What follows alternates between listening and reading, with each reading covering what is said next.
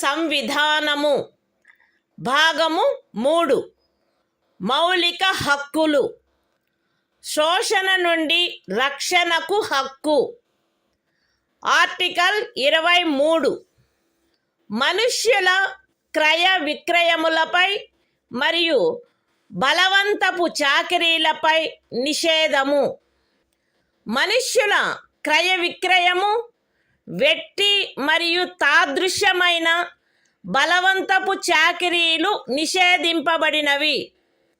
ఈ నిబంధన యొక్క ఉల్లంఘన శాసనరీత్యా శిక్షింపదగు అపరాధమగును. అయితే ఈ అనుచ్ఛేదములో ఉన్నదేదియు సార్వజనిక ప్రయోజనముల కొరకు నిర్బంధ సేవను విధించుట నుండి రాజ్యమును నివారించదు మరియు అట్టి సేవను విధించుటలో రాజ్యము కేవలము మతము, జాతి, కులము లేక వర్గ కారణములను బట్టి కానీ వాటిలో వేనిని బట్టి కానీ విచక్షణ చేయరాదు. The Constitution of India, Part 3, Fundamental Rights, Right Against Exploitation. Article 23, Prohibition of Traffic in Human Beings and Forced Labor.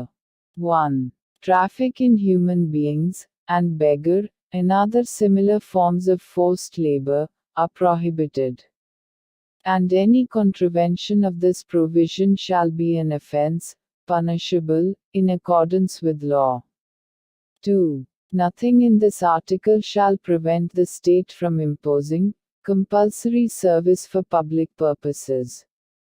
And in imposing such service, the state shall not make any discrimination on grounds only of religion, race, caste or class or any of them.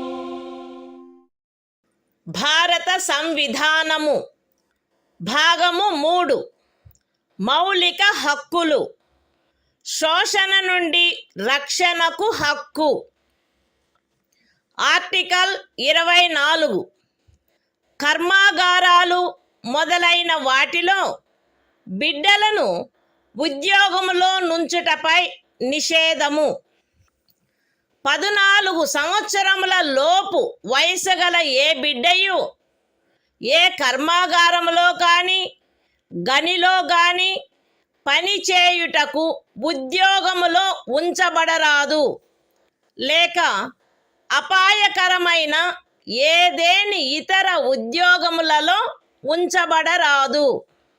The Constitution of India, Part 3, Fundamental Rights, Right Against Exploitation.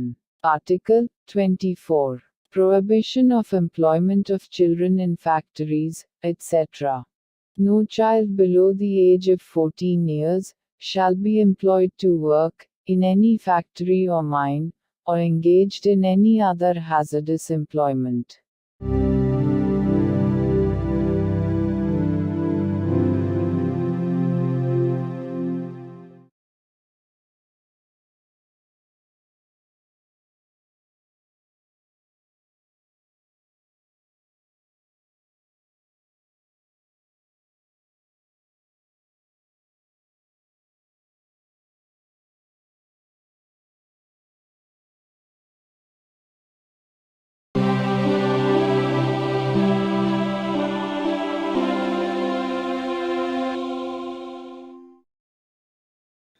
భారత సంవిధానము భాగము 3 మౌలిక హక్కులు మత స్వాతంత్ర్యపు హక్కు article 25 అంతరాత్మను అనుసరించి స్వాతంత్ర్యము, స్వేచ్ఛాయుత మతావలంబన, ఆచరణ, ప్రచారములు ప్రజాశాంతికి, నైతికతకు, ఆరోగ్యమునకు మరియు ఈ భాగము యొక్క ఇతర నిబంధనలకు అత్యధీనమై అంతరాత్మను అనుసరించి స్వాతంత్రమునకును, స్వేచ్ఛగా మతమును అవలంబించుటకును, ఆచరించుటకును, ప్రచారము చేయుటకును జనులందరూ సమానముగా హక్కు కలిగి ఉందురు.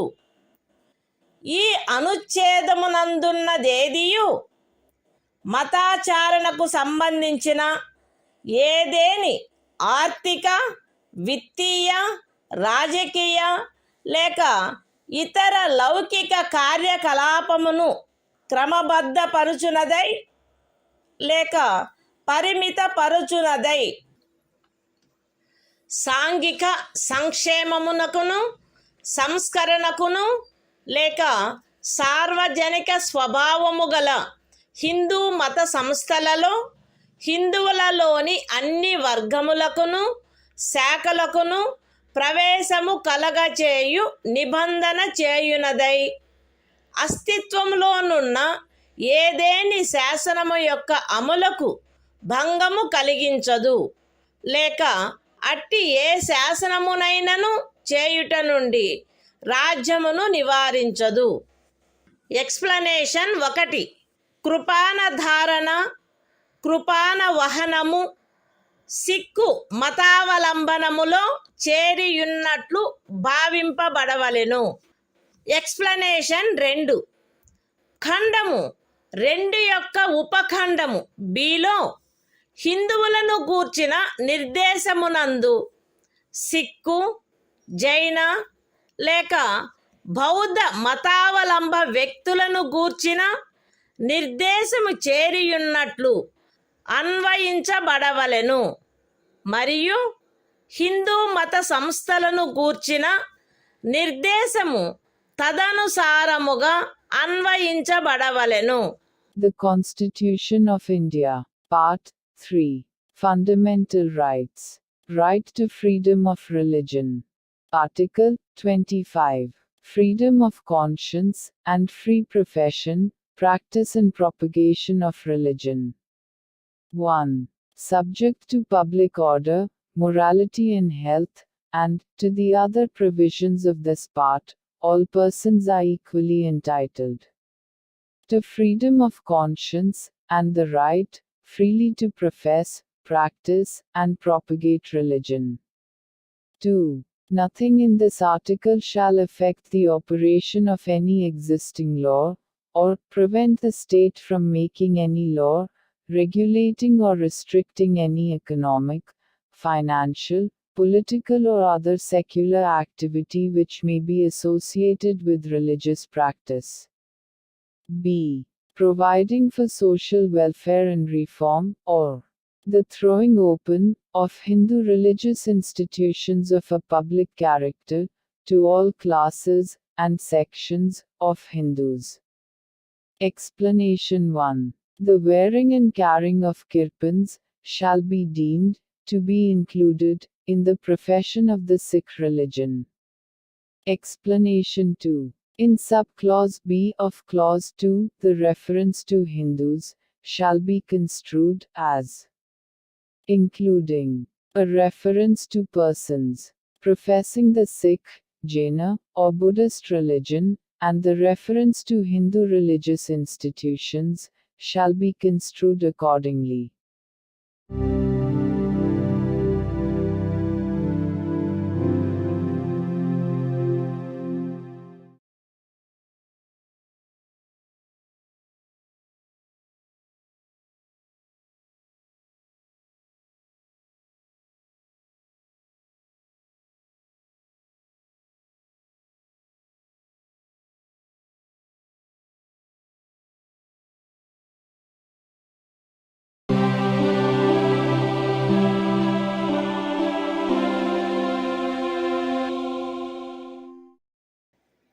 భారత సంవిధానము భాగము 3 మౌలిక హక్కులు. మత స్వాతంత్ర్యపు హక్కు. ఆర్టికల్ 26 మత వ్యవహార నిర్వహణ స్వాతంత్ర్యము. ప్రజాశాంతికి, నైతికతకు మరియు ఆరోగ్యమునకు అత్యధీనమై ప్రతి మత శాఖ లేక అందలి ఏ ఉపశాఖైనను ఈ క్రింది హక్కును కలిగియుండును: మత మరియు ధార్మిక ప్రయోజనముల కొరకు సంస్థలను స్థాపించుట మరియు పోషించుట, మత విషయములలో స్వీయ వ్యవహారములను నిర్వహించుకొనుట, స్థిరాస్తిని మరియు చరాస్తిని కలిగియుండుట మరియు ఆర్జించుట, మరియు అట్టి ఆస్తిని శాసనమును అనుసరించి నిర్వహించుట. The Constitution of India, Part 3. Fundamental Rights. Right to freedom of religion. Article 26. Freedom to manage religious affairs. Subject to public order, morality and health, every religious denomination, or any section thereof, shall have the right a. to establish and maintain institutions for religious and charitable purposes. b. to manage its own affairs, in matters of religion. c. to own and acquire movable and immovable property, and d.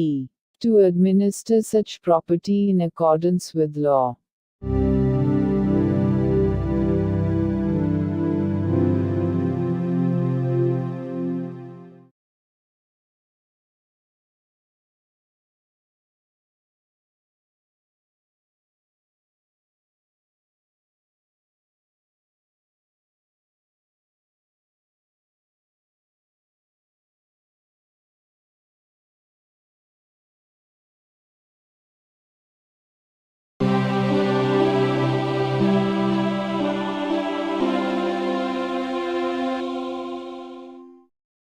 భారత సంవిధానము.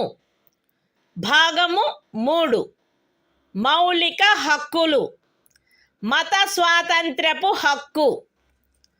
Article 27 ఏదేని ప్రత్యేకమైన మతమును అభివృద్ధి చేయుటకు పన్నుల చెల్లింపును గూర్చిన స్వాతంత్ర్యము.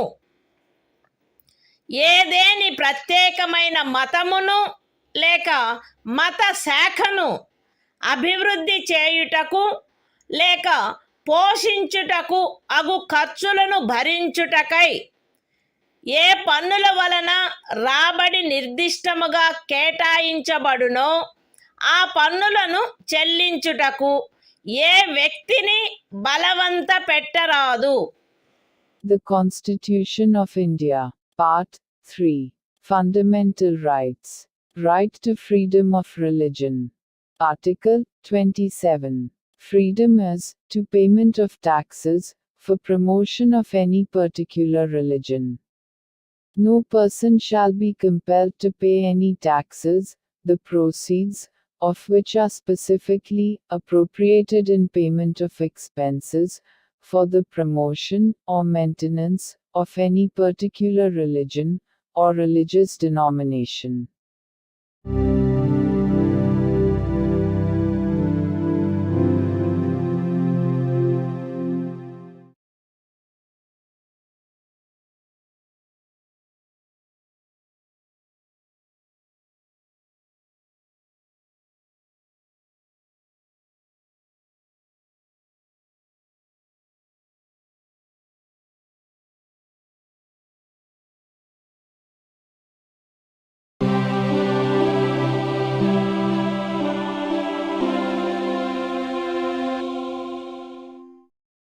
భారత సంవిధానము. భాగము 3 మౌలిక హక్కులు. మత స్వాతంత్ర్యపు హక్కు. ఆర్టికల్ 28 కొన్ని విద్యా సంస్థలలో మత బోధ లేక మత సంబంధమైన ఆరాధన జరుగుతున్నప్పుడు హాజరగుటను గూర్చిన స్వాతంత్ర్యము.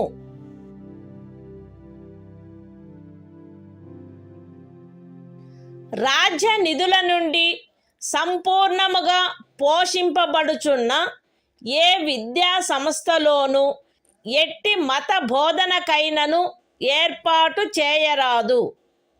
ఖండము 1లో ఉన్నదేదియు రాజ్యముచే నిర్వహింపబడుచుండి మతబోధ జరగవలెనని ఆపేక్షించు ధర్మాదాయము లేక ట్రస్ట్ కింద స్థాపించబడిన ఏ విద్యా సంస్థకును వర్తించరాదు.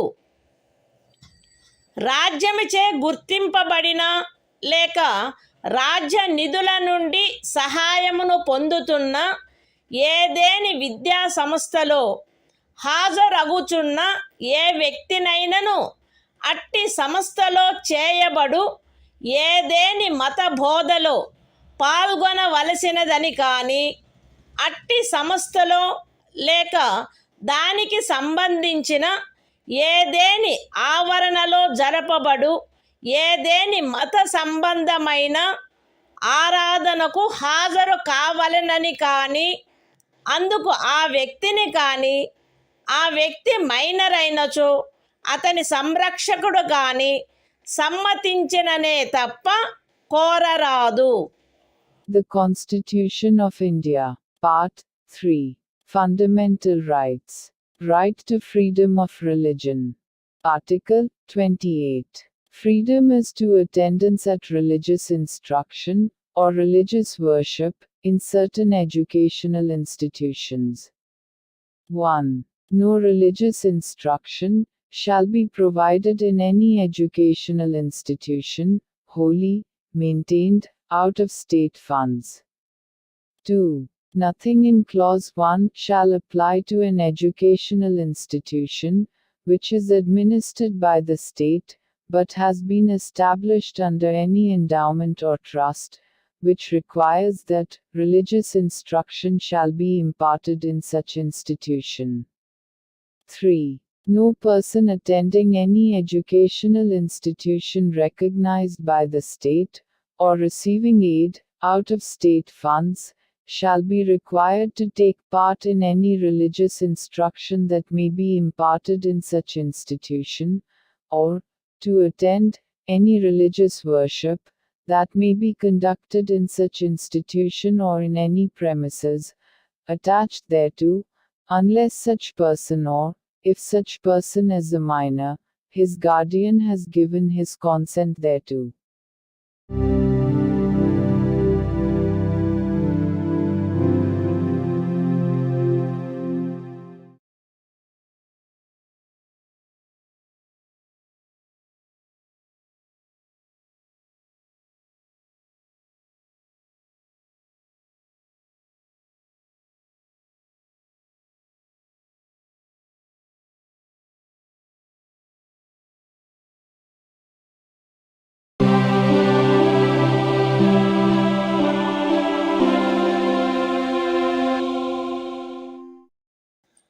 భారత సంవిధానము భాగము 3 మౌలిక హక్కులు. సాంస్కృతిక మరియు విద్యా విషయక హక్కులు. ఆర్టికల్ 29 అల్పసంఖ్యాక వర్గముల యొక్క హితముల రక్షణ. భారతదేశ రాజ్య క్షేత్రములో లేక అందలి ఏ భాగములో నివసించుచున్న పౌరులలోని ఏదేని వర్గము వారు తమ విశిష్ట భాష, లిపి లేక సంస్కృతిని కలిగి ఉండినచో వారు దానిని కాపాడుకొనుటకు హక్కు కలిగి ఉందురు.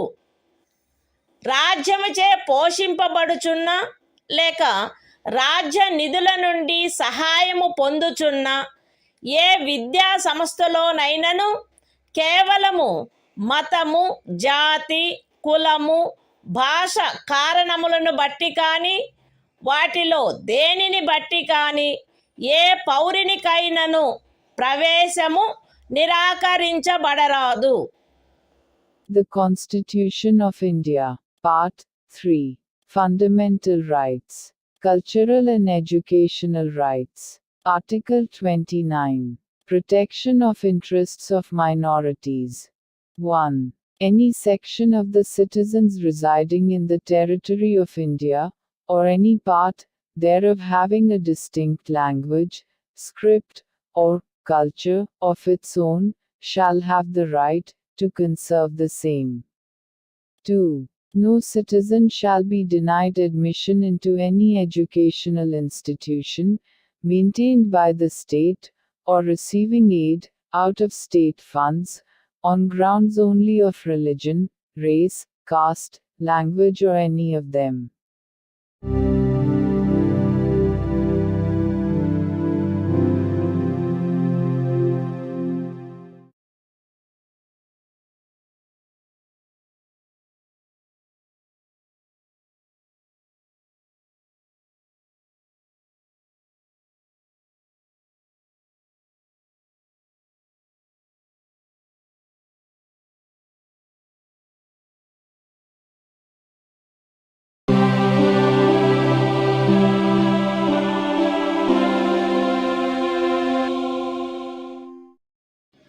భారత సంవిధానము భాగము 3 మౌలిక హక్కులు సాంస్కృతిక మరియు విద్యా విషయక హక్కులు ఆర్టికల్ 30 విద్యా సంస్థలను స్థాపించుటకు మరియు నిర్వహించుటకు అల్పసంఖ్యాక వర్గములకు గల హక్కు మత ప్రాతిపదికపై కానీ భాషా ప్రాతిపదికపై కానీ ఏర్పడిన అల్పసంఖ్యాక వర్గముల వారందరూ తమకు అభీష్టమైన విద్యా సంస్థలను స్థాపించుకొనుటకును నిర్వహించుకొనుటకును హక్కు కలిగియుందురు.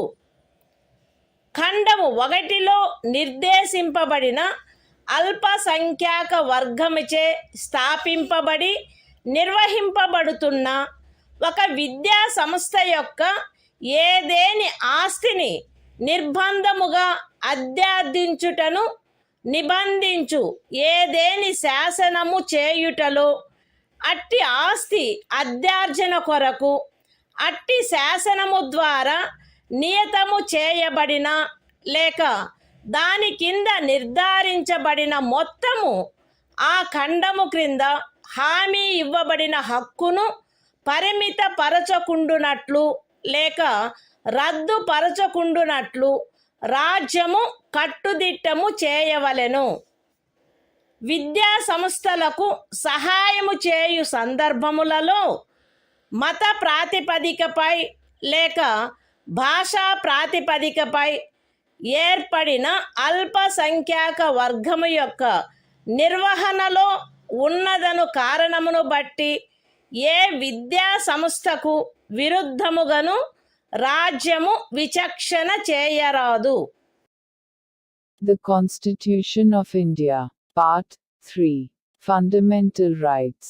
Cultural and Educational Rights. Article 30. Right of minorities to establish and administer educational institutions. 1. All minorities, whether based on religion or language, shall have the right to establish and administer educational institutions of their choice. In making any law, providing for the compulsory acquisition of any property of an educational institution, established and administered by a minority, referred to in Clause 1. The state shall ensure that the amount fixed by or determined under such law, for the acquisition of such property, is such, as would not restrict or abrogate, the right guaranteed under that clause. 2. The state shall not, in granting aid to educational institutions, discriminate against any educational institution, on the ground that it is under the management of a minority, whether based on religion or language.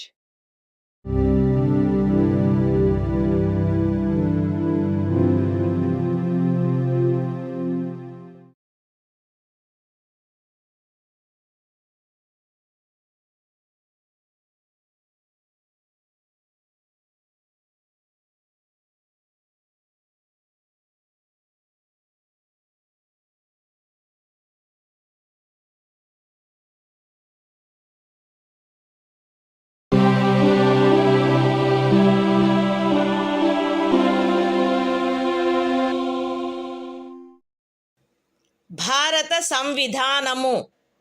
భాగము 3. మౌలిక హక్కులు. కొన్ని శాసనముల వ్యావృత్తి. Article 31A. Estate మొదలగు వాటి అధ్యార్జన కొరకు నిబంధించు శాసనము వ్యావృత్తి.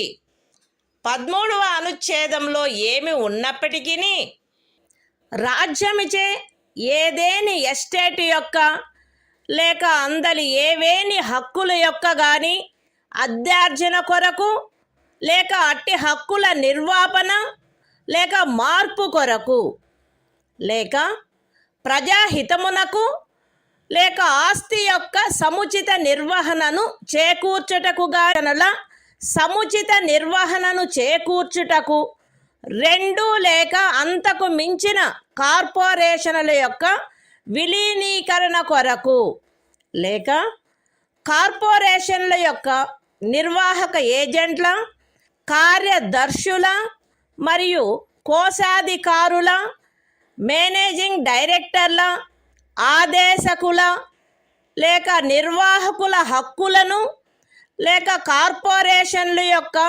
వాటాదారుల voting హక్కులను నిర్వాపన చేయుట కొరకు లేక మార్పు చేయుట కొరకు లేక ఏదేని ఖనిజముకైన కౌలు లేక ఖనిజ తైలమును వెతుకుటకైనా లేక వెలికి తీయుటకైన ఖరారు, కౌలు లేక లైసెన్సును బట్టి ప్రాప్తించు ఏవేని హక్కులను నిర్వాపన చేయుట కొరకు లేక మార్పు చేయుట కొరకు లేక అట్టి ఖరారు, కౌలు లేక లైసెన్సును సమయాత్పూర్వమే సమాప్తము చేయుట కొరకు లేక రద్దు చేయుట కొరకు నిబంధించునట్టి శాసనము దేనిని గాని 14వ అనుచ్ఛేదము లేక 19వ అనుచ్ఛేదము ద్వారా ప్రదత్తమైన హక్కులలో దేనికైనను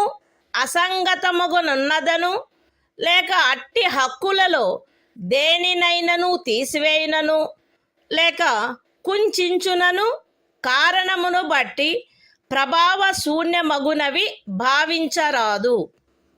అయితే అట్టి శాసనము ఒక రాజ్య శాసన మండలిచే చేయబడినదైన ఎడల రాష్ట్రపతి పర్యాలోచన కొరకై ప్రత్యేకింపబడి ఆయన అనుమతిని పొందిననే తప్ప ఈ అనుచ్ఛేదము యొక్క నిబంధనలు దానికి వర్తించవు. అంతేకాక రాజ్యముచే ఏదేని ఎస్టేటు అధ్యార్జింపబడుటకు ఏదేని శాసనము నిబంధన చేయునెడల మరియు ఆ ఎస్టేటులో చేరిన ఏదేని భూమి ఒక వ్యక్తి యొక్క స్వంత సేద్యము క్రిందయున్న ఎడల అట్టి అధ్యార్జనకు సంబంధించిన శాసనములో మార్కెట్ విలువకు తగ్గని రేటు చొప్పున నష్టపరిహారము చెల్లించుటకు నిబంధనలున్ననే తప్ప తత్సమయమున అమలులోనున్న ఏదేని శాసనము క్రింద అతడికి వర్తించడి గరిష్ట పరిమితి లోపు ఉన్న భూమిలోని ఏదేని భూభాగము కానీ దానిపై గల లేక దానికి చెంది ఉన్న ఏదేని భవనము కానీ కట్టడము కానీ రాజ్యముచే అధ్యార్జింపబడుట శాసన సమ్మతము కాదు. ఈ అనుచ్ఛేదములో ఏదేని స్థానిక ప్రాంతము విషయమున ఎస్టేటు అను పదము ఆ ప్రాంతమునందు అమలులోనున్న భూమి కౌళ్లకు సంబంధించి అస్తిత్వంలోనున్న శాసనములో ఆ పదమునకు గాని స్థానీయ తుల్య పదమునకు గాని ఏ అర్థము కలదో ఆ అర్థమునే కలిగియుండును మరియు అందు ఈ క్రిందివి కూడా చేరియుండును.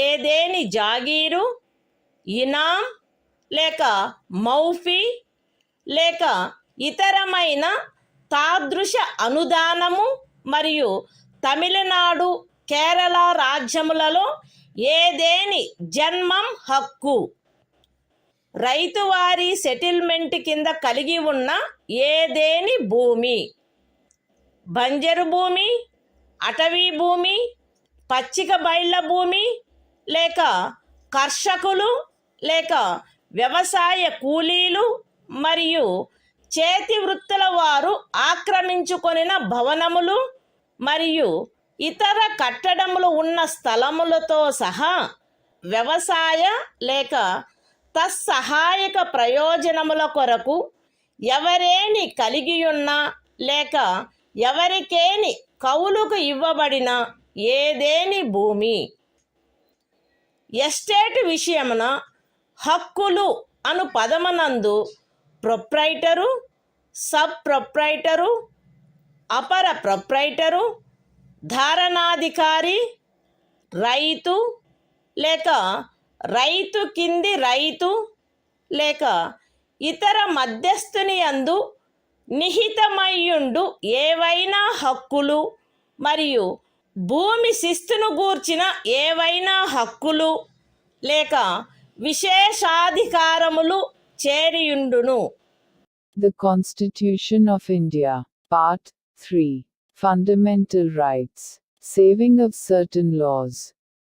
Article 31A. Saving of laws providing for acquisition of estates, etc. Notwithstanding anything contained in Article 13, no law providing for the acquisition by the state of any estate or of any rights therein, or the extinguishment or modification of any such rights, or the taking over of the management of any property by the state, for a limited period, either in the public interest, or in order to secure the proper management of the property, or the amalgamation of two or more corporations, either in the public interest, or in order to secure the proper management of any of the corporations, or the extinguishment or modification of any rights of managing agents, secretaries and treasurers, managing directors, or managers of corporations, or of any voting rights of shareholders thereof, or the extinguishment or modification of any rights accruing by virtue of any agreement, lease or license for the purpose of searching for, or winning, any mineral or mineral oil, or the premature termination or cancellation of any such agreement, lease or license, shall be deemed to be void on the ground that it is inconsistent with, or takes away or abridges, any of the rights conferred by Article 14 or Article 19. Provided that, where such law is a law, made by the legislature of a state, the provisions of this article shall not apply thereto, unless such law, having been reserved for the consideration of the President, has received his assent.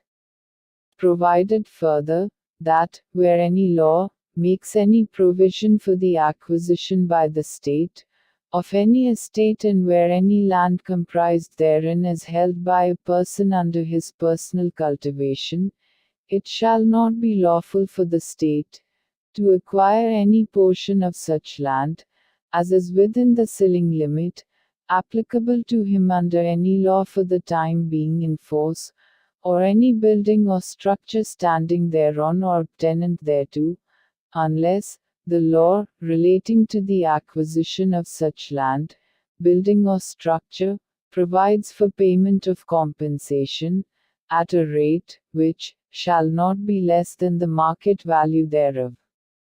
In this article, the expression estate shall, in relation to any local area, have the same meaning as that expression, or its local equivalent has in the existing law, relating to land tenures in force, in that area, and shall also include any jagir, inam, or muafi, or other similar grant. And, in the states of Tamil Nadu and Kerala, any janmam right. Any land held under ryotwari settlement.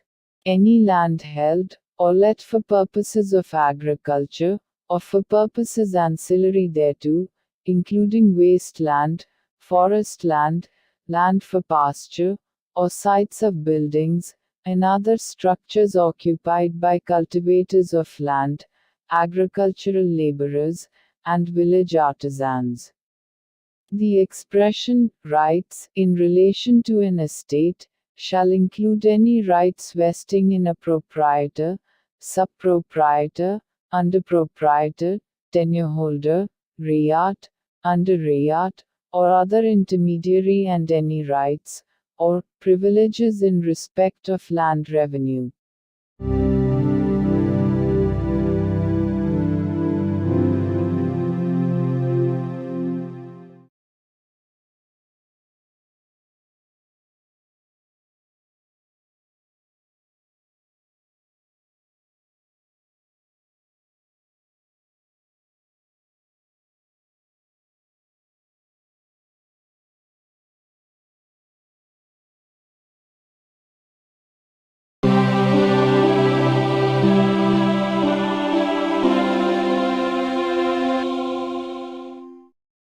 భారత సంవిధానము భాగము 3 మౌలిక హక్కులు. కొన్ని శాసనముల వ్యావృత్తి. Article 31 కొన్ని చట్టములకు మరియు వినిమయములకు శాసనిక మాన్యత కలగజేయుట. 31 అనుచ్ఛేదములో గల నిబంధనల సాధారణతకు భంగము కలగకుండా 9వ అనుసూచిలో నిర్దిష్టపరచబడిన ఏవేని చట్టములు, నియమములు, వాటి యొక్క ఏవేని నిబంధనలు, అట్టి చట్టము, నియమము లేక నిబంధనను ఈ భాగంలోని ఏవేని నిబంధనల ద్వారా ప్రదత్తమైన ఏవేని హక్కులకు అసంగతముగా నున్నదను, లేక ఆ హక్కులలో దేనినైనను తీసివేయుచున్నదను, లేక కుంచుచున్నదను ఆధారముపై ప్రభావశూన్యమైనదని గాని, ఎప్పుడైనను ప్రభావశూన్యమై యుండినదని గాని భావించరాదు. మరియు ఏదేని న్యాయస్థానము లేక ట్రిబ్యునల్ యొక్క ఏదేని తీర్పు, డిక్రీ లేక ఉత్తర్వు దానికి విరుద్ధముగా నున్నప్పటికీ సదరు ప్రతి చట్టము మరియు నియమము దాని రద్దు లేక సవరణ చేయుటకు ఏదేని సమర్థ శాసన మండలికి గల అధికారమునకు అత్యధీనమై అమలునందు కొనసాగవలెను. The Constitution of India, Part 3, Fundamental Rights, Saving of Certain Laws. Article 31b, Validation of certain acts and regulations. Without prejudice to the generality of the provisions contained in Article 31a. None of the acts and regulations specified in the 9th schedule, nor any of the provisions thereof shall be deemed to be void, or ever to have become void on the ground that such act, regulation or provision is inconsistent with, or takes away or abridges any of the rights conferred by any provisions of this part. And, notwithstanding any judgment, decree or order of any court or tribunal, to the contrary, each of the said acts and regulations shall, subject to the power of any competent legislature to repeal, or amend it, continue in force.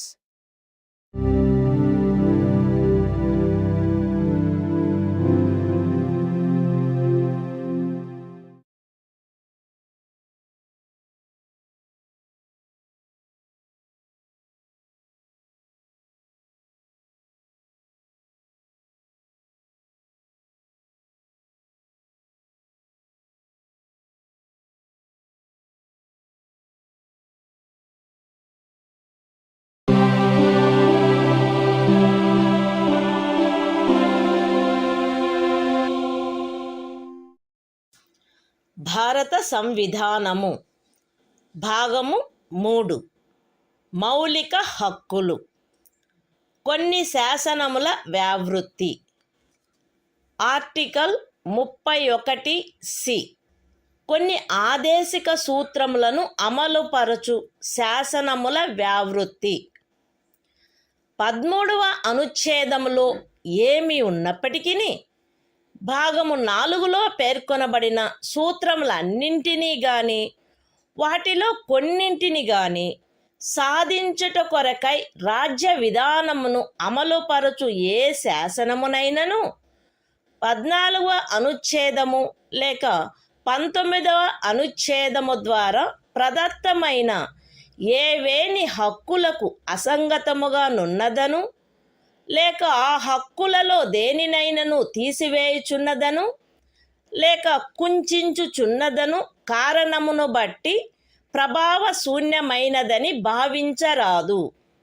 మరియు ఆ శాసనమందు అది అట్టి విధానమును అమలుపరచుట కొరకైనదను ప్రఖ్యానమున్నచో అది అట్టి విధానమును అమలుపరచదను కారణమును బట్టి ఏ న్యాయస్థానములోనూ ప్రష్టవ్యము కారాదు.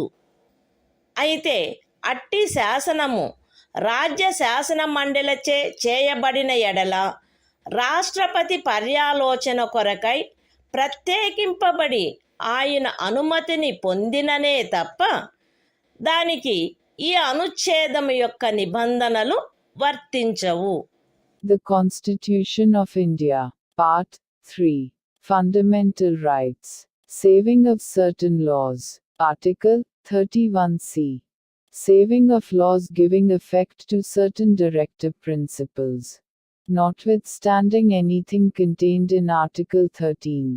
No law giving effect to the policy of the state towards securing all or any of the principles laid down in Part 4 shall be deemed to be void, on the ground that it is inconsistent with, or takes away or abridges any of the rights conferred by Article 14 or Article 19. And no law containing a declaration that it is for giving effect to such policy shall be called in question in any court, on the ground that it does not give effect to such policy, provided that, where such law is made by the legislature of a state, the provisions of this article shall not apply thereto, unless such law, having been reserved for the consideration of the President, has received his assent.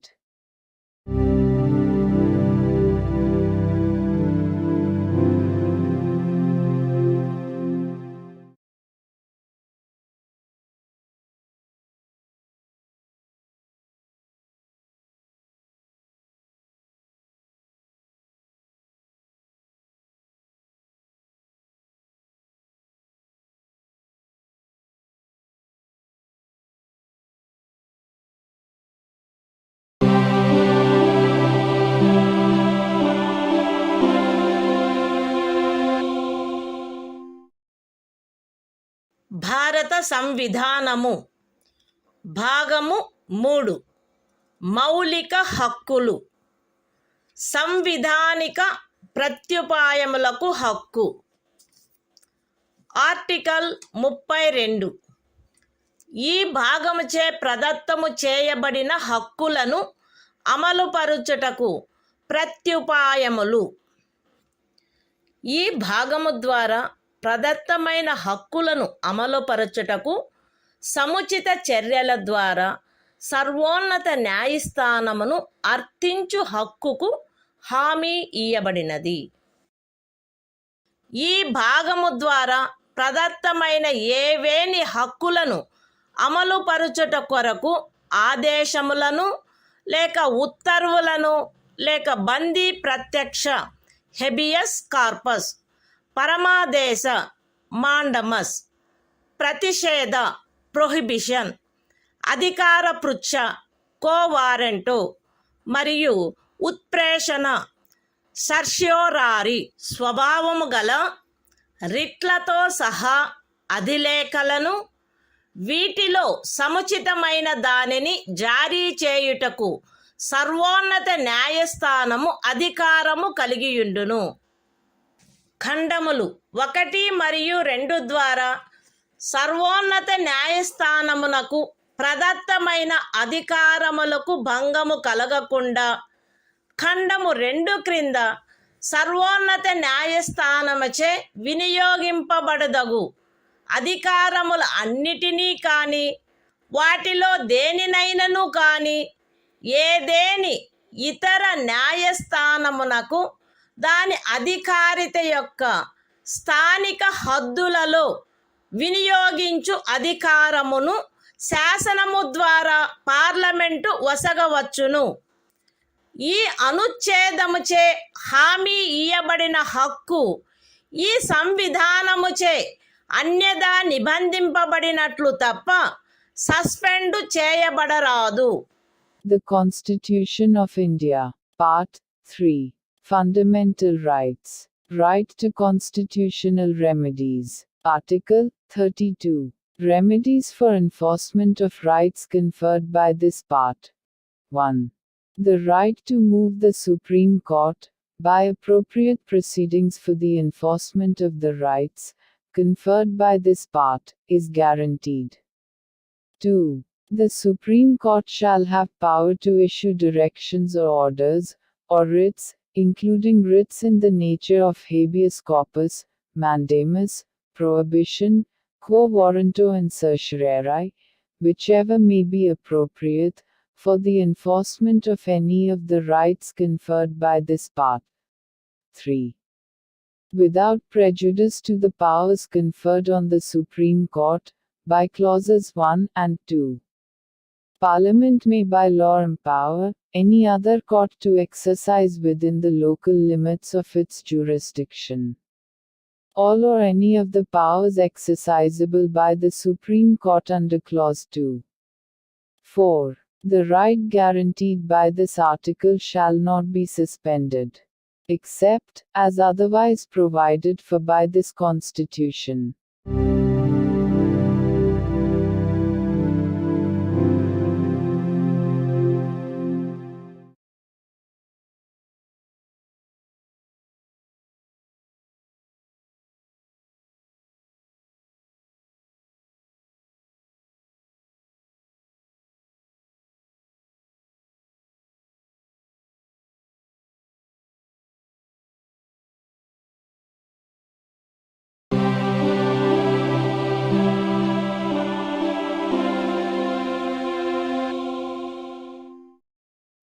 భారత సంవిధానము భాగము 3 మౌలిక హక్కులు సంవిధానిక ప్రత్యుపాయములకు హక్కు. Article 33. ఈ భాగము ద్వారా ప్రదత్తమైన హక్కులను సాయుధ బలములు మొదలగు వాటికి వర్తింపచేయునప్పుడు మార్చుటకు పార్లమెంటుకు గల అధికారము. ఈ భాగము ద్వారా ప్రదత్తమైన హక్కులలో వేటినైనను సాయుధ బలములకు చెందిన సభ్యులకు లేక ప్రజాశాంతిని కాపాడు భారము వహించిన సాయుధ బలములకు చెందిన సభ్యులకు లేక గుప్త సమాచారము కొరకు లేక ఎదురు గుప్త సమాచారము కొరకు రాజ్యముచే స్థాపించబడిన ఏదేని బ్యూరోలో లేదా ఇతర వ్యవస్థలో నియమించబడిన వ్యక్తులకు లేక ఏ నుండి సి వరకు గల ఖండములలో నిర్దేశింపబడిన ఏదేని సాయుధ బలము బ్యూరో లేక వ్యవస్థ కొరకై ఏర్పాటు చేసిన టెలికమ్యూనికేషన్ వ్యవస్థలలో నియమించబడిన లేదా వాటికి సంబంధించిన వ్యక్తులకు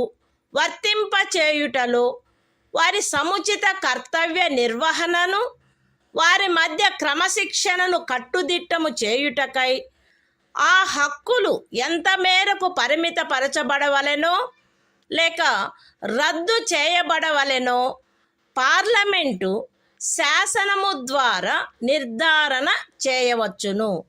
The Constitution of India, Part 3. Fundamental rights. Right to constitutional remedies. Article 33. Power of Parliament to modify the rights conferred by this part in their application to forces, etc. Parliament may by law determine to what extent any of the rights conferred by this part shall, in their application to the members of the armed forces, or the members of the forces charged with the maintenance of public order, or persons employed in any bureau or other organization established by the state for purposes of intelligence or counterintelligence, or person employed in or in connection with the telecommunication systems set up for the purposes of any force, bureau, or organization referred to in clauses A to C, be restricted or abrogated so as to ensure the proper discharge of their duties and the maintenance of discipline among them.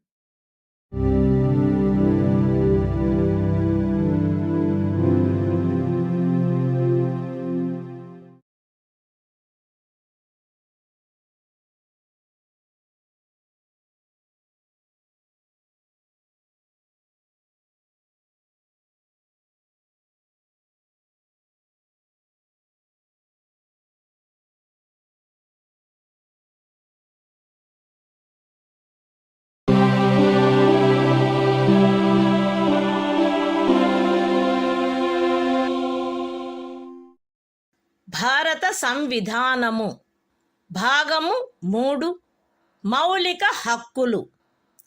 సంవిధానిక ప్రత్యుపాయములకు హక్కు. Article 34.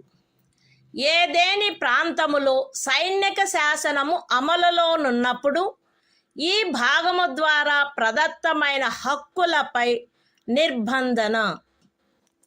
ఈ భాగమునందు పూర్వగామి నిబంధనలలో ఏమి ఉన్నప్పటికీ భారతదేశ రాజ్యక్షేత్రములోని ఏదేని ప్రాంతములో సైనిక శాసనము అమలులో ఉండి ఉన్నచో సంఘము యొక్క లేక ఒక రాజ్యము యొక్క సేవలోనున్న ఎవరేని వ్యక్తి అచట శాంతిని కాపాడుటకు లేక తిరిగి నెలకొల్పుటకు సంబంధించి చేసిన ఏదేని కార్యమును గూర్చి పార్లమెంటు శాసనము ద్వారా అతనికి క్షతిపూర్తి చేయవచ్చును, లేక అట్టి ప్రాంతంలో సైనిక శాసనము క్రింద చేయబడిన ఏదేని దండనోత్తరువును, విధించబడిన ఏదేని శిక్షను, ఉత్తర్వు చేయబడిన సమపహరణను, లేక చేసిన ఏదేని ఇతర కార్యమును మాన్యమునర్చవచ్చును. The Constitution of India, Part 3. Fundamental Rights. Right to constitutional remedies. Article 34. Restriction on rights conferred by this part while martial law is in force in any area. Notwithstanding anything in the foregoing provisions of this part, Parliament may, by law, indemnify any person, in the service of the Union, or of a state, or any other person, in respect of any act done by him, in connection with the maintenance or restoration of order, in any area within the territory of India, where martial law was in force, or validate any sentence passed, punishment inflicted, forfeiture ordered, or other act done under martial law in such area.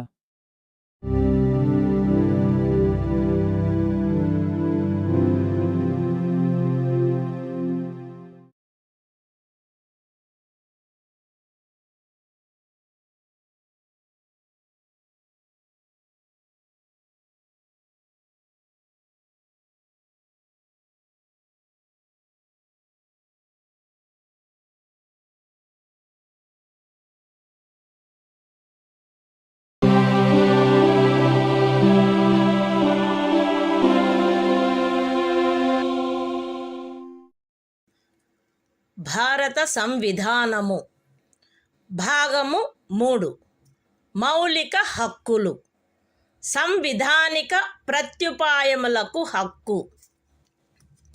Article 35 ఈ భాగము యొక్క నిబంధనలను అమలుపరచుటకు శాసన నిర్మాణము.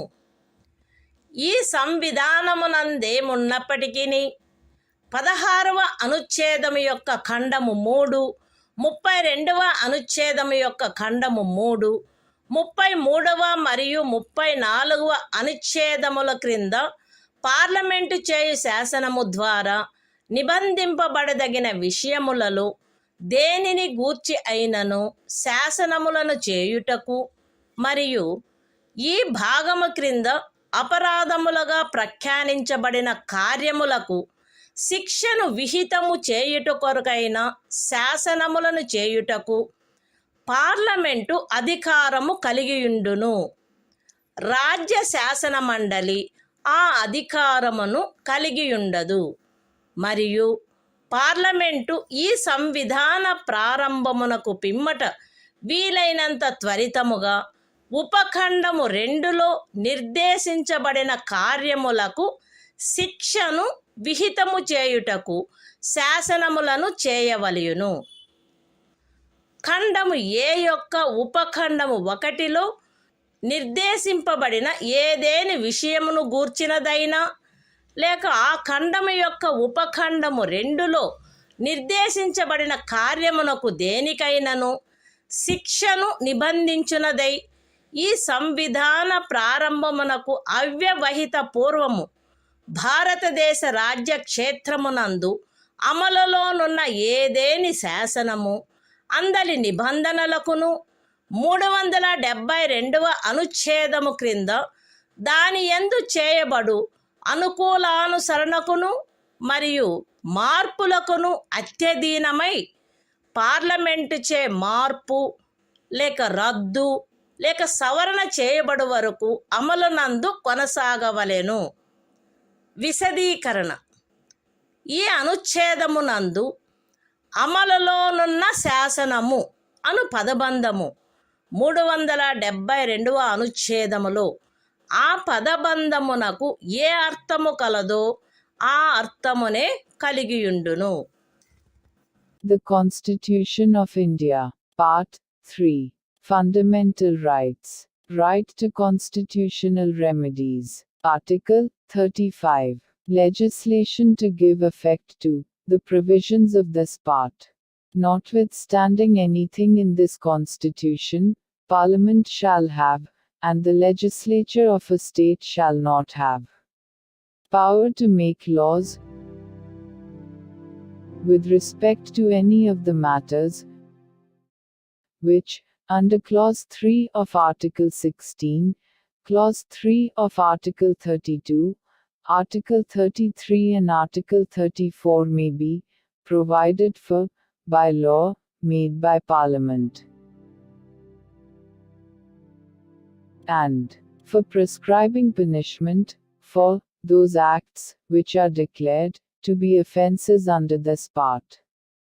And Parliament shall, as soon as may be after the commencement of this Constitution, make laws for prescribing punishment for the acts referred to in subclause 2.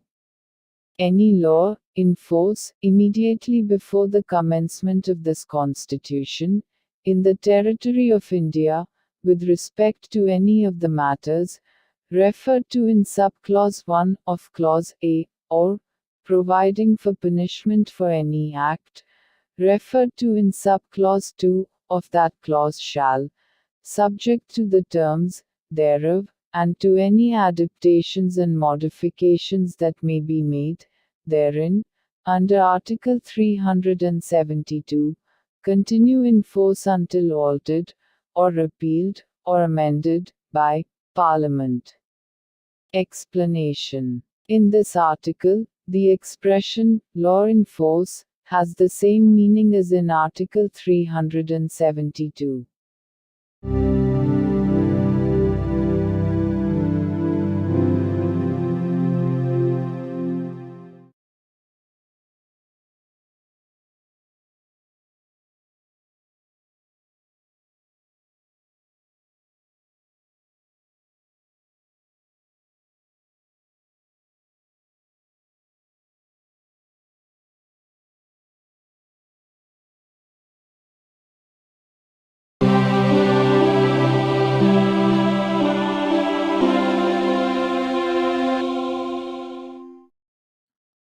భారత సంవిధానము భాగము 4 రాజ్య విధానము యొక్క ఆదేశిక సూత్రములు. ఆర్టికల్ 36. ఈ భాగంలో సందర్భము అన్యదా అపేక్షించననే తప్ప రాజ్యము అను పదము భాగము 3లో ఆ పదమునకు ఏ అర్థము కలదో ఆ అర్థమునే కలిగియుండును. The Constitution of India, Part 4. Directive Principles of State Policy. Article 36. Definition. In this part, unless the context otherwise requires, the state has the same meaning as in Part 3.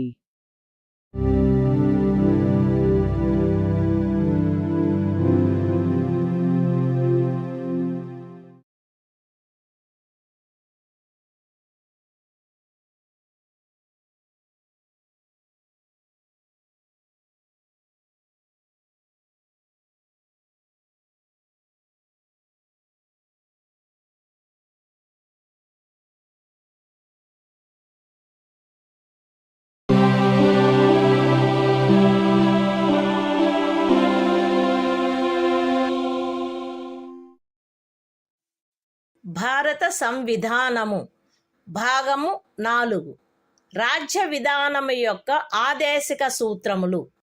Article 37. ఈ భాగములో గల సూత్రముల వర్తింపు. ఈ భాగంలోని నిబంధనలు ఏ న్యాయస్థానముచే కాని అమలు జరపదగినవి కావు. కానీ ఇందు పేర్కొనబడిన సూత్రములు దేశ పరిపాలనకు మూలాధారములుగాను మరియు శాసనములను చేయుటలో వాటిని వర్తింపచేయుట రాజ్యము యొక్క కర్తవ్యమై ఉండవలెను. The Constitution of India, Part 4. Directive Principles of State Policy. Article 37. Application of the principles contained in this part. The provisions contained in this part shall not be enforceable by any court. But the principles therein laid down are nevertheless fundamental in the governance of the country, and it shall be the duty of the state to apply these principles in making laws.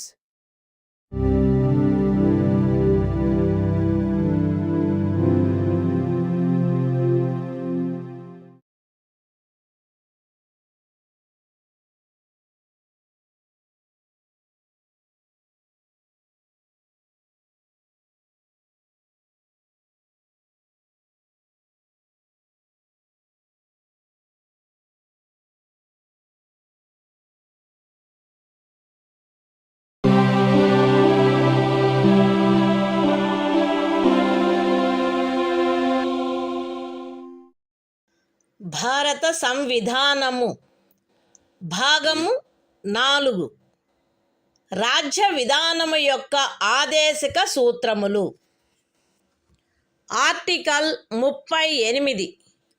రాజ్యము ప్రజల శ్రేయస్సును పెంపొందించు సాంఘిక వ్యవస్థను చేకూర్చుట.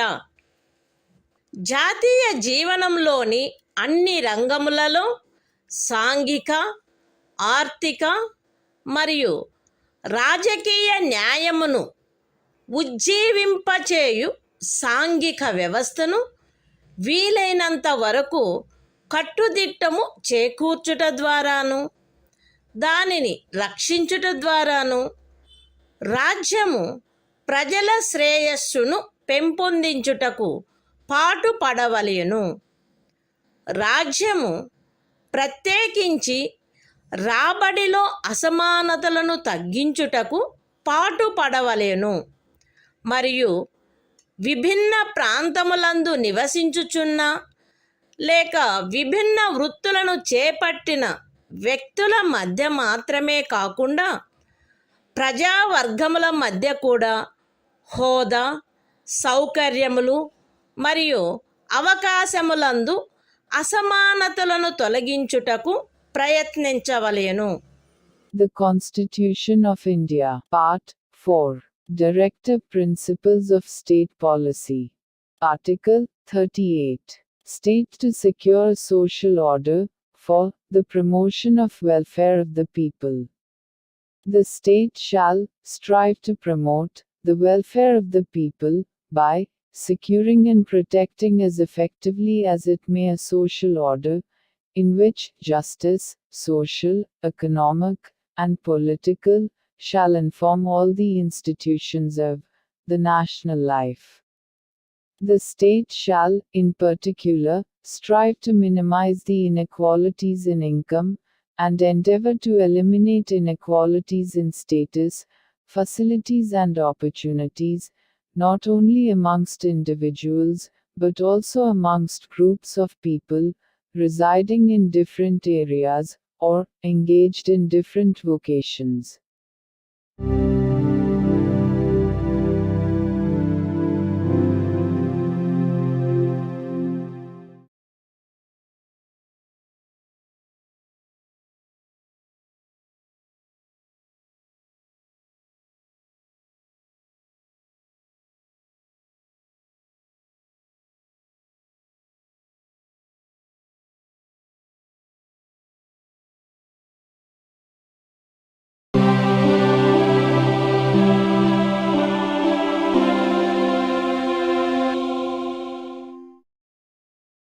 భారత సంవిధానము భాగము 4 రాజ్య విధానము యొక్క ఆదేశిక సూత్రములు. ఆర్టికల్ 39 రాజ్యము అనుసరించవలసిన కొన్ని విధాన సూత్రములు.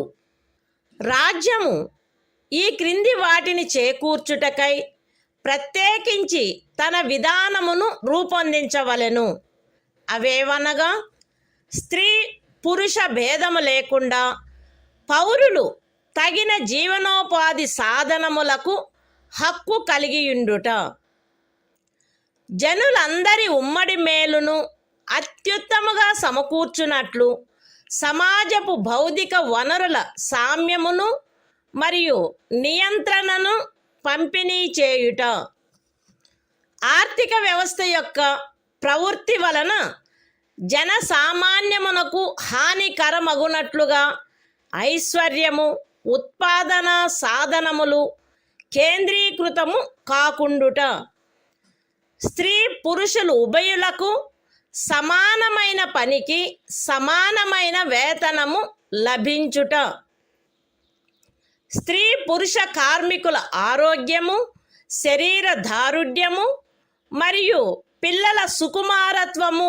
దురుపయోగము చేయబడుకుండుట మరియు పౌరుల ఆర్థికావశ్యకత వలన తమ వయస్సునకు లేక శరీర దారుఢ్యమునకు సరిపడని పనులలో చేరుటకు బలవంత పెట్టకుండుట, పిల్లలకు ఆరోగ్యకరమైన రీతిలో గౌరవప్రదమైన మరియు స్వేచ్ఛాయుతమైన పరిస్థితులలో అభివృద్ధి చెందు అవకాశములను మరియు సౌకర్యములను కల్పించుట మరియు బాల్య యవనములను శోషణ నుండి మరియు నైతిక మరియు భౌతిక పరిత్యజనము నుండి కాపాడుట. The Constitution of India, Part 4, Directive Principles of State Policy. Article 39. Certain principles of policy to be followed by the state. The state shall, in particular, direct its policy towards securing a. that the citizens, men and women equally, have the right to an adequate means of livelihood. b. that the ownership and control of the material resources of the community are so distributed as best to subserve the common good. c. that the operation of the economic system does not result in the concentration of wealth and means of production to the common detriment. d. that there is equal pay for equal work for both men and women. a. that the health and strength of workers, men and women, and the tender age of children are not abused, and that citizens are not forced by economic necessity to enter avocations unsuited to their age or strength. F. That children are given opportunities and facilities to develop in a healthy manner and in conditions of freedom and dignity, and that childhood and youth are protected against exploitation and against moral and material abandonment.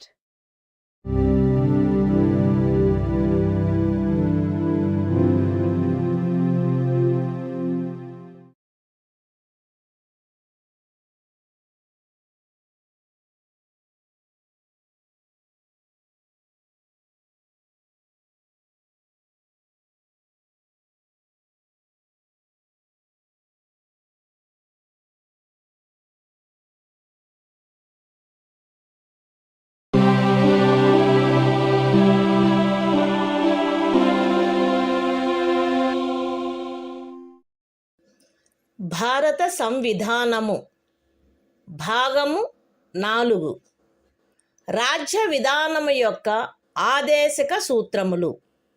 Article 39A సమాన న్యాయము, ఉచిత న్యాయవాద సహాయము.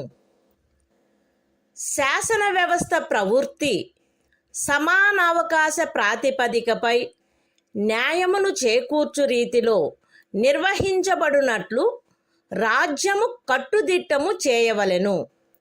మరియు ప్రత్యేకముగా ఏ పౌరునికైనను ఆర్థిక లేక ఇతర అసక్తతల కారణమున న్యాయమును పొందు అవకాశములు అలభ్యము కాకుండునట్లు కట్టుదిట్టము చేయుటకై తగిన శాసన నిర్మాణమును లేక పథకముల ద్వారా గాని ఏదేని ఇతర విధముగా గాని ఉచిత న్యాయవాద సహాయమును సమకూర్చవలెను. The Constitution of India, Part 4, Directive Principles of State Policy. Article 39A. Equal justice and free legal aid. The state shall secure that the operation of the legal system promotes justice on a basis of equal opportunity, and shall, in particular, provide free legal aid by suitable legislation or schemes, or in any other way to ensure that opportunities for securing justice are not denied to any citizen by reason of economic or other disabilities.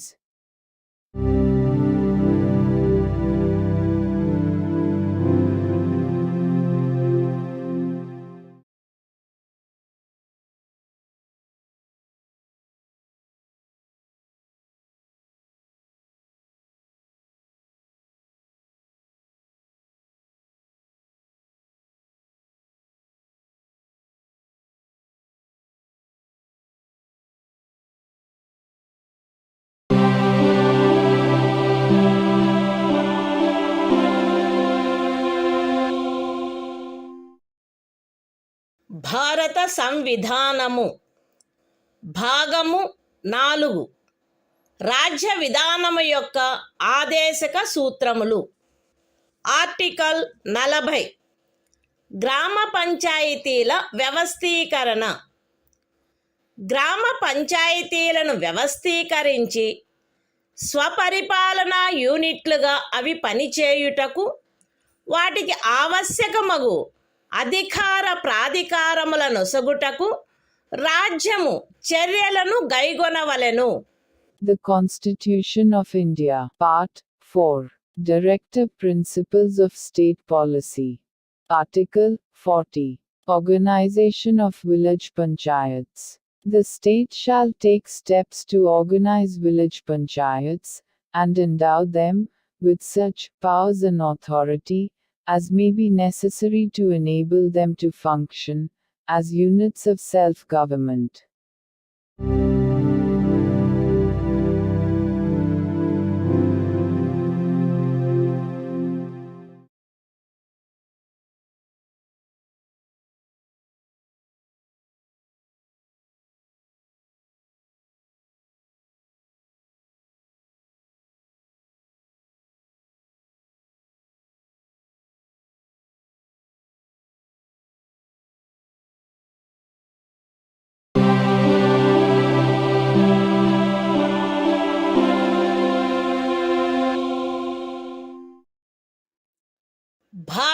సంవిధానము భాగము 4 రాజ్య విధానము యొక్క ఆదేశక సూత్రములు. Article 41 పనికి విద్యకు కొన్ని సందర్భములలో ప్రజా సహాయమునకు హక్కు.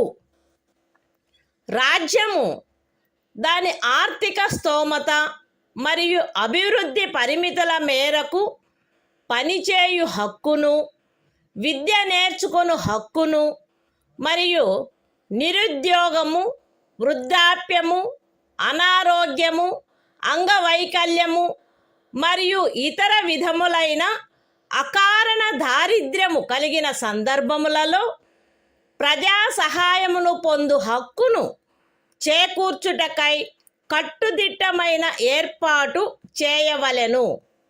The Constitution of India, Part 4, Directive Principles of State Policy. Article 41, Right to work, to education, and to public assistance, in certain cases. The state shall, within the limits of its economic capacity and development, make effective provision for securing the right to work, to education, and to public assistance, in cases of unemployment, old age, sickness, and disablement, and in other cases of undeserved want.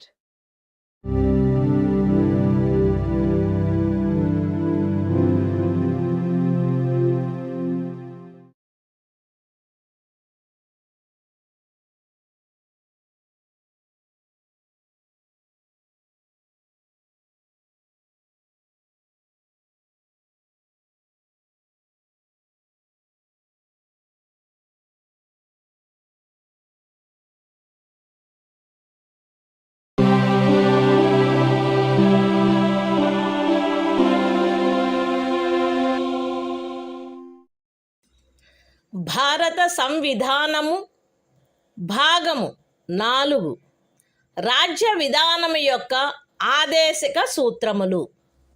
Article 42 పని విషయమున న్యాయమైన మరియు మానవోచితమైన పరిస్థితులకు మరియు ప్రసూతి సహాయమునకు ఏర్పాటు.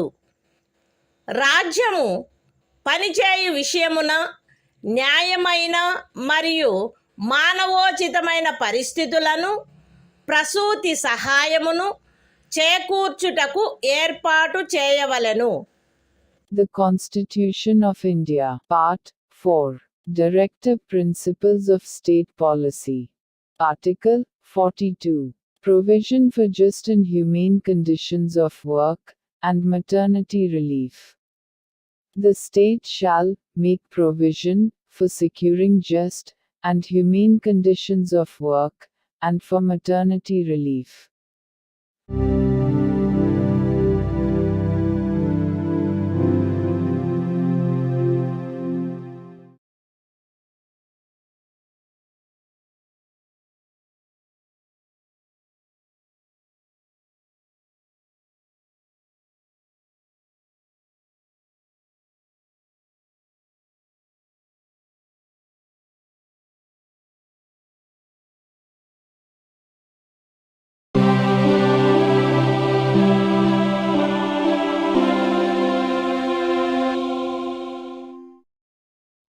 భారత సంవిధానము భాగము 4 రాజ్య విధానము యొక్క ఆదేశక సూత్రములు. ఆర్టికల్ 43 కార్మికులకు జీవన భృతి మొదలగునవి.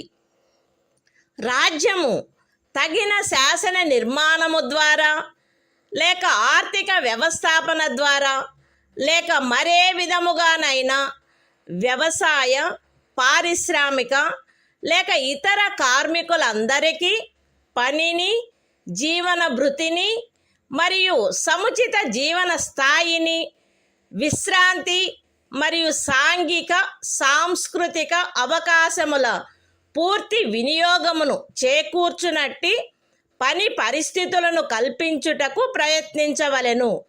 మరియు ప్రత్యేకించి గ్రామీణ ప్రాంతములలో వైయక్తిక ప్రాతిపదికపై లేక సహకార ప్రాతిపదికపై కుటీర పరిశ్రమలను పెంపొందింపచేయుటకు ప్రయత్నించవలెను. The Constitution of India, Part 4. Directive Principles of State Policy. Article 43. Living wage, etc., for workers. The state shall endeavor to secure, by suitable legislation, or economic organization or in any other way, to all workers, agricultural, industrial or otherwise, work, a living wage, conditions of work ensuring a decent standard of life, and full enjoyment of leisure, and social and cultural opportunities, and, in particular, the state shall endeavor to promote cottage industries, on an individual or cooperative basis, in rural areas.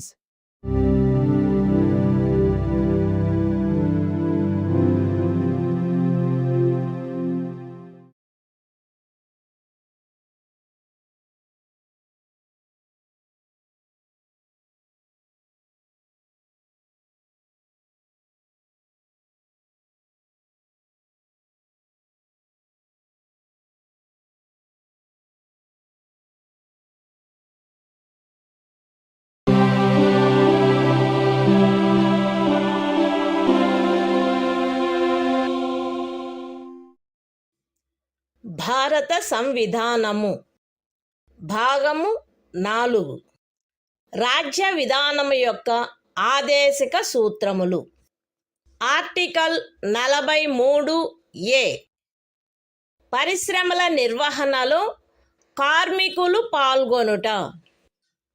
రాజ్యము తగిన శాసన నిర్మాణము ద్వారా లేక ఏదేని ఇతర విధముగా ఏదేని పరిశ్రమలో నిమగ్నమైన సంస్థల వ్యవస్థాపన లేక ఇతర వ్యవస్థల నిర్వహణలో కార్మికులు పాల్గొనున్నట్లు చర్యలు తీసుకొనవలెను. The Constitution of India, Part 4. Directive Principles of State Policy. Article 43A. Participation of workers in management of industries. The state shall take steps, by suitable legislation or in any other way, to secure the participation of workers in the management of undertakings, establishments, or other organizations engaged in any industry.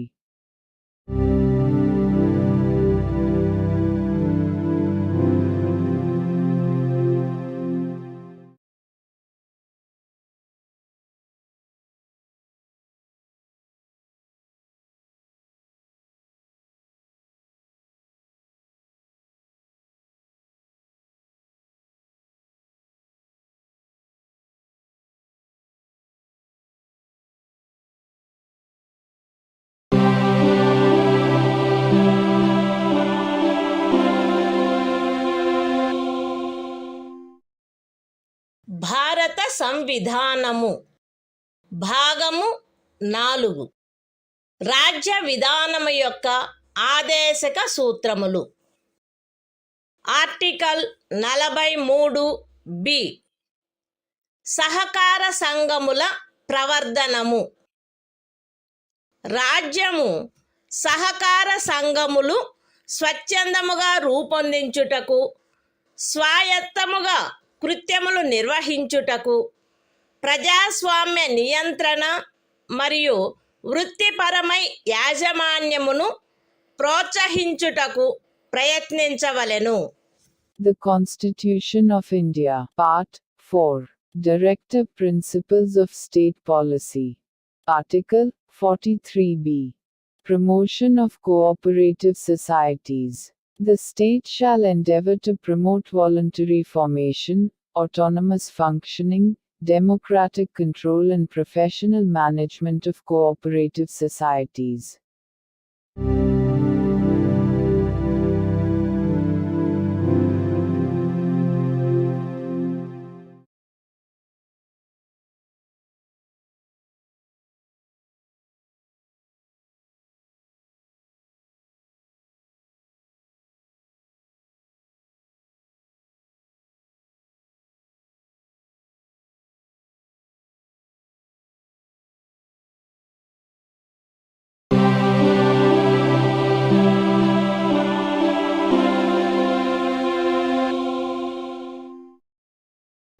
భారత సంవిధానము భాగము 4 రాజ్య విధానము యొక్క ఆదేశిక సూత్రములు.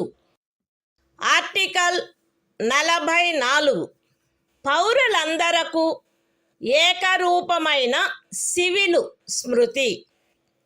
భారతదేశ రాజ్య క్షేత్రమునంతటను పౌరులకు ఏకరూపమైన సివిల స్మృతిని చేకూర్చుటకు రాజ్యము ప్రయత్నించవలెను.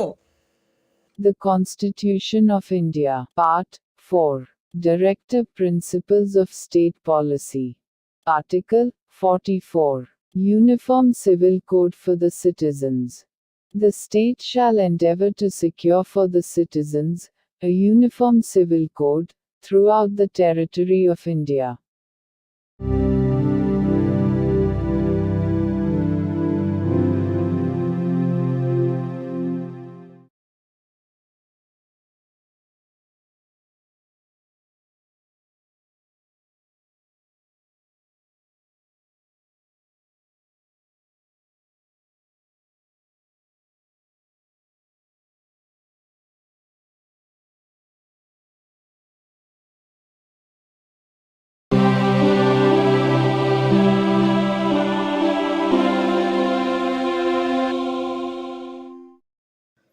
భారత సంవిధానము భాగము 4 రాజ్య విధానము యొక్క ఆదేశిక సూత్రములు. ఆర్టికల్ 45 6 సంవత్సరముల లోపు బాలలందరికీ బాల్య ప్రారంభంలో సంరక్షణ మరియు విద్యను ఏర్పాటు చేయుట. బాలలందరూ వారు 6 సంవత్సరముల వయస్సు పూర్తి చేయునంత వరకు వారికి బాల్య ప్రారంభంలో సంరక్షణ మరియు విద్యను ఏర్పాటు చేయుటకు రాజ్యము ప్రయత్నించవలెను. The Constitution of India, Part 4, Directive Principles of State Policy. Article 45, Provision for Early Childhood Care and Education to Children below the age of 6 years. The state shall endeavor to provide early childhood care and education for all children until they complete the age of 6 years.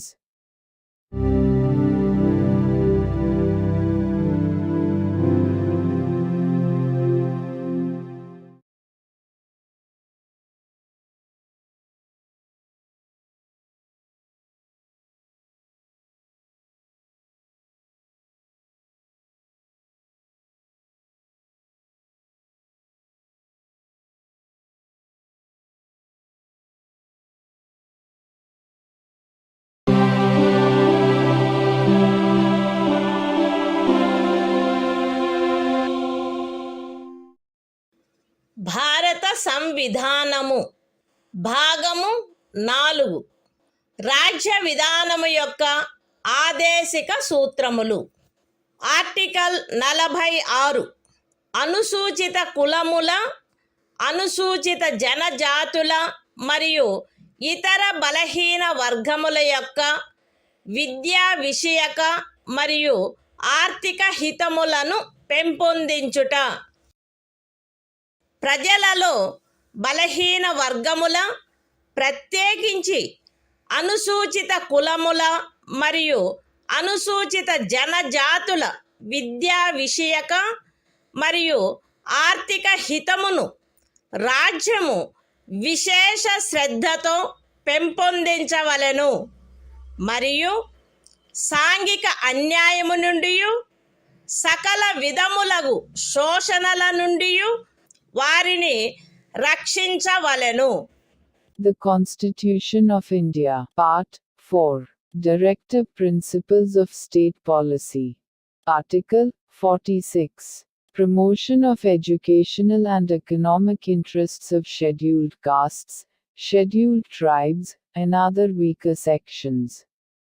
The state shall promote with special care the educational and economic interests of the weaker sections of the people, and, in particular, of the scheduled castes and the scheduled tribes, and shall protect them from social injustice and all forms of exploitation.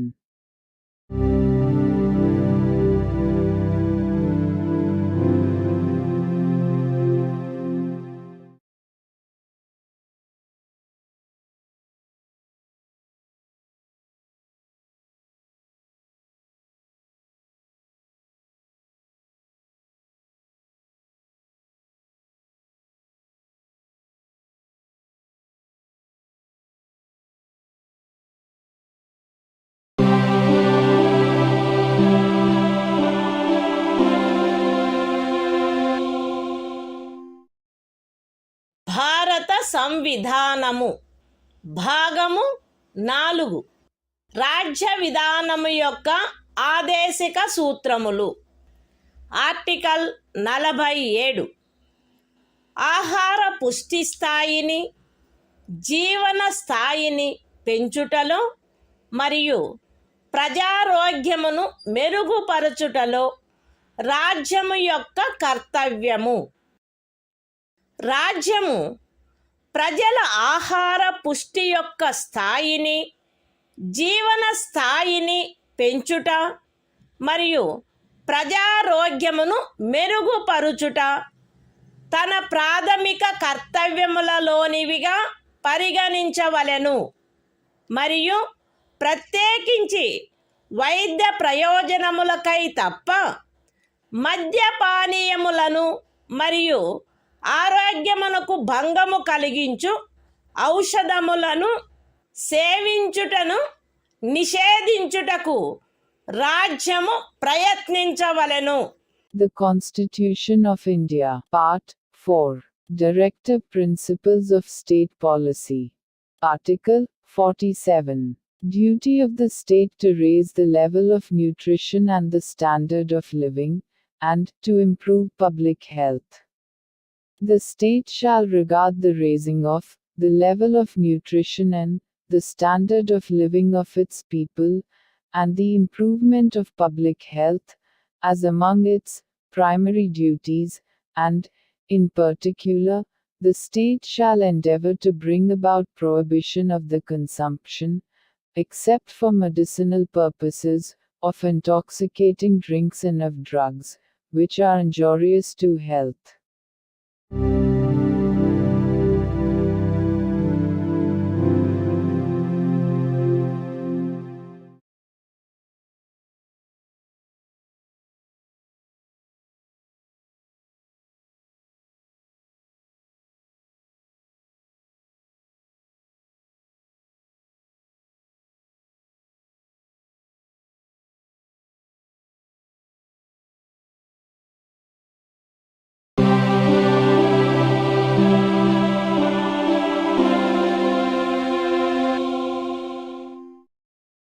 భారత సంవిధానము భాగము 4 రాజ్య విధానము యొక్క ఆదేశిక సూత్రములు.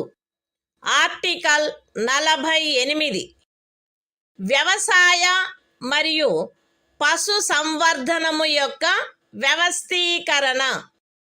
రాజ్యము ఆధునిక మరియు శాస్త్రీయ పద్ధతులను అనుసరించి వ్యవసాయమును, పశు సంవర్ధనమును వ్యవస్థీకరించవలెను మరియు ప్రత్యేకించి ఆవుల, దూడల, ఇతర పాడి పశువుల, భారవాహక పశువుల జాతులను పరిరక్షించి మెరుగుపరచుటకును వాటి వధను నిషేధించుటకును రాజ్యము చర్యలను గైగొనవలెను. The Constitution of India, Part 4, Directive Principles of State Policy. Article 48. Organization of Agriculture and Animal Husbandry. The state shall endeavor to organize agriculture and animal husbandry on modern and scientific lines, and shall, in particular, take steps for preserving and improving the breeds and prohibiting the slaughter of cows and calves and other milch and draft cattle.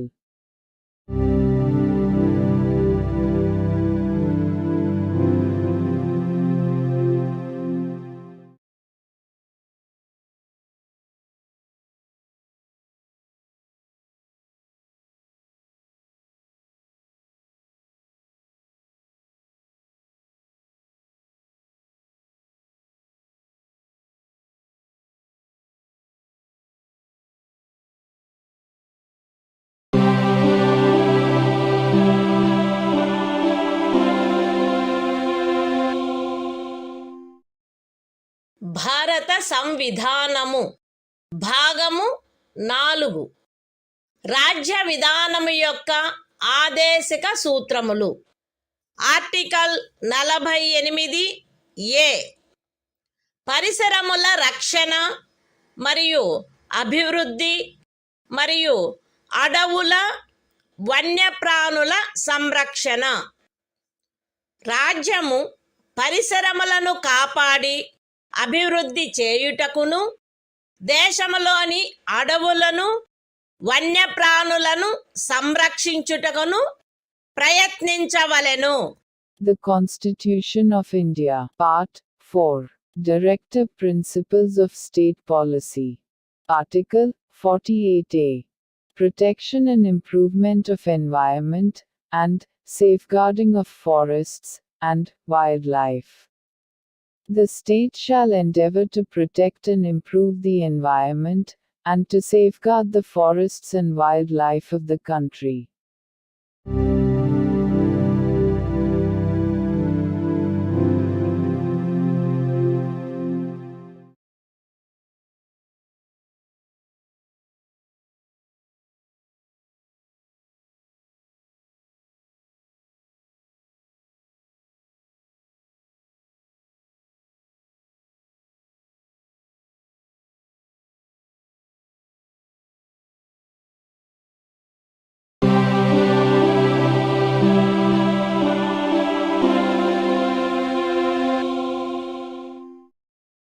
భారత సంవిధానము భాగము 4 రాజ్య విధానము యొక్క ఆదేశిక సూత్రములు. Article 49 జాతీయ ప్రాముఖ్యము గల స్మారక చిహ్నములను రక్షించుట. Parliament చేయబడిన శాసనము ద్వారా గాని లేదా దాని క్రింద గాని జాతీయ ప్రాముఖ్యము గలవని ప్రఖ్యానించబడిన కళాత్మక లేక ఐతిహాసిక ప్రయోజనము గల ప్రతి ఒక్క స్మారక చిహ్నమును లేక స్థలమును లేక వస్తువును సందర్భానుసారముగా కొల్లగొట్టుట, విరూపణము, వినాశనము, తొలగింపు, వ్యయనము లేక ఎగుమతి చేయుట నుండి రక్షించుట రాజ్యము యొక్క బాధ్యత అయ్యుండును. The Constitution of India, Part 4. Directive Principles of State Policy. Article 49. Protection of monuments and places and objects of national importance. It shall be the obligation of the state to protect every monument, or place, or object of artistic or historic interest, declared by or under law made by Parliament to be of national importance, from spoliation, disfigurement, destruction, removal, disposal or export, as the case may be.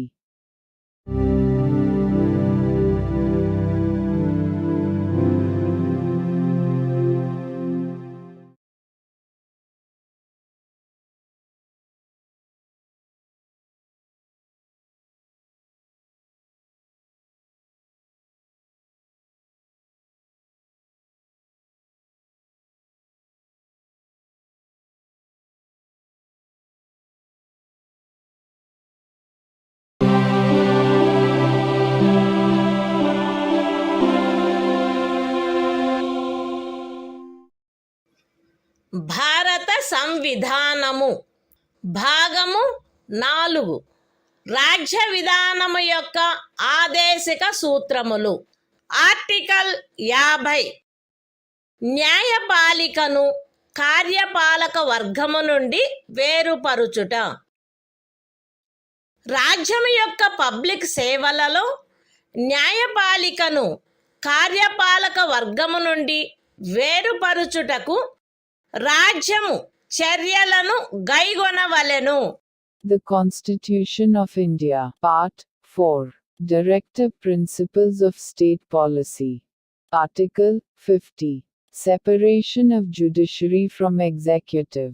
The state shall take steps to separate the judiciary from the executive, in the public services of the state.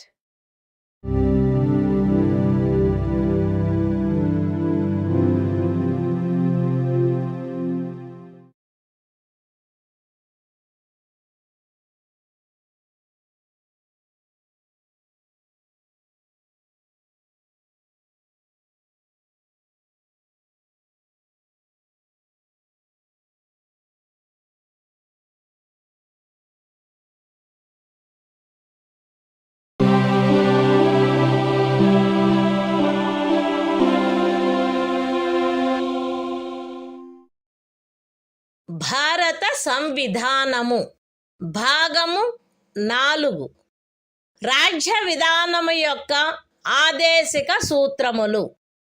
Article 51 అంతర్జాతీయ శాంతి భద్రతలను పెంపొందించుట.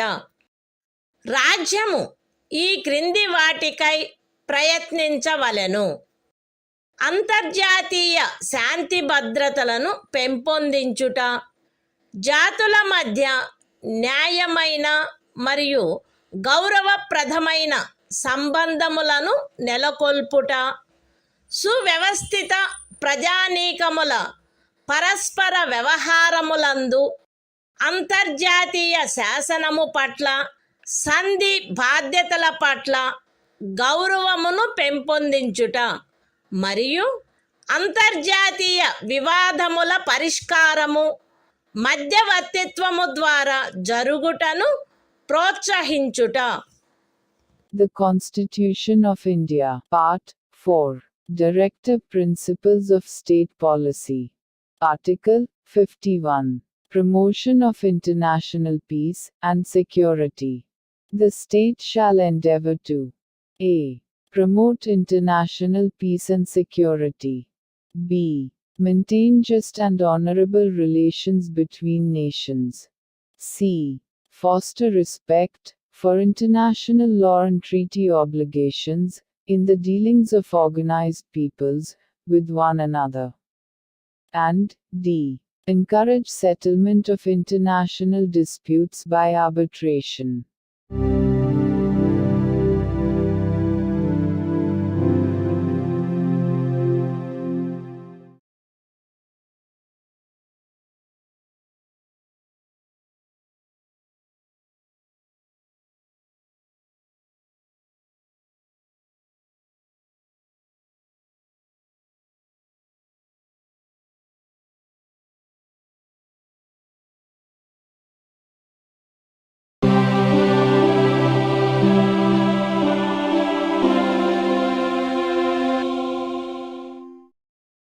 భారత సంవిధానము భాగము 4A మౌలిక కర్తవ్యములు.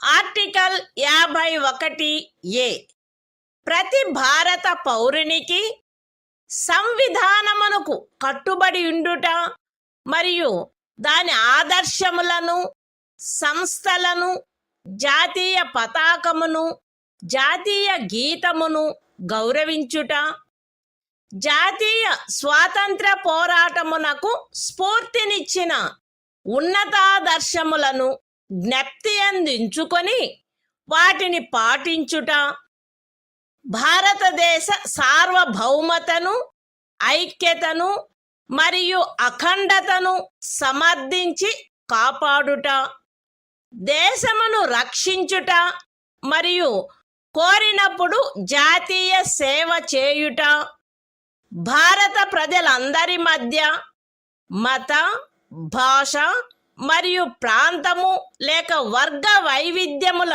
అధిగమించి సామరస్యమును, సోదర భావమును పెంపొందించుట మరియు స్త్రీల గౌరవమును న్యూనపరుచు ఆచారములను విడనాడుట, మన సమ్మిశ్ర సంస్కృతి యొక్క సుసంపన్న సాంప్రదాయమును గౌరవించి పరిరక్షించుట, అడవులు, సరస్సులు, నదులు మరియు వన్యప్రాణులతో సహా ప్రకృతి సిద్ధమైన పరిసరములను కాపాడి అభివృద్ధి చేయుట, మరియు ప్రాణికోటి పట్ల కరుణను కలిగియుండుట, వైజ్ఞానిక దృక్పథమును, మానవతావాదమును, జిజ్ఞాసను మరియు సంస్కరణా శక్తిని పెంపొందించుకొనుట, పబ్లిక్ ఆస్తిని సంరక్షించుట మరియు హింసను విడనాడుట, దేశ ప్రజల కృషి మరియు సాధనముల ఉన్నత స్థాయిలను నిరంతరం అందుకొనున్నట్లుగా వ్యష్టి మరియు సమష్టి కార్యరంగములన్నింటిలో శ్రేష్టతకై పాటుపడుట, తల్లి, తండ్రి లేక సంరక్షకుడు 6 మరియు 14 సంవత్సరముల మధ్య వయసు కలిగిన తమ పిల్లలకు లేక పోషితునికి విద్యావకాశములను కలగచేయుట కర్తవ్యమై ఉండవలెను. The Constitution of India, Part 4A. Fundamental Duties. Article 51A. Fundamental Duties. It shall be the duty of every citizen of India to abide by the Constitution and respect its ideals and institutions, the national flag and the national anthem. B. To cherish and follow the noble ideals which inspired our national struggle for freedom. C. To uphold and protect the sovereignty, unity and integrity of India. D. To defend the country and render national service when called upon to do so. A. To promote harmony and the spirit of common brotherhood amongst all the people of India, transcending religious, linguistic and regional or sectional diversities. To renounce practices derogatory to the dignity of women. F. To value and preserve the rich heritage of our composite culture. G. To protect and improve the natural environment, including forests, lakes, rivers and wildlife, and to have compassion for living creatures. H. To develop the scientific temper, humanism, and the spirit of inquiry and reform. I. To safeguard public property and to abjure violence. J. To strive towards excellence in all spheres of individual and collective activity, so that the nation constantly rises to higher levels of endeavor and achievement. K. Who is a parent or guardian, to provide opportunities for education to his child, or, as the case may be, what between the age of 6 and 14 years.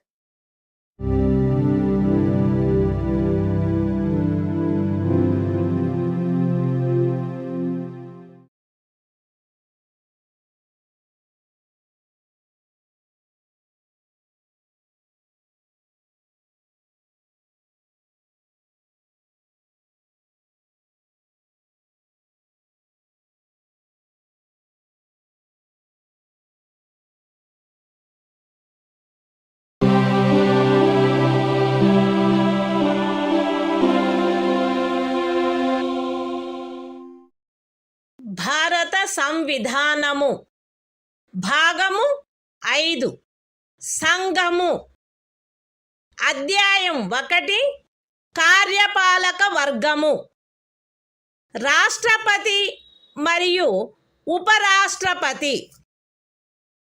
Article 52 భారత రాష్ట్రపతి భారతదేశమునకు ఒక రాష్ట్రపతి ఉండవలెను.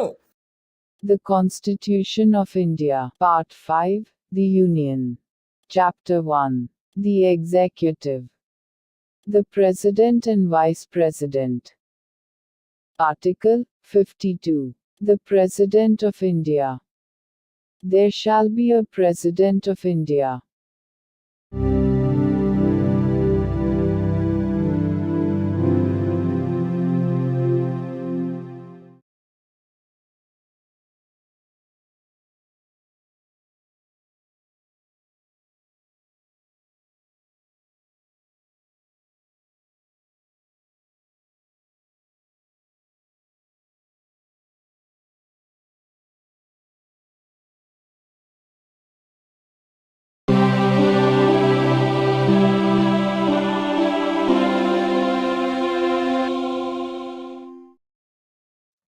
భారత సంవిధానము భాగము 5 సంఘము అధ్యాయము 1 కార్యపాలక వర్గము రాష్ట్రపతి మరియు ఉపరాష్ట్రపతి ఆర్టికల్ 53 సంఘము యొక్క కార్యపాలకాధికారము సంఘము యొక్క కార్యపాలకాధికారము రాష్ట్రపతి యందు నిహితమై ఉండవలెను.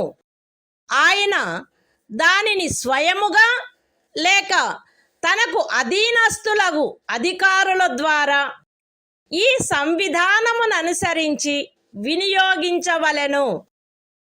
పూర్వగామి నిబంధన యొక్క సాధారణతకు భంగము కలగకుండా సంఘము యొక్క రక్షణ బలములపై సర్వాధిపత్యము రాష్ట్రపతి యందు నిహితమై ఉండవలెను మరియు దాని వినియోగము శాసనము ద్వారా క్రమబద్ధము చేయబడవలెను.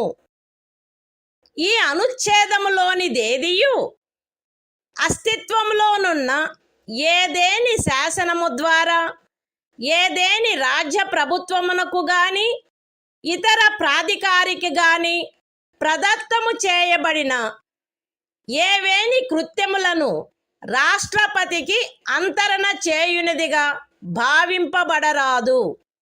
లేక రాష్ట్రపతి మినహా ఇతర ప్రాధికారులకు శాసనము ద్వారా కృత్యములను ప్రదత్తము చేయుట నుండి పార్లమెంటును నివారించదు. The Constitution of India, Part 5, The Union. Chapter 1. The Executive. The President and Vice President. Article 53. Executive Power of the Union. 1. The executive power of the Union shall be vested in the President, and shall be exercised by him, either directly, or through officers, subordinate to him, in accordance with this Constitution. 2. Without prejudice to the generality of the foregoing provision, the supreme command of the defense forces of the Union shall be vested in the President, and the exercise thereof shall be regulated by law. 3. Nothing in this article shall be deemed to transfer to the President any functions conferred by any existing law on the government of any state, or other authority, or prevent Parliament from conferring by law functions on authorities other than the President.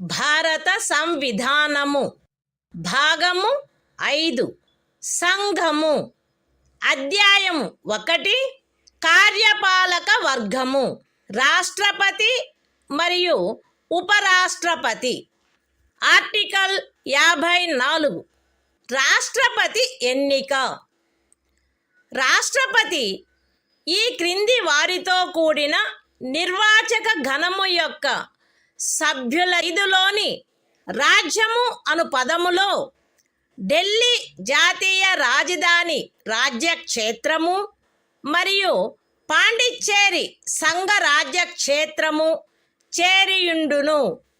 The Constitution of India, Part 5, The Union. Chapter 1. The Executive. The President and Vice President. Article 54. Election of President. The President shall be elected by the members of an electoral college, consisting of a. The elected members of both Houses of Parliament, and b. The elected members of the legislative assemblies of the states. Explanation. In this article, and in Article 55, state includes the National Capital Territory of Delhi, and the Union Territory of Pondicherry.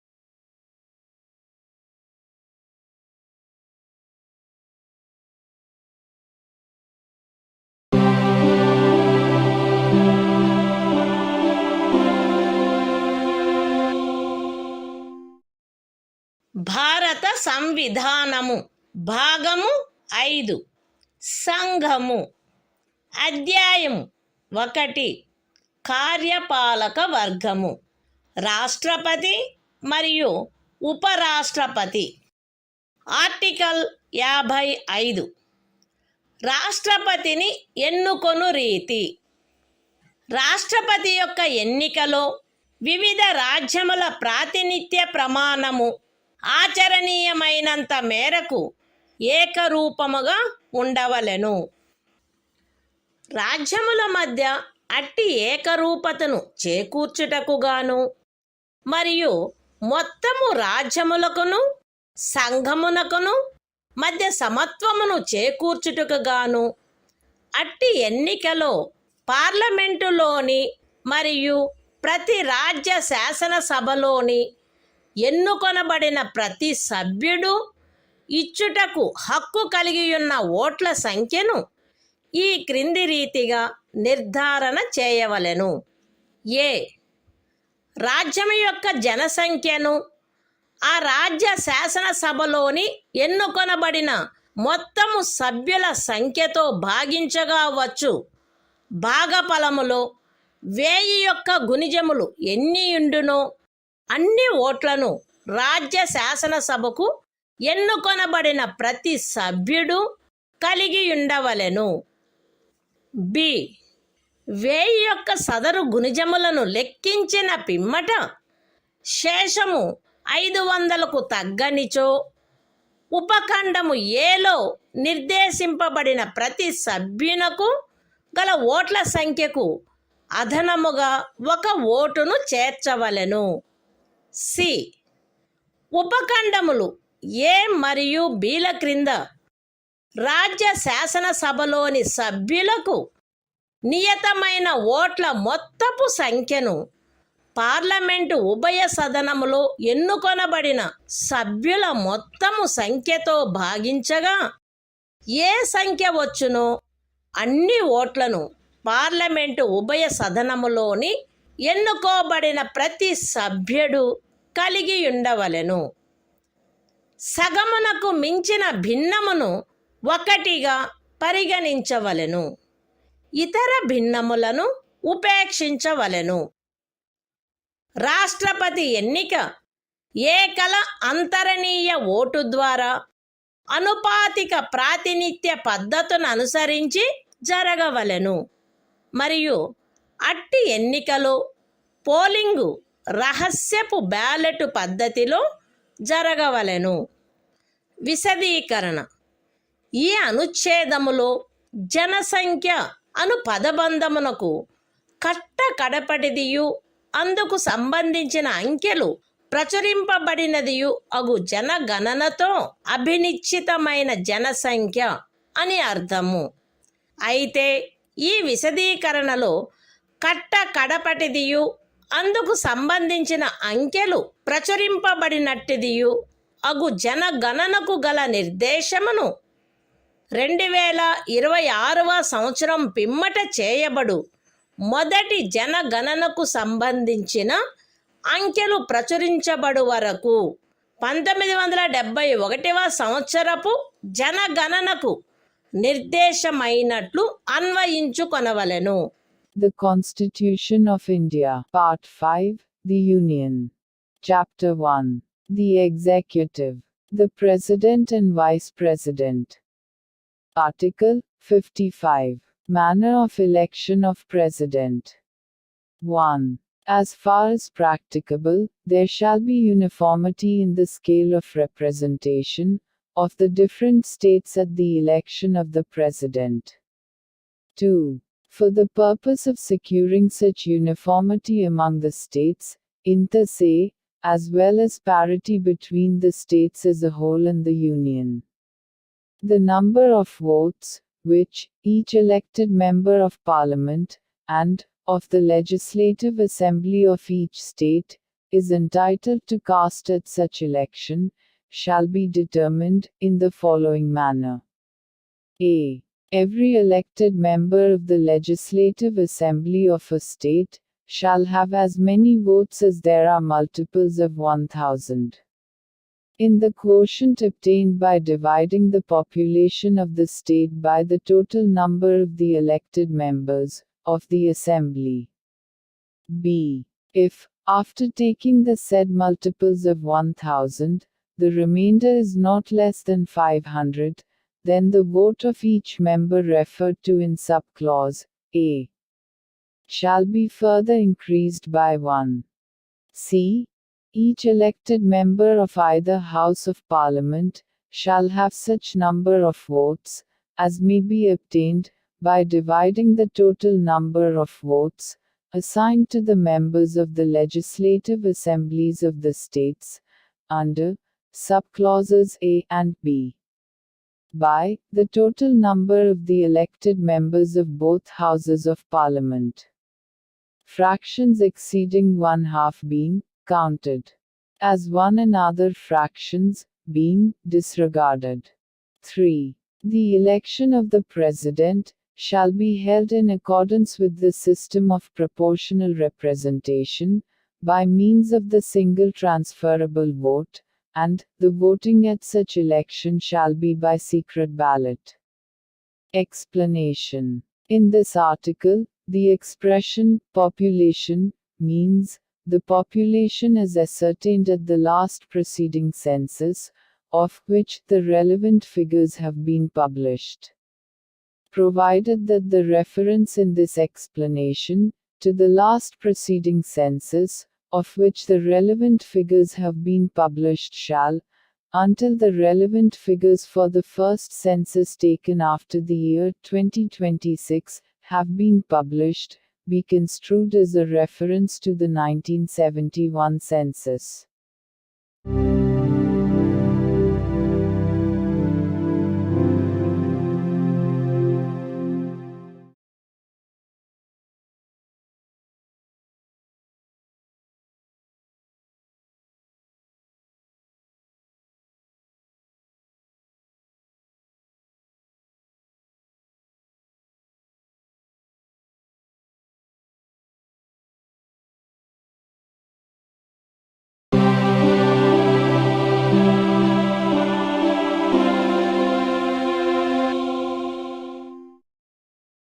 భారత సంవిధానము భాగము 5 సంఘము అధ్యాయము 1 కార్యపాలక వర్గము రాష్ట్రపతి మరియు ఉపరాష్ట్రపతి article 56 రాష్ట్రపతి పదావధి రాష్ట్రపతి తన పదవిలో ప్రవేశించిన తేదీ నుండి 5 సంవత్సరముల కాలావధి వరకు పదవి యందుండవలెను.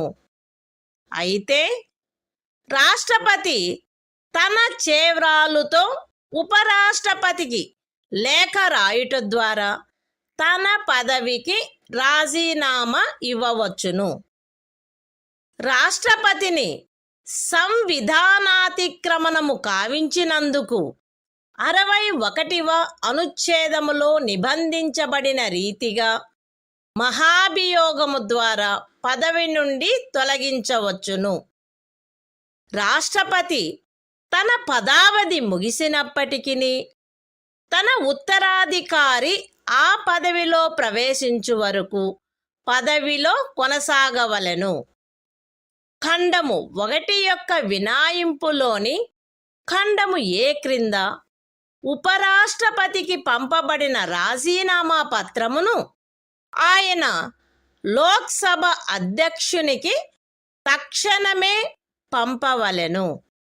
The Constitution of India, Part 5, The Union. Chapter 1. The Executive. The President and Vice President. Article 56. Term of Office of President. 1. The President shall hold office for a term of 5 years, from the date on which he enters upon his office. Provided that a. The President may, by writing under his hand addressed to the Vice President, resign his office. b. The President may, for violation of the Constitution, be removed from office by impeachment in the manner provided in Article 61. c. The President shall, notwithstanding the expiration of his term, continue to hold office, until his successor enters upon his office. 2. Any resignation addressed to the Vice President under Clause A of the proviso to Clause 1 shall forthwith be communicated by him to the Speaker of the House of the People.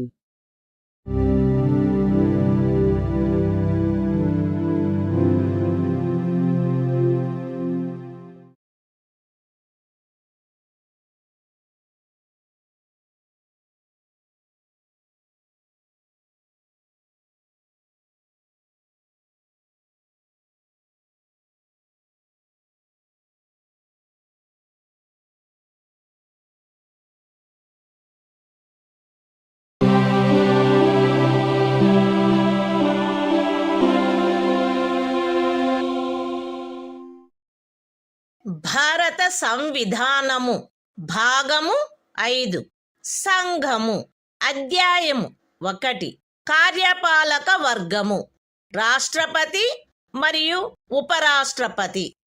Article 57 తిరిగి ఎన్నికకు పాత్రత. రాష్ట్రపతి పదవియందున్నా లేక ఆ పదవియందుండిన ఏ వ్యక్తి అయినను ఈ సంవిధానములోని ఇతర నిబంధనలకు అత్యధీనమై ఆ పదవికి తిరిగి ఎన్నుకొనబడుటకు పాత్రుడై ఉండును. The Constitution of India, Part 5, The Union. Chapter 1. The Executive. The President and Vice President. Article 57. Eligibility for re-election. A person who holds, or who has held, office as President shall, subject to the other provisions of this Constitution, be eligible for re-election to that office.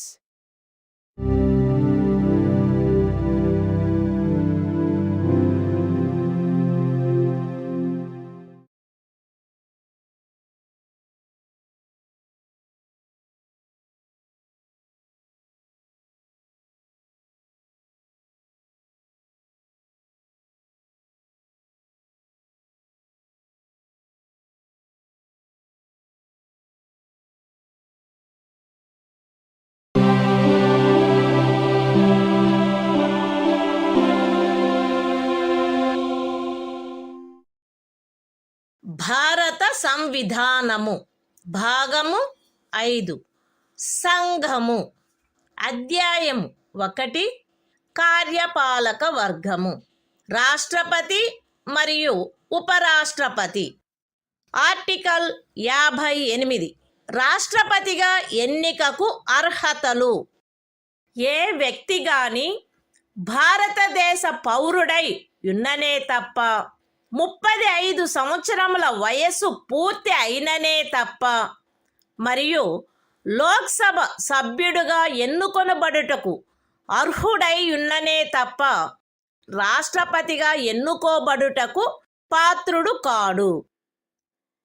ఏ వ్యక్తి అయినను భారత ప్రభుత్వము క్రింద లేక ఏదేని రాజ్య ప్రభుత్వము క్రింద లేక సదరు ప్రభుత్వములోని దేని యొక్క నియంత్రణకైనను అత్యధీనమై ఉన్న ఏదేని స్థానిక లేక ఇతర ప్రాధికారి క్రింద గాని లాభాయుతమైన ఏదేని పదవి యందున్నచో ఆ వ్యక్తి రాష్ట్రపతిగా ఎన్నుకొనబడుటకు పాత్రుడు కాడు. విశదీకరణ: ఈ అనుచ్ఛేదపు నిమిత్తము ఎవరేని వ్యక్తి సంఘము యొక్క రాష్ట్రపతిగా లేక ఉపరాష్ట్రపతిగా లేక ఏదేని రాజ్యము యొక్క గవర్నరుగా లేక సంఘము యొక్క లేక ఏదేని రాజ్యము యొక్క మంత్రిగానున్న కారణమును బట్టి మాత్రమే లాభాయుతమైన పదవి యందున్నట్లు భావించబడరాదు. The Constitution of India, Part 5, The Union. Chapter 1. The Executive. The President and Vice President. Article 58. Qualifications for election as President. 1. No person shall be eligible for election as President, unless he is a citizen of India, has completed the age of 35 years, and is qualified for election, as a member of the House of the People. 2. A person shall not be eligible for election as President if he holds any office of profit, under the Government of India, or the Government of any state, or under any local or other authority, subject to the control of any of the said governments. Explanation: for the purposes of this article, a person shall not be deemed to hold any office of profit, by reason only that he is the President or Vice President of the Union, or the Governor of any state, or as a minister either for the Union or for any state.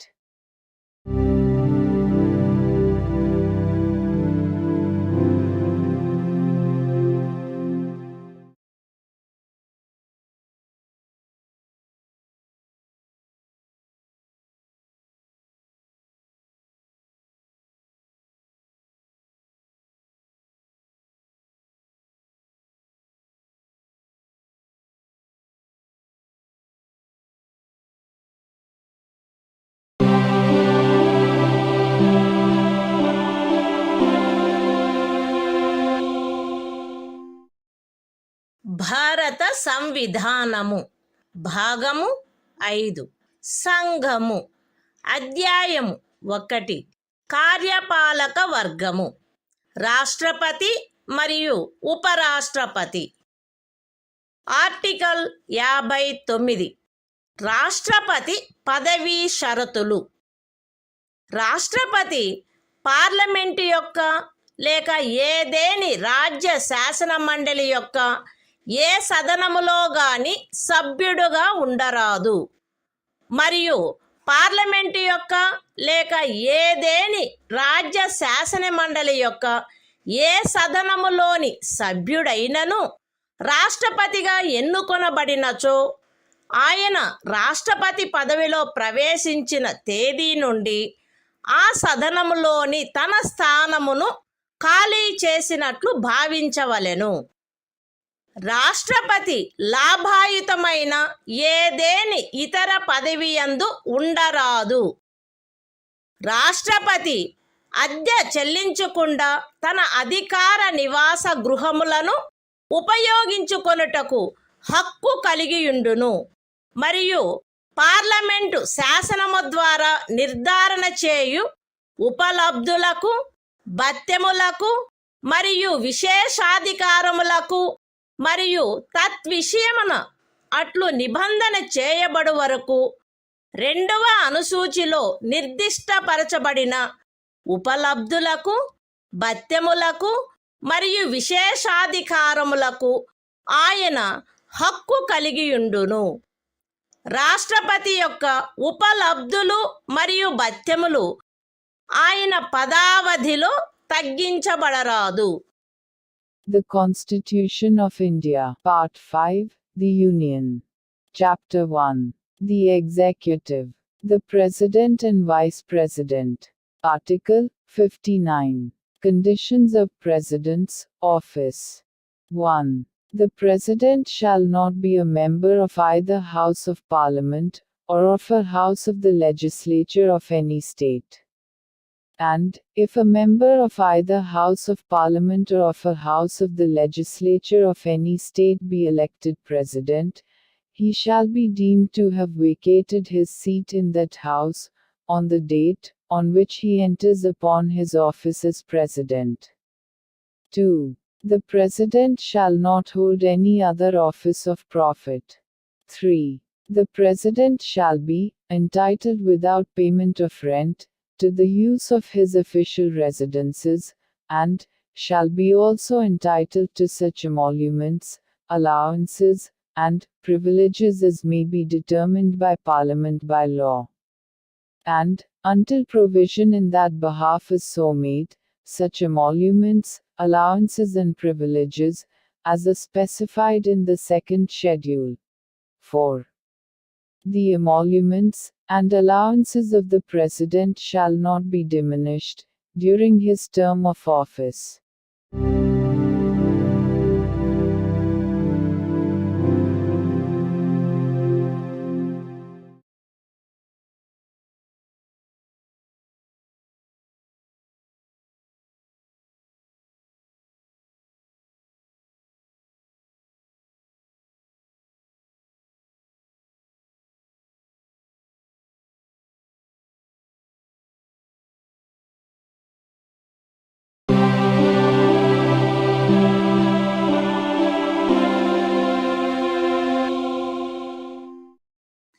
భారత సంవిధానము భాగము 5 సంఘము అధ్యాయము 1 కార్యపాలక వర్గము రాష్ట్రపతి మరియు ఉపరాష్ట్రపతి article 60 రాష్ట్రపతిచే ప్రమాణము లేక ప్రతిజ్ఞ ప్రతి రాష్ట్రపతి మరియు రాష్ట్రపతిగా వ్యవహరించు లేక రాష్ట్రపతి కృత్యములను నిర్వహించు ప్రతి వ్యక్తి తన పదవిలో ప్రవేశించుటకు పూర్వము భారతదేశ ముఖ్య న్యాయమూర్తి సమక్షమున లేక ఆయన హాజరు లేనప్పుడు సర్వోన్నత న్యాయస్థాన న్యాయాధీశులలో అందుబాటులోనున్న వారిలో అందరికంటే సీనియర్ న్యాయాధీశుని సమక్షమున గాని ఈ క్రింది రూపములో ప్రమాణము లేక ప్రతిజ్ఞ చేసి దానిపై చేవ్రాలు చేయవలెను. ఏబి అను నేను భారతదేశ రాష్ట్రపతి పదవిని శ్రద్ధాపూర్వకముగా నిర్వహింతుననియు లేక రాష్ట్రపతి యొక్క కృత్యములను శ్రద్ధాపూర్వకముగా నిర్వహింతుననియు నా సంపూర్ణ సామర్థ్యము మేరకు సంవిధానమును మరియు శాసనమును పరిరక్షించి సంరక్షించి రక్షింతుననియు భారతదేశ ప్రజల సేవయందును వారి క్షేమమునందును నిరతుడునయ్యదననియు దైవ సాక్షిగా ప్రమాణము చేయుచున్నాను. సత్యనిష్టతో ప్రతిజ్ఞ చేయుచున్నాను. The Constitution of India, Part 5, The Union. Chapter 1. The Executive. The President and Vice President. Article 60. Oath, or affirmation, by the President. Every President, and every person acting as President, or discharging the functions of the President, shall, before entering upon his office, make and subscribe in the presence of the Chief Justice of India, or, in his absence, the senior most judge of the Supreme Court available, an oath or affirmation in the following form, that is to say, I, A.B., do swear in the name of God, that I will faithfully execute the office, solemnly affirm of President, or discharge the functions of the President of India, and will to the best of my ability, preserve, protect and defend the Constitution, and the law, and that I will devote myself to the service and well-being of the people of India.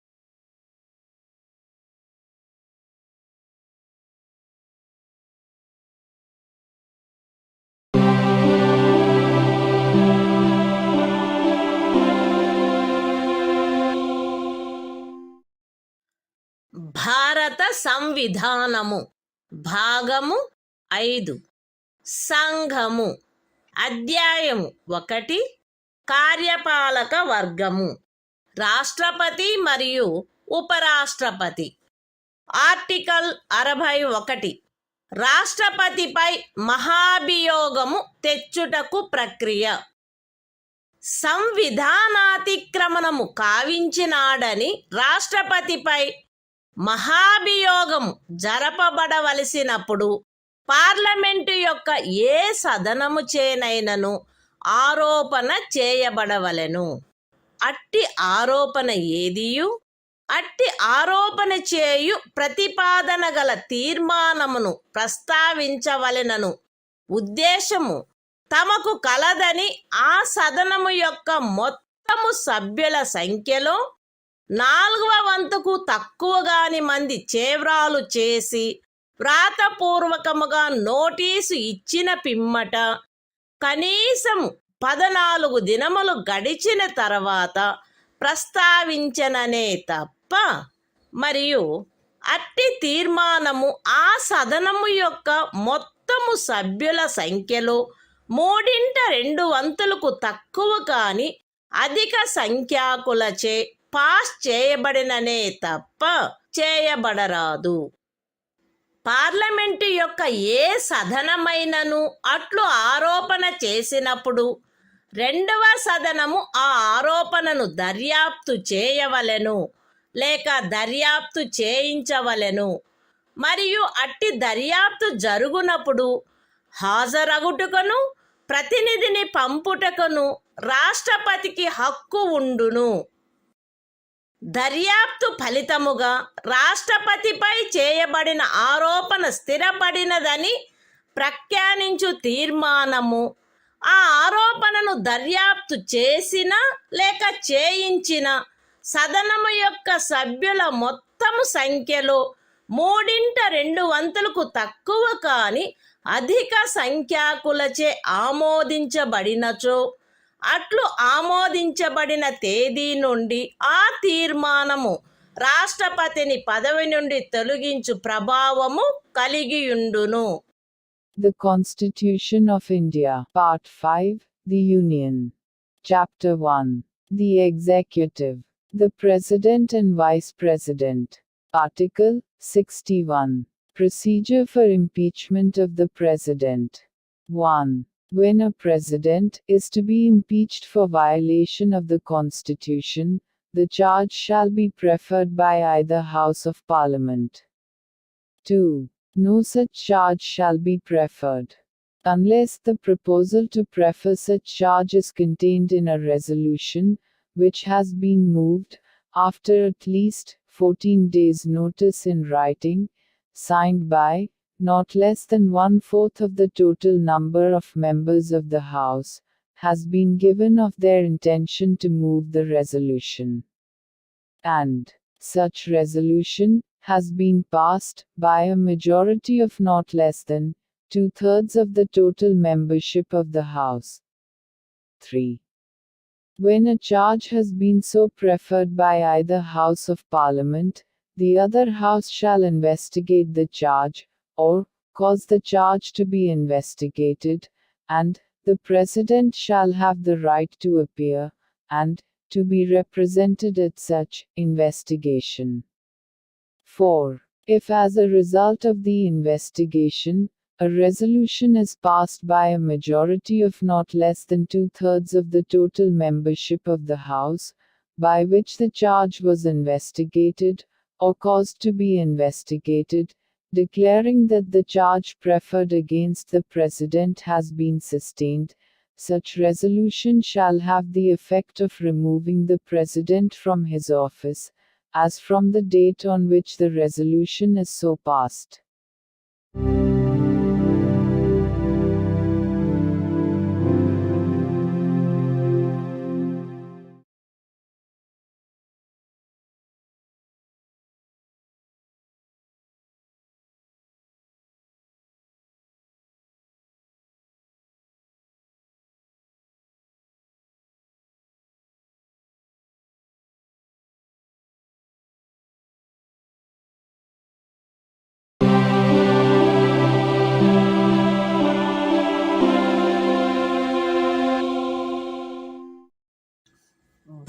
భారత సంవిధానము భాగము 5 సంఘము అధ్యాయము 1 కార్యపాలక వర్గము రాష్ట్రపతి మరియు ఉపరాష్ట్రపతి article 62 రాష్ట్రపతి పదవి ఖాళీ అయినప్పుడు దానిని పూరించుటకు ఎన్నిక జరపవలసిన కాలము మరియు ఆకస్మికముగా ఏర్పడిన ఖాళీని పూరించుటకు ఎన్నుకొనబడు వ్యక్తి యొక్క పదావధి. రాష్ట్రపతి యొక్క పదావధి ముగియుటచే ఏర్పడు ఖాళీని పూరించుటకు జరగవలసిన ఎన్నిక ఆ పదావధి ముగియుటకు పూర్వమే పూర్తి చేయబడవలెను. మరణము, రాజీనామా లేక తొలగింపు కారణముగా లేక అన్యదా రాష్ట్రపతి పదవియందు ఏర్పడిన ఖాళీని పూరించుటకు జరగవలసిన ఎన్నిక ఆ ఖాళీ ఏర్పడిన తర్వాత సాధ్యమైనంత త్వరితముగాను ఎట్టి సందర్భంలోనూ ఖాళీ ఏర్పడిన తేదీ నుండి 6 మాసములు దాటకుండగను జరపబడవలెను.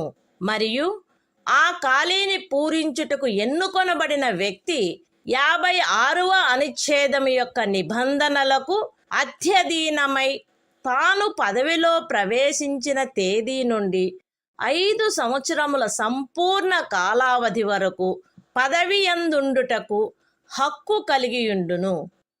The Constitution of India, Part 5, The Union. Chapter 1. The Executive. The President and Vice President. Article 62. Time of holding election to fill vacancy in the office of President. And the term of office of person elected to fill casual vacancy. 1. An election to fill a vacancy caused by the expiration of the term of office of President shall be completed before the expiration of the term. 2. An election to fill a vacancy in the office of President, occurring by reason of his death, resignation or removal, or otherwise shall be held as soon as possible, after, and in no case later than 6 months from, the date of occurrence of the vacancy. And, the person elected to fill the vacancy shall, subject to the provisions of Article 56, be entitled to hold office for the full term of 5 years, from the date on which he enters upon his office.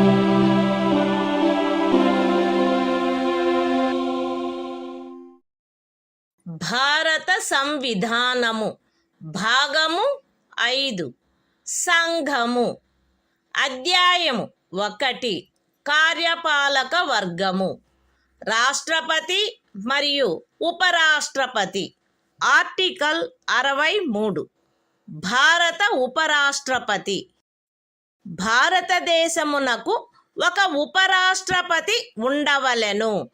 The Constitution of India, Part 5, The Union. Chapter 1. The Executive.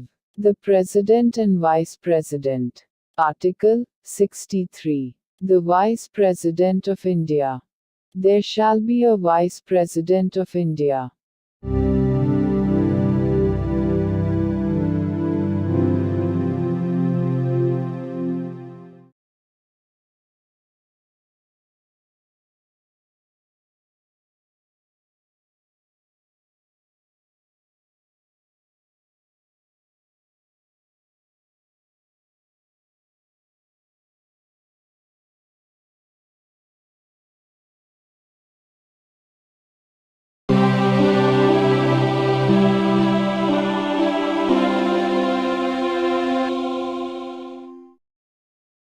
భారత సంవిధానము భాగము 5 సంఘము.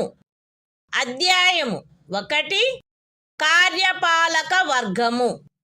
రాష్ట్రపతి మరియు ఉపరాష్ట్రపతి. Article 64. ఉపరాష్ట్రపతి పదవి రీత్యా రాజ్యసభకు సభాపతిగా నుండుట. ఉపరాష్ట్రపతి పదవి రీత్యా రాజ్యసభకు సభాపతి అయి ఉండును. ఆయన లాభాయుతమైన ఏ ఇతర పదవి యందును ఉండరాదు. అయితే ఉపరాష్ట్రపతి 65వ అనుచ్ఛేదము క్రింద రాష్ట్రపతిగా వ్యవహరించు లేక రాష్ట్రపతి యొక్క కృత్యములను నిర్వహించు ఏ కాలావధిలోనైనను ఆయన రాజ్యసభ యొక్క సభాపతి పదవికి చెందిన కర్తవ్యములను నిర్వర్తించరాదు. మరియు 97వ అనుచ్ఛేదము క్రింద రాజ్యసభ యొక్క సభాపతికి చెల్లించబడదగు ఎట్టి జీతమునకు లేక భత్యమునకు ఆయన హక్కు కలిగి ఉండడు. The Constitution of India, Part 5, The Union. Chapter 1. The Executive. The President and Vice President. Article 64. The Vice President, to be, ex officio Chairman of the Council of States. The Vice President shall be, ex officio Chairman of the Council of the States, and shall not hold any other office of profit, provided that, during any period, when the Vice President acts as President, or discharges the functions of the President under Article 65, he shall not perform the duties of the office of Chairman of the Council of States, and shall not be entitled to any salary or allowance payable to the Chairman of the Council of States, under Article 97.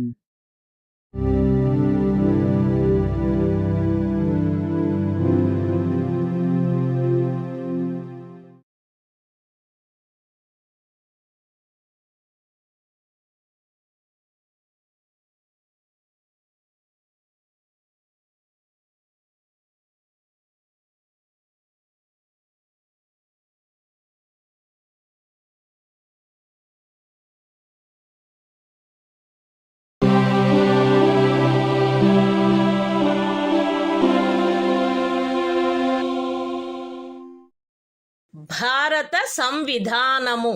భాగము 5 సంఘము. అధ్యాయము 1 కార్యపాలక వర్గము. రాష్ట్రపతి మరియు ఉపరాష్ట్రపతి. Article 65. రాష్ట్రపతి పదవిలో ఆకస్మిక ఖాళీ ఏర్పడినప్పుడు, రాష్ట్రపతి హాజరు లేనప్పుడును ఉపరాష్ట్రపతి రాష్ట్రపతిగా వ్యవహరించుట లేక ఆయన కృత్యములను నిర్వహించుట. మరణము, రాజీనామా లేక తొలగింపు కారణముగా లేక అన్యదా రాష్ట్రపతి పదవిలో ఖాళీ ఏర్పడినప్పుడు అట్టి ఖాళీని పూరించుటకు ఈ అధ్యాయము యొక్క నిబంధనలను అనుసరించి ఎన్నుకొనబడిన కొత్త రాష్ట్రపతి తన పదవిలో ప్రవేశించు తేదీ వరకు ఉపరాష్ట్రపతి రాష్ట్రపతిగా వ్యవహరించవలెను. రాష్ట్రపతి హాజరులో లేకుండుట, అస్వస్థత లేక మరేదేని కారణము వలన తన కృత్యములను నిర్వహించజాలని ఎడల ఆయన తన కర్తవ్యములను తిరిగి చేపట్టు తేదీ వరకు ఉపరాష్ట్రపతి రాష్ట్రపతి కృత్యములను నిర్వహించవలెను. ఉపరాష్ట్రపతి అట్లు రాష్ట్రపతిగా వ్యవహరించు లేక రాష్ట్రపతి యొక్క కృత్యములను నిర్వహించు కాలావధిలోను ఆ కాలావధికి సంబంధించి రాష్ట్రపతికి గల సర్వాధికారములను ఉన్ముక్తతాధికారములను కలిగియుండును.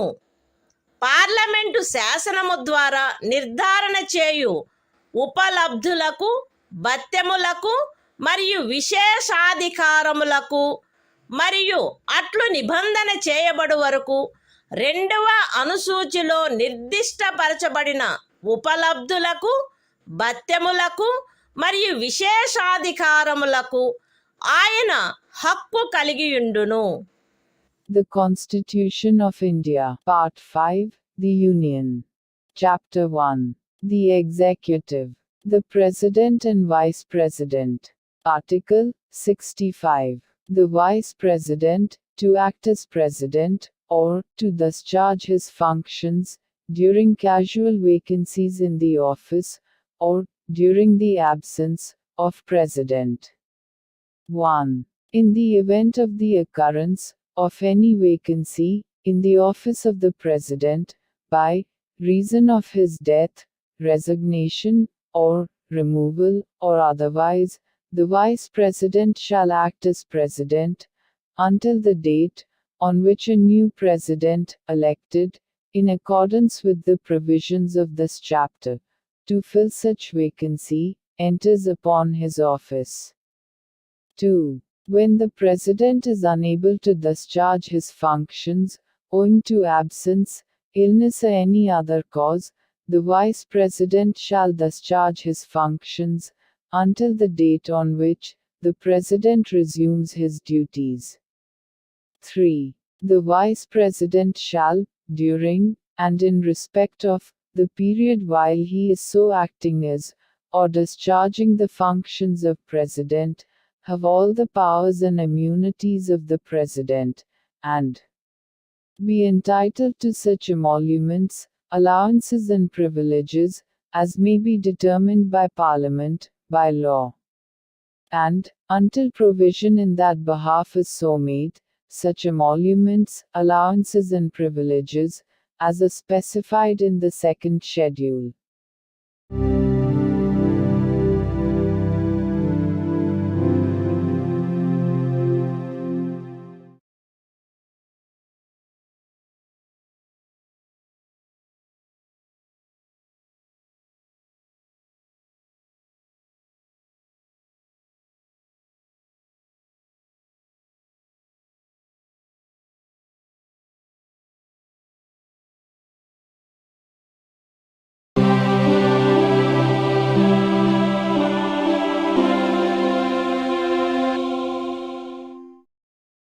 భారత సంవిధానము భాగము 5 సంఘము అధ్యాయము 1 కార్యపాలక వర్గము రాష్ట్రపతి మరియు ఉపరాష్ట్రపతి.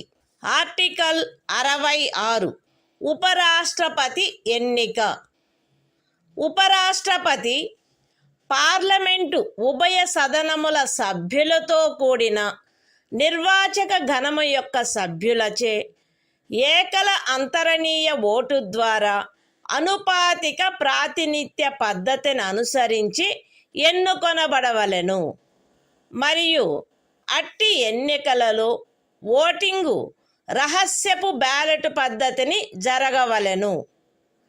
ఉపరాష్ట్రపతి పార్లమెంటు యొక్క లేక ఏదేని రాజ్య శాసన మండలి యొక్క ఏ సదనములో గాని సభ్యుడుగా ఉండరాదు మరియు పార్లమెంటు యొక్క లేక ఏదేని రాజ్య శాసన మండలి యొక్క ఏ సదనములోని సభ్యుడైనను ఉపరాష్ట్రపతిగా ఎన్నుకోబడినచో ఆయన ఉపరాష్ట్రపతి పదవిలో ప్రవేశించిన తేదీ నుండి ఆ సదనములోని తన స్థానమును ఖాళీ చేసినట్లు భావించబడవలెను. ఏ వ్యక్తి గాని ఆయన భారతదేశ పౌరుడై ఉన్ననే తప్ప ఆయనకు 35 సంవత్సరముల వయస్సు పూర్తి అయిననే తప్ప మరియు ఆయన రాజ్యసభ సభ్యుడుగా ఎన్నుకొనబడుటకు అర్హుడై ఉన్ననే తప్ప ఉపరాష్ట్రపతిగా ఎన్నుకొనబడుటకు పాత్రుడు కాడు. ఏ వ్యక్తి అయినను భారత ప్రభుత్వము క్రింద గాని ఏదేని రాజ్య ప్రభుత్వము కింద గాని సదరు ప్రభుత్వములలో దేని యొక్క నియంత్రణకైనను అధ్యధీనమయ్యున్న ఏదేని స్థానిక లేక ఇతర ప్రాధికారి క్రింద గాని లాభాయుతమైన ఏదేని పదవి ఎందున్నచో ఆ వ్యక్తి ఉపరాష్ట్రపతిగా ఎన్నుకొనబడుటకు పాత్రుడు కాడు. విశదీకరణ: ఈ అనుచ్ఛేదపు నిమిత్తము ఎవరేని వ్యక్తి సంఘము యొక్క రాష్ట్రపతిగా లేక ఉపరాష్ట్రపతిగా లేక ఏదేని రాజ్యము యొక్క గవర్నరుగా లేక సంఘము యొక్క లేక ఏదేని రాజ్యము యొక్క మంత్రిగా ఉన్న కారణమును బట్టి మాత్రమే లాభాయుతమైన పదవి ఎందున్నట్లు భావించరాదు. The Constitution of India, Part 5, The Union. Chapter 1. The Executive. The President and Vice President. Article 66. Election of Vice President. 1. The Vice President shall be elected by the members of an electoral college, consisting of the members of both Houses of Parliament, in accordance with the system of proportional representation, by means of the single transferable vote, and the voting at such election shall be by secret ballot. 2. The Vice President shall not be a member of either House of Parliament or of a House of the Legislature of any state. And, if a member of either House of Parliament or of a House of the Legislature of any state be elected Vice President, he shall be deemed to have vacated his seat in that House, on the date on which he enters upon his office, as Vice President. 3. No person shall be eligible for election as Vice President, unless he is a citizen of India. B. Has completed the age of 35 years, and C. Is qualified for election as a member of the Council of States. 4. A person shall not be eligible for election as Vice President if he holds any office of profit under the Government of India, or the Government of any state, or under any local or other authority, subject to the control of any of the said governments. Explanation. For the purposes of this article, a person shall not be deemed to hold any office of profit, by reason only that he is the President or Vice President of the Union, or the Governor of any state, or is a minister either for the Union, or for any state.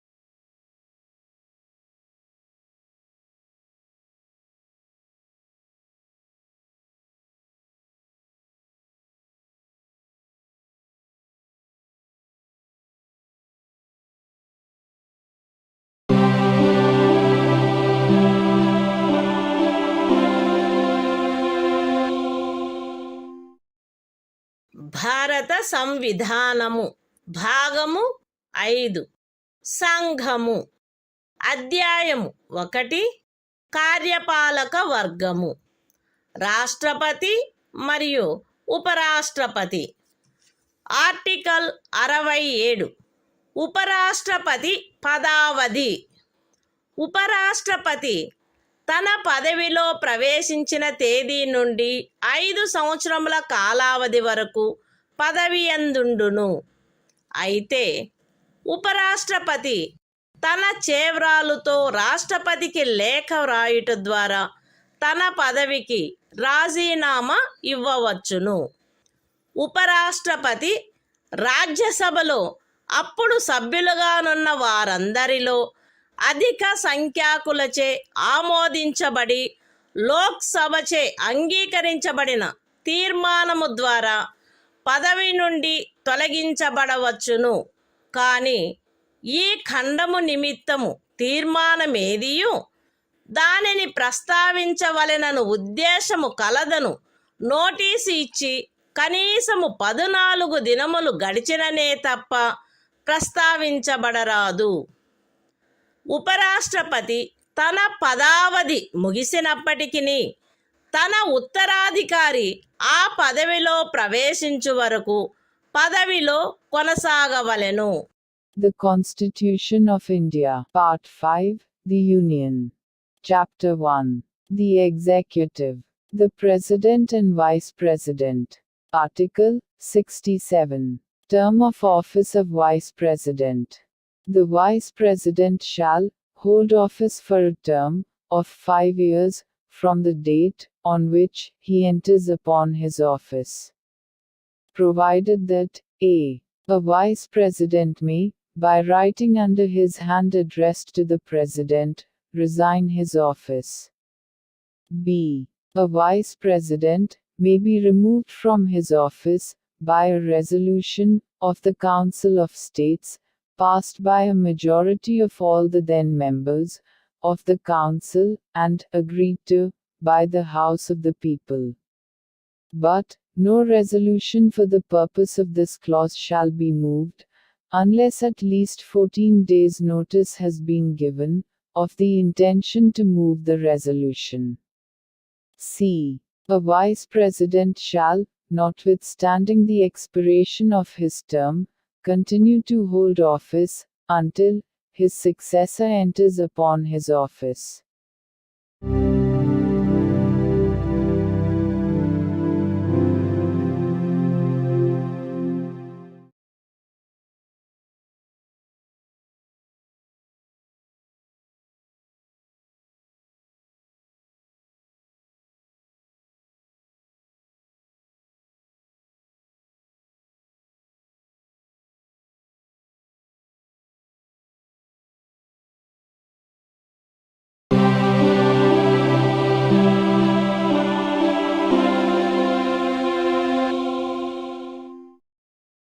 భారత సంవిధానము భాగము 5 సంఘము అధ్యాయము 1 కార్యపాలక వర్గము రాష్ట్రపతి మరియు ఉపరాష్ట్రపతి. Article 68. ఉపరాష్ట్రపతి పదవి ఖాళీ అయినప్పుడు దానిని పూరించుటకు ఎన్నిక జరపవలసిన కాలము మరియు ఆకస్మికముగా ఏర్పడిన ఖాళీని పూరించుటకు ఎన్నుకొనబడు వ్యక్తి యొక్క పదావధి. ఉపరాష్ట్రపతి యొక్క పదావధి ముగియుటచే ఏర్పడు ఖాళీని పూరించుటకు జరగవలసిన ఎన్నిక ఆ పదావధి ముగియుటకు పూర్వమే పూర్తి చేయబడవలెను.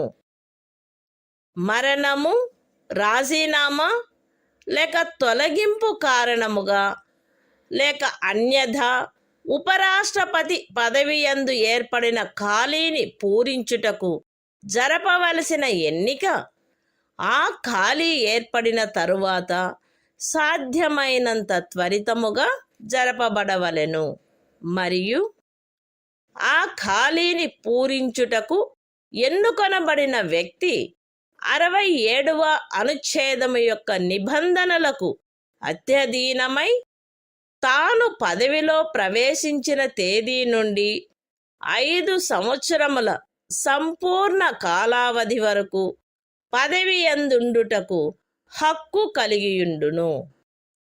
The Constitution of India, Part 5, The Union. Chapter 1.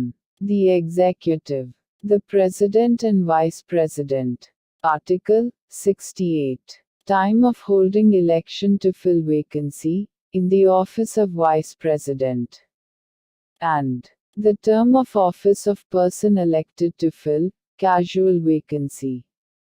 1. An election to fill a vacancy caused by the expiration of the term of office of Vice President shall be completed before the expiration of the term. 2. An election to fill a vacancy in the office of Vice President occurring by reason of his death, resignation or removal, or otherwise shall be held as soon as possible after the occurrence of the vacancy.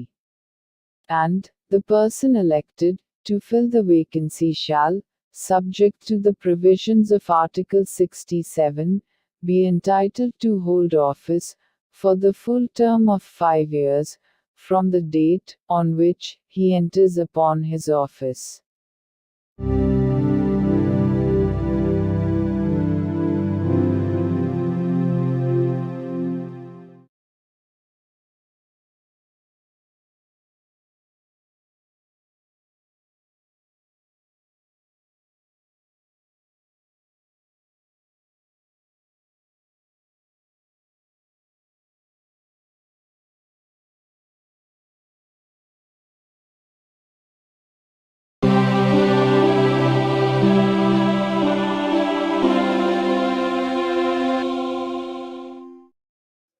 భారత సంవిధానము భాగము 5 సంఘము అధ్యాయము 1 కార్యపాలక వర్గము రాష్ట్రపతి మరియు ఉపరాష్ట్రపతి article 69 ఉపరాష్ట్రపతిచే ప్రమాణము లేక ప్రతిజ్ఞ ప్రతి ఉపరాష్ట్రపతి తన పదవిలో ప్రవేశించుటకు పూర్వము రాష్ట్రపతి సమక్షమున గాని తద్విషయమున ఆయనచే నియమింపబడిన వ్యక్తి సమక్షమున గాని ఈ క్రింది ప్రరూపములో ప్రమాణము లేక ప్రతిజ్ఞ చేసి దానిపై చేవ్రాలు చేయవలెను.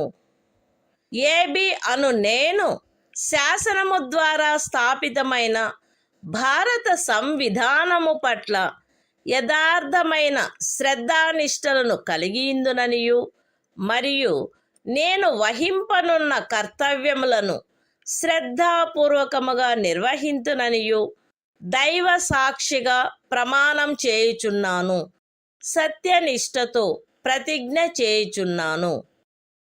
The Constitution of India, Part 5, The Union. Chapter 1. The Executive. The President and Vice President. Article 69. Oath, or affirmation, by the Vice President. Every Vice President shall, before entering upon his office, make and subscribe before the President, or some person appointed in that behalf, by him, an oath or affirmation, in the following form, that is to say, I, A.B., do swear in the name of God, that I will bear true faith and solemnly affirm allegiance to the Constitution of India, as by law established, and that I will faithfully discharge the duty upon which I am about to enter.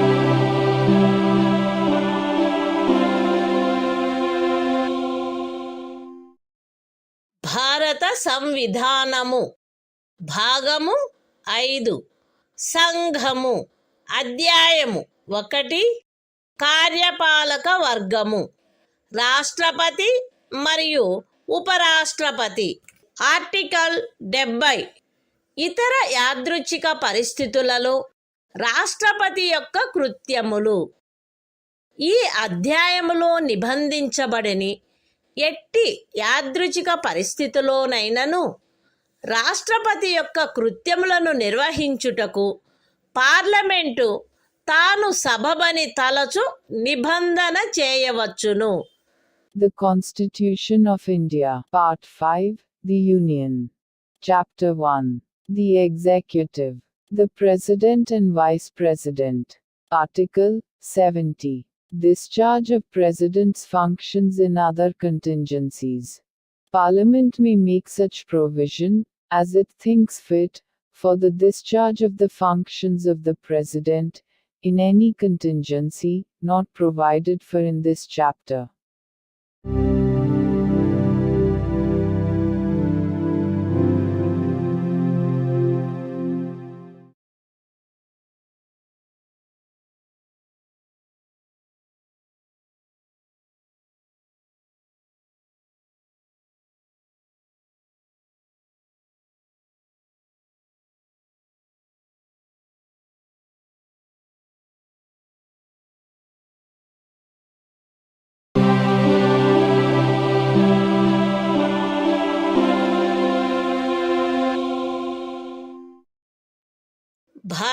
సంవిధానము భాగము 5 సంఘము అధ్యాయము 1 కార్యపాలక వర్గము రాష్ట్రపతి మరియు ఉపరాష్ట్రపతి article 71 రాష్ట్రపతి లేక ఉపరాష్ట్రపతి యొక్క ఎన్నికకు చెందిన లేక సంబంధించిన విషయములు. రాష్ట్రపతి లేక ఉపరాష్ట్రపతి యొక్క ఎన్నిక నుండి ఉత్పన్నమైన లేక ఎన్నికకు సంబంధించిన అన్ని సందేహములు మరియు వివాదములు సర్వోన్నత న్యాయస్థానముచే పరిశీలించబడి నిర్ణయించబడవలెను. అట్టి నిర్ణయము అంతిమమైనదై ఉండును. రాష్ట్రపతిగా లేక ఉపరాష్ట్రపతిగా ఒక వ్యక్తి యొక్క ఎన్నిక చెల్లదని సర్వోన్నత న్యాయస్థానము ప్రఖ్యానించినచో సర్వోన్నత న్యాయస్థానము ఆ నిర్ణయము చేసిన తేదీన గాని అంతకు పూర్వము గాని సందర్భానుసారముగా రాష్ట్రపతి పదవికి లేక ఉపరాష్ట్రపతి పదవికి చెందిన అధికారములను వినియోగించుటలోను కర్తవ్యములు నిర్వహించుటలోను ఆయనచే చేయబడిన కార్యములు ఆ ప్రఖ్యానము కారణముగా అమాన్యమునర్చబడరాదు. ఈ సంవిధానము యొక్క నిబంధనలకు అత్యధీనమై రాష్ట్రపతి లేక ఉపరాష్ట్రపతి యొక్క ఎన్నికకు చెందిన లేక సంబంధించిన విషయమును పార్లమెంటు శాసనము ద్వారా క్రమబద్ధము చేయవచ్చును. రాష్ట్రపతిగా లేక ఉపరాష్ట్రపతిగా ఒక వ్యక్తి యొక్క ఎన్నిక అతనిని ఎన్నుకొనడి నిర్వాచక గణము యొక్క సభ్యులలో ఏ కారణము వలనైనను ఏదేని ఖాళీ ఉన్నదను కారణమును బట్టి ప్రష్టవ్యము కారాదు. The Constitution of India, Part 5, The Union. Chapter 1. The Executive. The President and Vice President. Article 71. Matters relating to, or connected with, the election of a President or Vice President. 1. All doubts and disputes arising out of, or in connection with the election of a President, or Vice President shall be inquired into, and decided, by the Supreme Court, whose decision shall be final. 2. If the election of a person, as President, or Vice President, is declared void by the Supreme Court, acts done by him, in the exercise and performance of the powers and duties, of the office of President, or Vice President, as the case may be, on or before the date of the decision of the Supreme Court, shall not be invalidated by reason of that declaration. 3. Subject to the provisions of this Constitution, Parliament may by law regulate any matter relating to or connected with the election of a President or Vice President. 4. The election of a person, as President or Vice President, shall not be called in question, on the ground of the existence of any vacancy, for whatever reason among the members of the Electoral College electing him.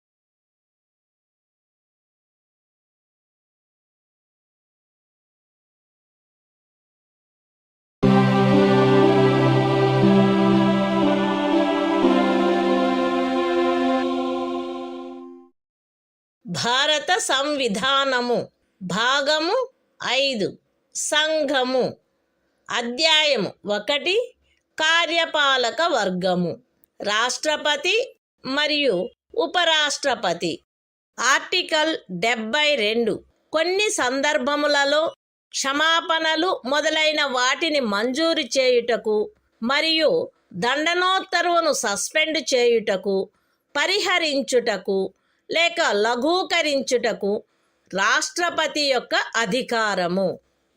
రాష్ట్రపతి ఈ క్రింది సందర్భములలో నేర నిర్ణీతుడైన వ్యక్తికి క్షమాపణలను, తాత్కాలిక నిలుపుదలను, వాయిదాలను లేక పరిహరణలను మంజూరు చేయుటకు, లేక ఆ వ్యక్తిపై విధించబడిన దండనోత్తర్వును సస్పెండు చేయుటకు, పరిహరించుటకు లేక లఘూకరించుటకు అధికారము కలిగియుండును. శిక్ష లేక దండనోత్తరువు సైనిక న్యాయస్థానముచే విధించబడిన అన్ని సందర్భములలో సంఘము యొక్క కార్యపాలనాధికారంలో చేరియున్న విషయమునకు సంబంధించిన ఏదేని శాసనమునకు విరుద్ధమగు అపరాధమునకై శిక్ష లేక దండనోత్తరువు విధించబడిన అన్ని సందర్భములలో దండనోత్తరువు మరణ దండనోత్తరు అయిన అన్ని సందర్భములలో ఏదేని సైనిక న్యాయస్థానముచే ఇవ్వబడిన దండనోత్తరువును సస్పెండు చేయుటకు, పరిహరించుటకు లేక లఘూకరించుటకు సంఘమునకు చెందిన సాయుధ బలముల యొక్క ఎవరేని అధికారికి శాసనము ద్వారా ప్రదత్తము చేయబడిన అధికారమునకు ఖండము 1 యొక్క ఉపఖండము ఏలో ఉన్నదేదియు భంగము కలిగించదు.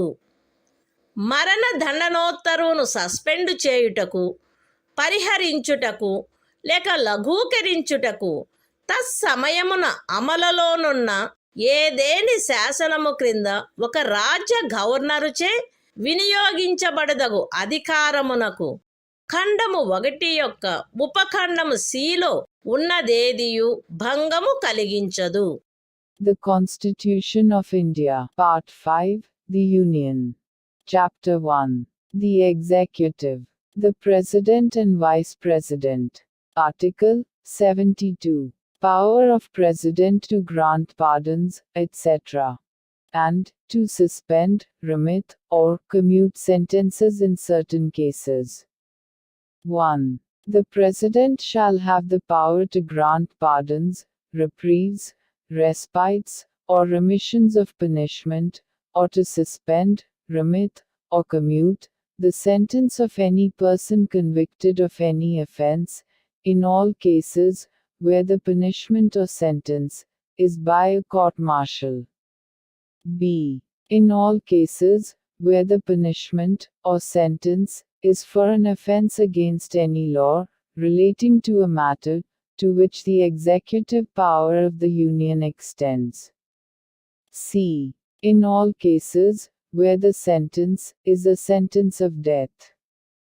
2. Nothing in subclause A of Clause 1 shall affect the power conferred by law on any officer of the armed forces of the Union to suspend, remit, or commute a sentence passed by a court-martial. 3. Nothing in subclause C of Clause 1 shall affect the power to suspend, remit, or commute a sentence of death exercisable by the governor of a state under any law for the time being in force.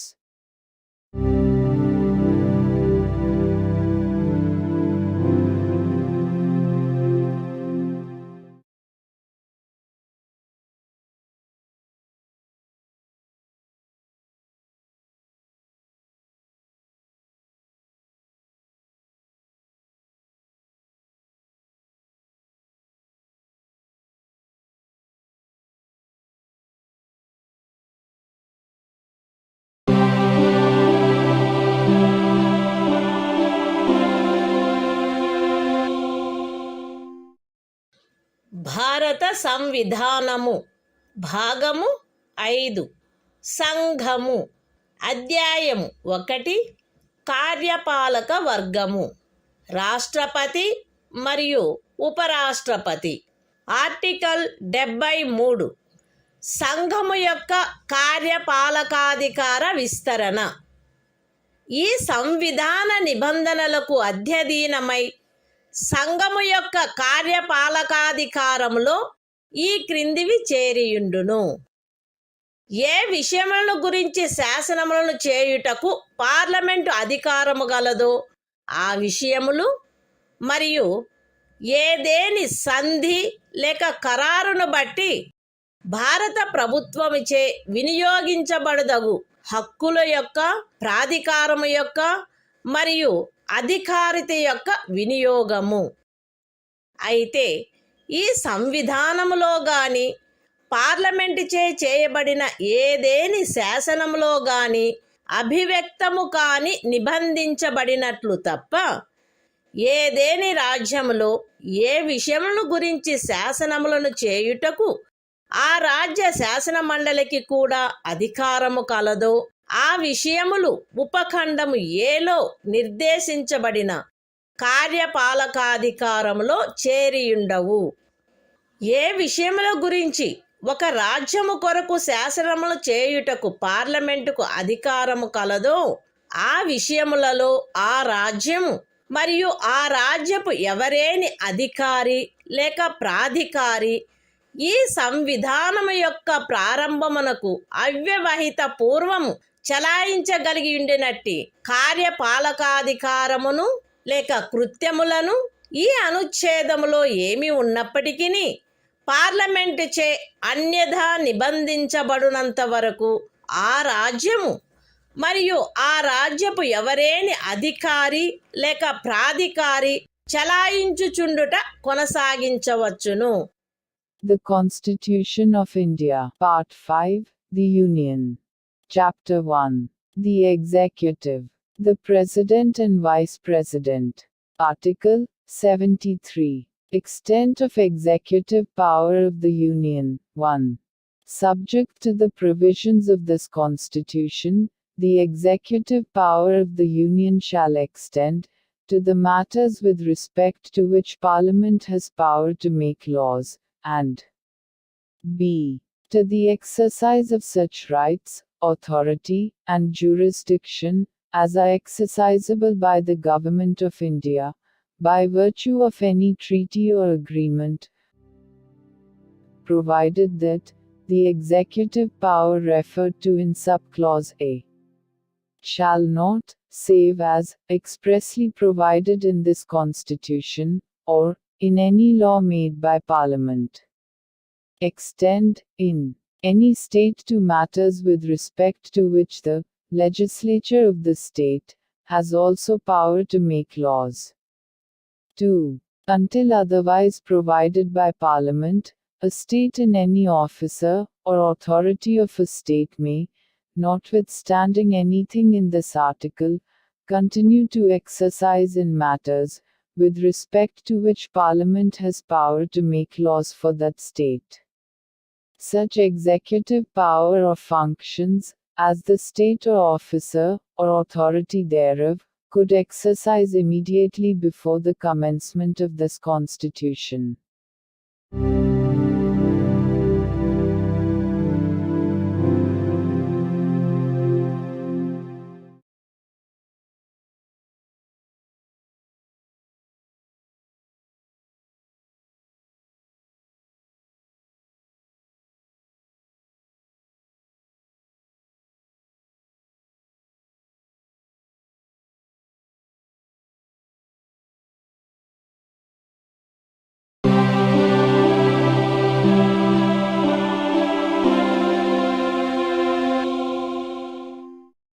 భారత సంవిధానము భాగము 5 సంఘము అధ్యాయము 1 కార్యపాలక వర్గము మంత్రి పరిషత్తు article 74 రాష్ట్రపతికి సహాయపడుటకును సలహానిచ్చుటకును మంత్రి పరిషత్తు రాష్ట్రపతికి సహాయపడుటకును సలహానిచ్చుటకును ప్రధానమంత్రి ఆధిపత్యమున ఒక మంత్రి పరిషత్తు ఉండవలెను. రాష్ట్రపతి తన కృత్యములను నిర్వహించుటలో అట్టి సలహాననుసరించి వ్యవహరించవలెను. అయితే రాష్ట్రపతి సాధారణముగా గాని అన్యథా గాని అట్టి సలహాలను పునఃపర్యాలోచించవలసినదిగా మంత్రి పరిషత్తును కోరవచ్చును. మరియు రాష్ట్రపతి అట్టి పునఃపర్యాలోచన తర్వాత ఇవ్వబడిన సలహాననుసరించి వ్యవహరించవలెను. రాష్ట్రపతికి మంత్రులచే ఏదేని సలహా ఇయ్యబడినదా, అట్లయినచో అది ఏది అను ప్రశ్న ఏ న్యాయస్థానమందును పరిశీలించబడరాదు. The Constitution of India, Part 5, The Union. Chapter 1. The Executive. Council of Ministers. Article 74. Council of Ministers, to aid and advise President. 1. There shall be a Council of Ministers, with the Prime Minister at the head, to aid and advise the President, who shall, in the exercise of his functions, act in accordance with such advice. Provided that the President may require the Council of Ministers to reconsider such advice, either generally or otherwise, and the President shall act in accordance with the advice tendered after such reconsideration. 2. The question whether any, and if so what, advice was tendered by ministers to the President shall not be inquired into in any court.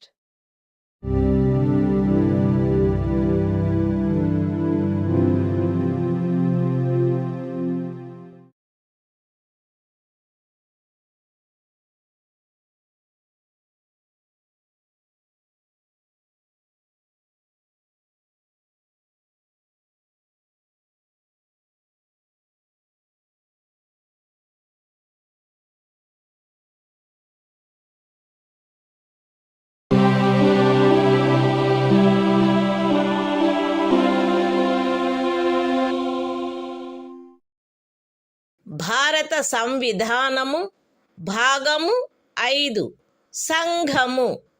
అధ్యాయము 1 కార్యపాలక వర్గము. మంత్రి పరిషత్తు. Article 75. మంత్రులను గూర్చిన ఇతర నిబంధనలు. ప్రధానమంత్రి రాష్ట్రపతిచే నియమించబడవలెను. ఇతర మంత్రులు ప్రధానమంత్రి సలహాపై రాష్ట్రపతిచే నియమించబడవలెను.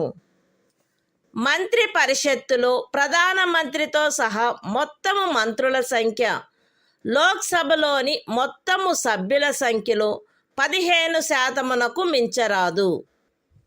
10వ అనుసూచి యొక్క 2వ పేరా క్రింద పార్లమెంటు ఉభయ సదనములలోని ఏదేని రాజకీయ పార్టీకి చెందియుండి ఆ సదనము యొక్క సభ్యునిగా ఉండుటకు నిరర్హుడైన ఒక సభ్యుడు అతని అనర్హత ప్రారంభపు తేదీ నుండి అట్టి సభ్యునిగా అతని పదవీ కాలావధి ముగియునంత వరకు లేదా అతను అట్టి కాలావధి ముగియకముందే పార్లమెంటు ఉభయ సదనములలో ఏ సదనము యొక్క ఏదేని ఎన్నికకు పోటీ చేసి ఎన్నికైనట్లుగా ప్రఖ్యానింపబడు తేదీ వరకు, వీటిలో ఏది ముందుగా వచ్చునో అంతవరకు ఖండము 1 క్రింద మంత్రిగా నియోజితుడగుటకు కూడా నిరర్హుడగును.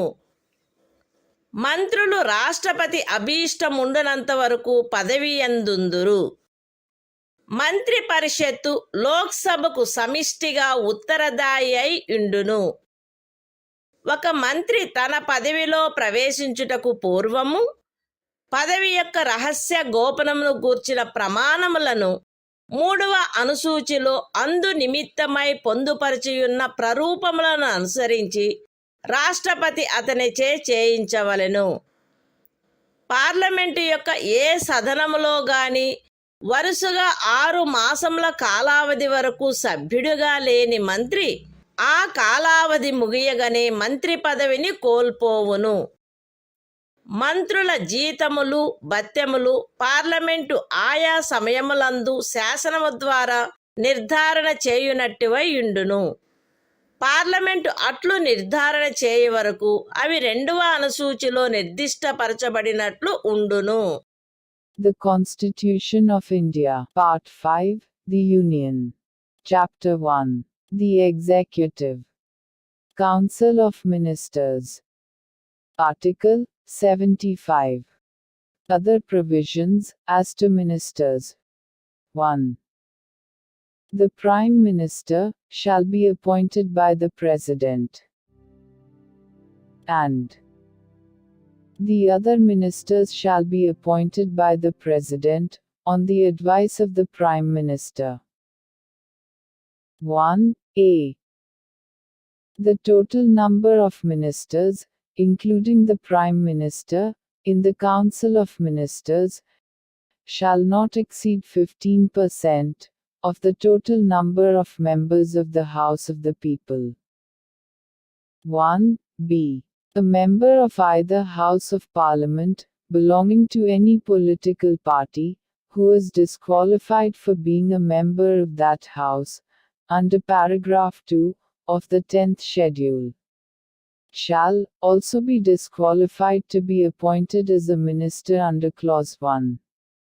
For duration of the period commencing from the date of his disqualification, till the date on which the term of his office as such member would expire, or where he contests any election to either House of Parliament before the expiry of such period, till the date on which he is declared elected, whichever is earlier.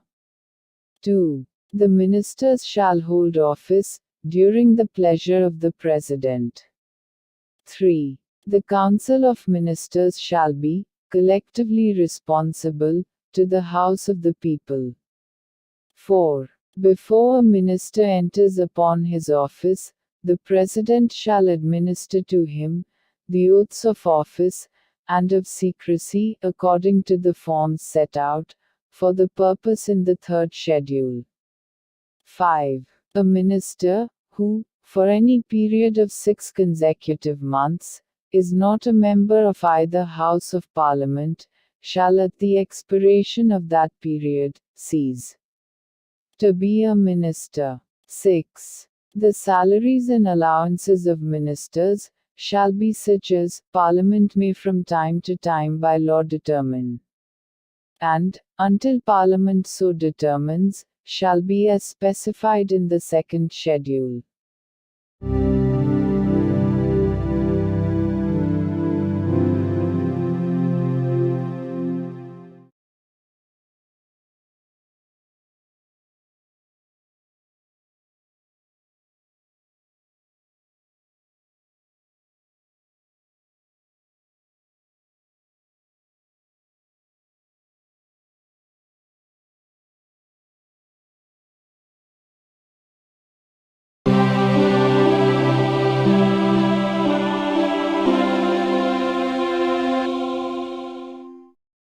భారత సంవిధానము భాగము 5 సంఘము అధ్యాయము 1 కార్యపాలక వర్గము భారతదేశ attorney general article 76 సర్వోన్నత న్యాయస్థానము యొక్క న్యాయాధీశుడిగా నియమించబడుటకు అర్హుడైన వ్యక్తిని రాష్ట్రపతి భారతదేశపు అటార్నీ జనరలుగా నియమించవలెను. ఆయా సమయములందు శాసనిక విషయములలో రాష్ట్రపతిచే తనకు నిర్దేశించబడు వాటిపై భారత ప్రభుత్వమునకు సలహానిచ్చుటయు, రాష్ట్రపతిచే తనకు అప్పగించబడు శాసనిక స్వభావము గల ఇతర కర్తవ్యములను నిర్వర్తించుటయు ఈ సంవిధానము ద్వారా గాని దాని క్రింద గాని తత్సమయమున అమలులోనున్న ఏదేని ఇతర శాసనము ద్వారా గాని దాని క్రింద గాని తనకు ప్రదత్తము చేయబడిన కృత్యములను నిర్వహించుటయు అటార్నీ జనరల్ యొక్క కర్తవ్యమై ఉండును. అటార్నీ జనరలు తన కర్తవ్యములను నిర్వహించుటలో భారతదేశ రాజ్య క్షేత్రములోని న్యాయస్థానములన్నింటిలో వాదనాధికారమును కలిగియుండును. అటార్నీ జనరలు రాష్ట్రపతి అనుగ్రహముండునంత వరకు పదవియందుండును మరియు రాష్ట్రపతి నిర్ధారణ చేయు ప్రతి మూల్యమును పొందవలెను. The Constitution of India, Part 5, The Union. Chapter 1. The Executive. Article 76. Attorney General for India. 1. The President shall appoint a person who is qualified to be appointed a judge of the Supreme Court to be Attorney General for India. 2. It shall be the duty of the Attorney General to give advice to the Government of India upon such legal matters, and to perform such other duties of a legal character as may from time to time be referred or assigned to him by the President, and to discharge the functions conferred on him by or under this Constitution or any other law for the time being in force. 3. In the performance of his duties, the Attorney General shall have right of audience in all courts in the territory of India. 4. The Attorney General shall hold office during the pleasure of the President, and shall receive such remuneration as the President may determine.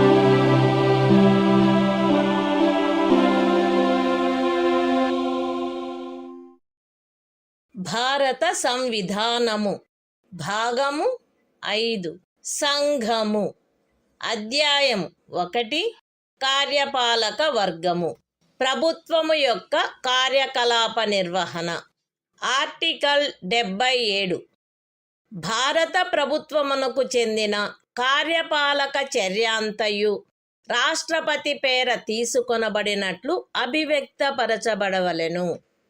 రాష్ట్రపతి పేర చేయబడిన మరియు వ్రాసి ఇయ్యబడిన ఉత్తర్వులు మరియు ఇతర పత్రములు రాష్ట్రపతి చేయు నియమావళిలో నిర్దిష్టపరచబడు రీతిగా అది ప్రమాణితము చేయబడవలెను. అట్లు అది ప్రమాణితము చేయబడిన ఉత్తర్వు యొక్క లేక పత్రము యొక్క మాన్యత అది రాష్ట్రపతి చేయబడినట్టి లేక వ్రాసి ఇయ్యబడినట్టి ఉత్తర్వు లేక పత్రము కాదనడి కారణమును బట్టి ప్రశ్నించబడరాదు. రాష్ట్రపతి భారత ప్రభుత్వమునకు చెందిన కార్యకలాపములను మిక్కిలి సుకరముగా జరుపుటకును ఆ కార్యకలాపములను మంత్రులకు కేటాయించుటకును నియమావళిని చేయవలెను. The Constitution of India. Part 5. The Union. Chapter 1. The Executive. Conduct of Government Business. Article 77. Conduct of Business of the Government of India. 1. All executive action of the Government of India shall be expressed to be taken in the name of the President. 2. Orders and other instruments made and executed in the name of the President shall be authenticated in such manner as may be specified in rules to be made by the President. And the validity of an order or instrument which is so authenticated shall not be called in question on the ground that it is not an order or instrument made or executed by the President. 3. The President shall make rules for the more convenient transaction of the business of the Government of India, and for the allocation among ministers of the said business.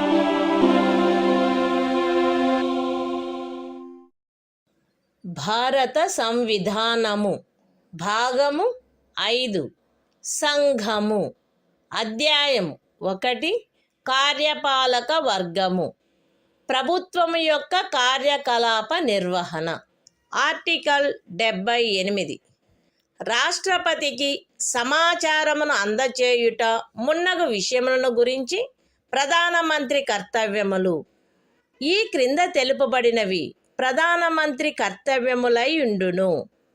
సంఘము యొక్క వ్యవహారములలో పరిపాలనకు సంబంధించి మంత్రి పరిషత్తు యొక్క సమస్త నిర్ణయములను మరియు శాసన నిర్మాణమునకై చేయబడిన ప్రతిపాదనలను రాష్ట్రపతికి తెలియచేయుట.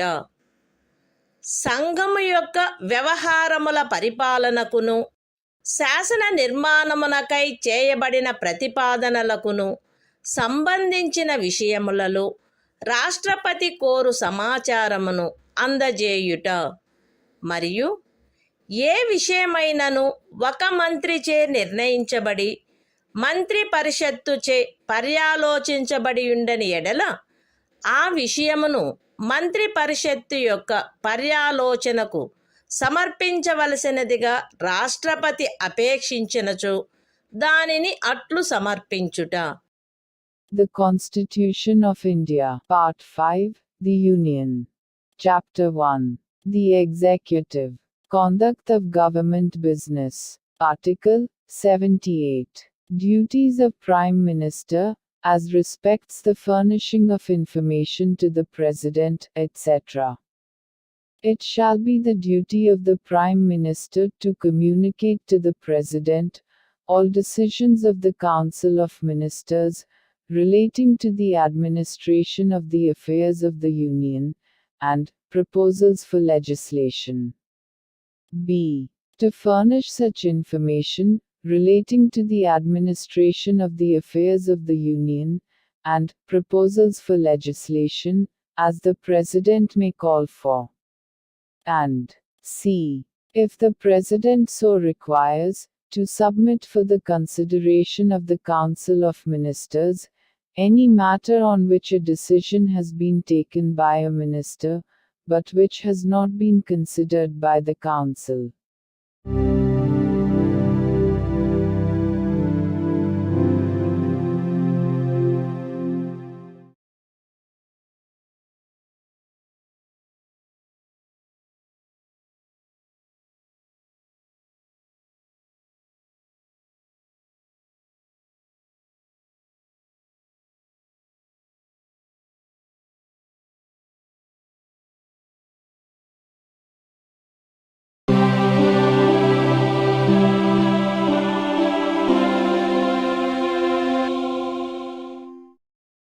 భారత సంవిధానము భాగము 5 సంఘము అధ్యాయం 2 పార్లమెంటు సాధారణ విషయములు ఆర్టికల్ 79 పార్లమెంటు యొక్క సంఘటన సంఘమునకు రాష్ట్రపతితోనూ క్రమముగా రాజ్యసభ మరియు లోక్సభ అని అనబడు 2 సదనములతో కూడిన ఒక పార్లమెంటు ఉండవలెను.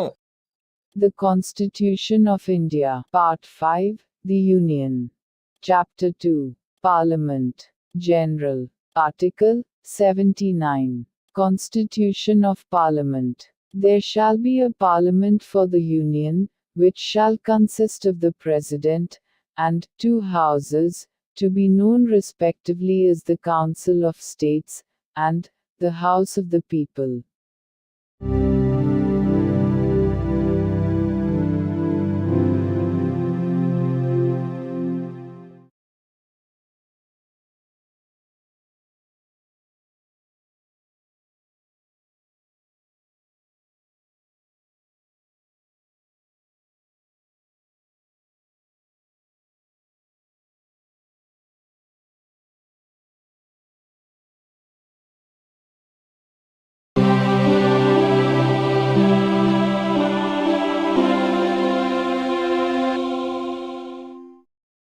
భారత సంవిధానము భాగము 5 సంఘము.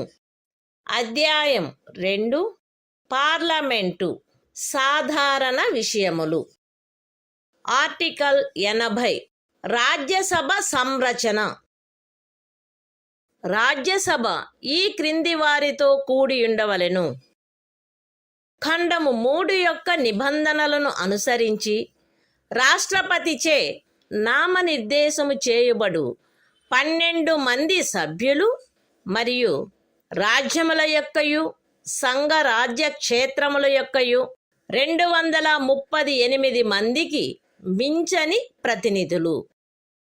రాజ్యసభలో రాజ్యముల యొక్కయు సంఘ రాజ్య క్షేత్రముల యొక్కయు ప్రతినిధులచే పూరించబడవలసిన స్థానముల కేటాయింపు 4వ అనుసూచియందు గల తద్విషయక నిబంధనలను అనుసరించి ఉండవలెను. ఖండము 1 యొక్క ఉపఖండము ఏ క్రింద రాష్ట్రపతిచే నామనిర్దేశము చేయబడు సభ్యులు ఈ క్రింది వాటిని పోలిన విషయములందు విశేష జ్ఞానమును కాని ఆచరణానుభవమును కాని కలిగిన వ్యక్తులై ఉండవలెను. అనగా సాహిత్యము, విజ్ఞాన శాస్త్రము, కళ మరియు సాంఘిక సేవ. రాజ్యసభకు ప్రతి రాజ్యం యొక్క శాసనసభలోని ఎన్నుకొనబడిన సభ్యులచే ఏకల అంతరణీయ ఓటు ద్వారా అనుపాతిక ప్రాతినిధ్య పద్ధతిని అనుసరించి ఆ రాజ్యం యొక్క ప్రతినిధులు ఎన్నుకొనబడవలెను. రాజ్యసభకు సంఘ రాజ్య క్షేత్రముల యొక్క ప్రతినిధులు పార్లమెంటు శాసనము ద్వారా విహితపరచు రీతిలో ఎంపిక చేయబడవలెను. The Constitution of India, Part 5, The Union. Chapter 2, Parliament, General. Article 80. Composition of the Council of States. 1.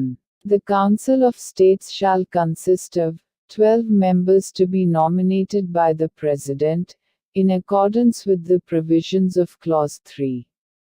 And b. Not more than 238 representatives of the states, and of the Union territories. 2.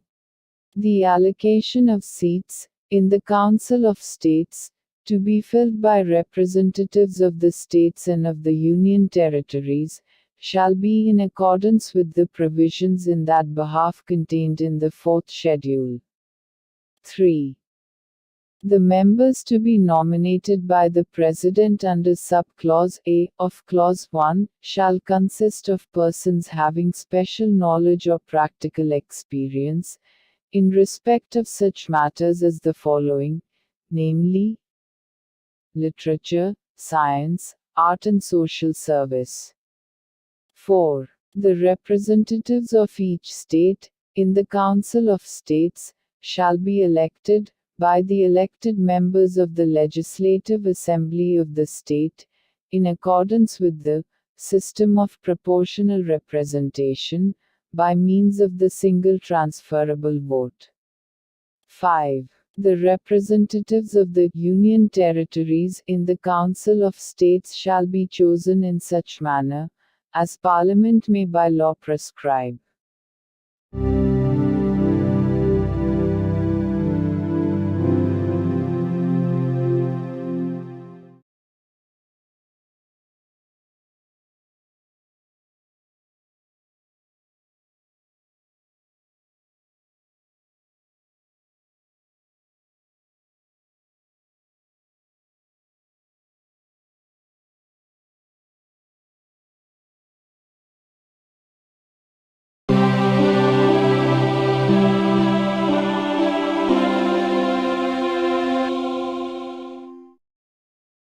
భారత సంవిధానము.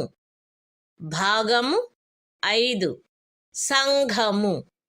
అధ్యాయం 2 parliament సాధారణ విషయములు.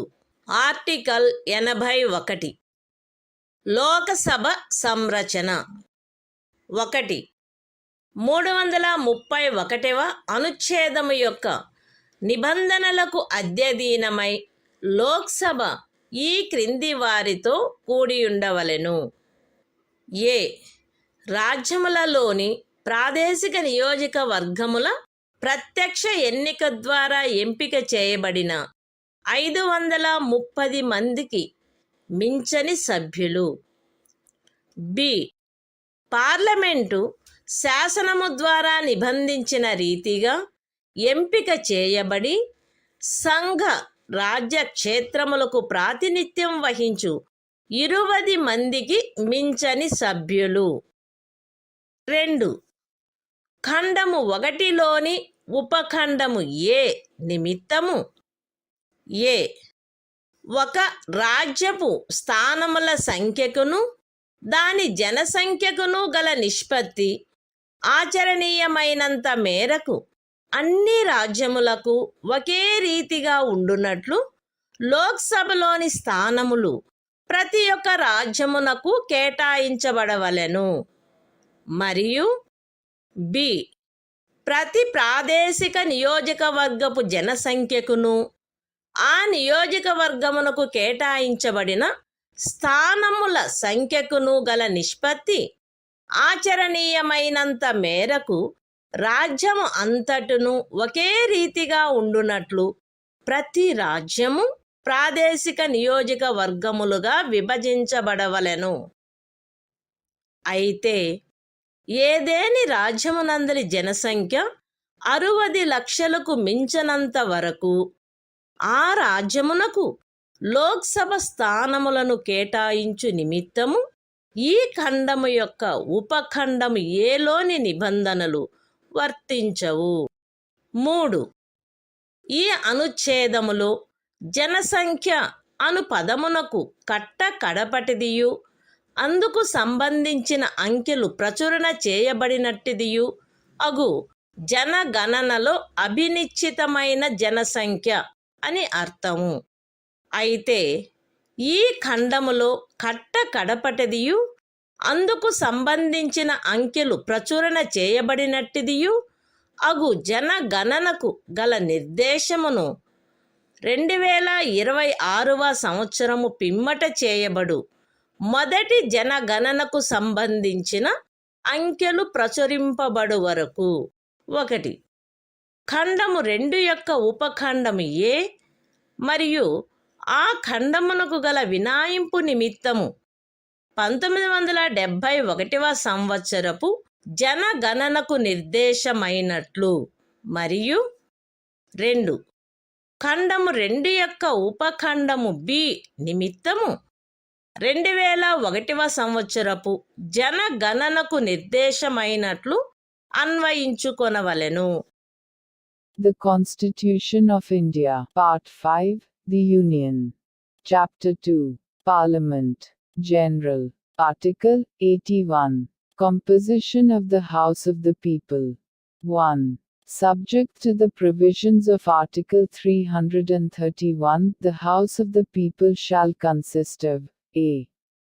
Not more than 530 members chosen by direct election from territorial constituencies in the states, and b. Not more than 20 members to represent the Union territories, chosen in such manner as Parliament may by law provide.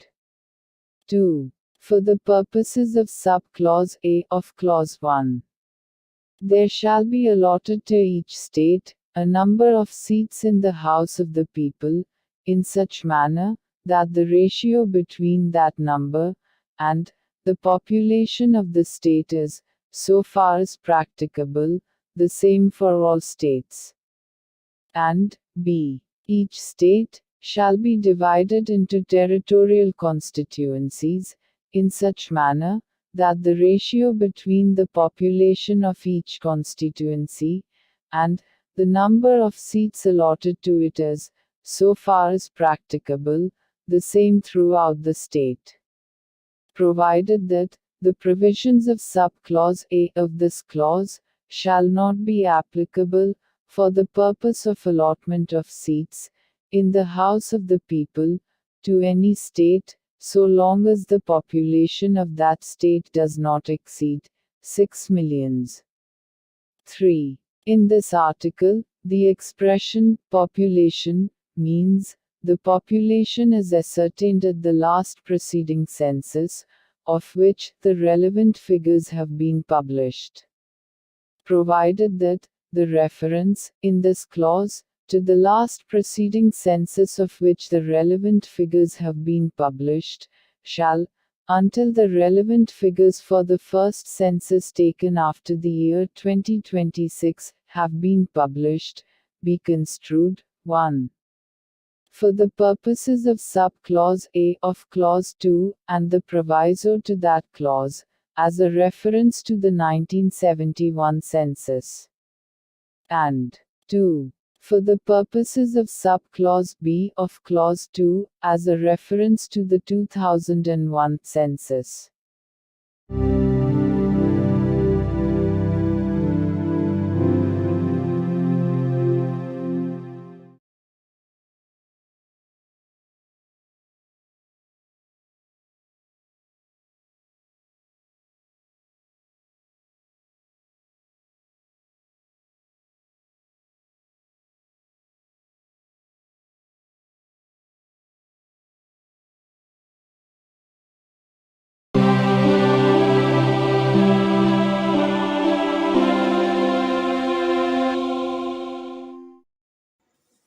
భారత సంవిధానము భాగము 5 సంఘము అధ్యాయం 2 parliament సాధారణ విషయములు article 82 ప్రతి జనగణన పిమ్మట తిరిగి సర్దుబాటు ప్రతి ఒక్క జనగణన పూర్తి అయిన పిమ్మట రాజ్యములకు లోక్సభ స్థానముల కేటాయింపు మరియు ప్రాదేశిక నియోజకవర్గములుగా ప్రతి రాజ్యము యొక్క విభజన పార్లమెంటు శాసనము ద్వారా నిర్ధారణ చేయునట్టి ప్రాధికారిచే మరియు అట్టి రీతిలో తిరిగి సర్దుబాటు చేయబడవలెను. అయితే అట్లు తిరిగి చేయబడిన సర్దుబాటు అప్పుడు అస్తిత్వములోనున్న లోక్సభ విఘటితమగు వరకు ఆ సభలోని ప్రాతినిధ్యమునకు భంగము కలిగించరాదు. అంతేగాక అట్లు తిరిగి చేయబడిన సర్దుబాటు రాష్ట్రపతి ఉత్తర్వు ద్వారా నిర్దిష్టపరచు తేదీన అమలులోనికి వచ్చును మరియు అట్టి సర్దుబాటు అమలులోనికి వచ్చు వరకు ఆ సదనమునకు చెందిన ఏదేని ఎన్నికను అట్టి సర్దుబాటునకు పూర్వము ఉన్న ప్రాదేశిక నియోజకవర్గముల ప్రాతిపదికపై జరపవచ్చును. అంతేగాక ఇంకను 2026వ సంవత్సరము పిమ్మట చేయబడిన మొదటి జనగణనకు సంబంధించిన అంకెలు ప్రచురించబడు వరకు ఈ అనుచ్ఛేదము క్రింద 1. 1971వ సంవత్సర జనగణన ప్రాతిపదికపై తిరిగి సర్దుబాటు చేయబడినట్లు లోక్సభలో రాజ్యములకు స్థానముల కేటాయింపును చేయుటను. 2. ప్రతి ఒక్క రాజ్యమును 2001వ సంవత్సర జనగణన ప్రాతిపదికపై తిరిగి సర్దుబాటు చేయబడు ప్రాదేశిక నియోజకవర్గములుగా విభజించుటను తిరిగి సర్దుబాటు చేయుట ఆవశ్యకము కాదు. The Constitution of India, Part 5, The Union. Chapter 2, Parliament, General. Article 82. Readjustment after each census.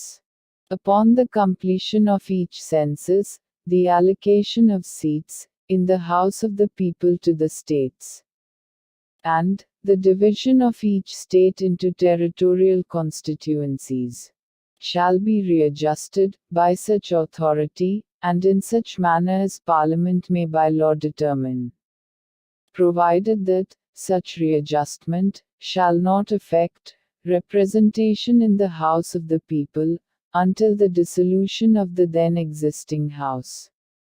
Provided further that such readjustment shall take effect from such date as the President may, by order, specify. and until such readjustment takes effect, any election to the House may be held, on the basis of the territorial constituencies existing before such readjustment. Provided also that, until the relevant figures, for the first census, taken after the year 2026, have been published, it shall not be necessary to readjust the allocation of seats in the House of the People to the states, as readjusted on the basis of the 1971 census. And, 2. The division of each state into territorial constituencies, as may be readjusted, on the basis of the 2001 census, under this article.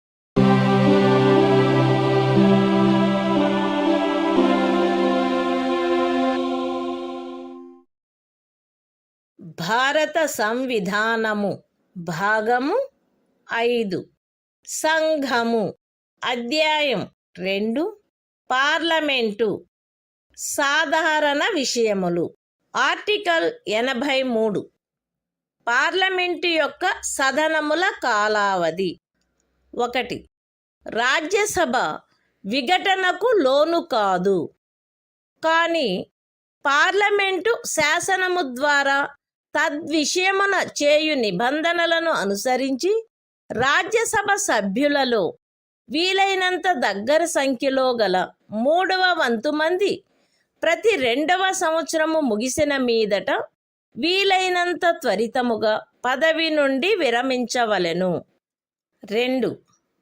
Lok Sabha దాని మొదటి సమావేశమునకై నియతమైన తేదీ నుండి 5 సంవత్సరముల పాటు ఆ లోపున విఘటన చేయబడిననే తప్ప కొనసాగవలెను, అంతకు మించి కొనసాగరాదు. సదరు 5 సంవత్సరముల కాలావధి యొక్క ముగింపు ఆ సదనము యొక్క విఘటనగా ప్రవర్తితము కావలెను. అయితే ఆ తైక్యతను గూర్చిన అధిప్రఖ్యానము అమలులోనున్నప్పుడు ఒక్కొక్కసారి ఒక్కొక్క సంవత్సరమునకు మించకుండునట్లును ఏ సందర్భములోనైనను సదరు అధిప్రఖ్యానము యొక్క అమలు ఆగిపోయిన తరువాత 6 మాసములకు మించకుండునట్లును సదరు కాలావధిని పార్లమెంటు శాసనము ద్వారా పొడిగించవచ్చును. The Constitution of India, Part 5, The Union. Chapter 2, Parliament, General. Article 83. Duration of Houses of Parliament. 1. The Council of States shall not be subject to dissolution. But, as nearly as possible 1/3 of the members thereof shall retire, as soon as may be on the expiration of every second year, in accordance with the provisions made in that behalf by Parliament, by law. 2. The House of the People, unless sooner dissolved, shall continue for 5 years from the date appointed for its first meeting, and no longer and the expiration of the said period of 5 years, shall operate as a dissolution of the House. Provided that the said period may, while a proclamation of emergency is in operation, be extended by Parliament by law, for a period not exceeding 1 year at a time, and not extending in any case, beyond a period of 6 months, after the proclamation has ceased to operate.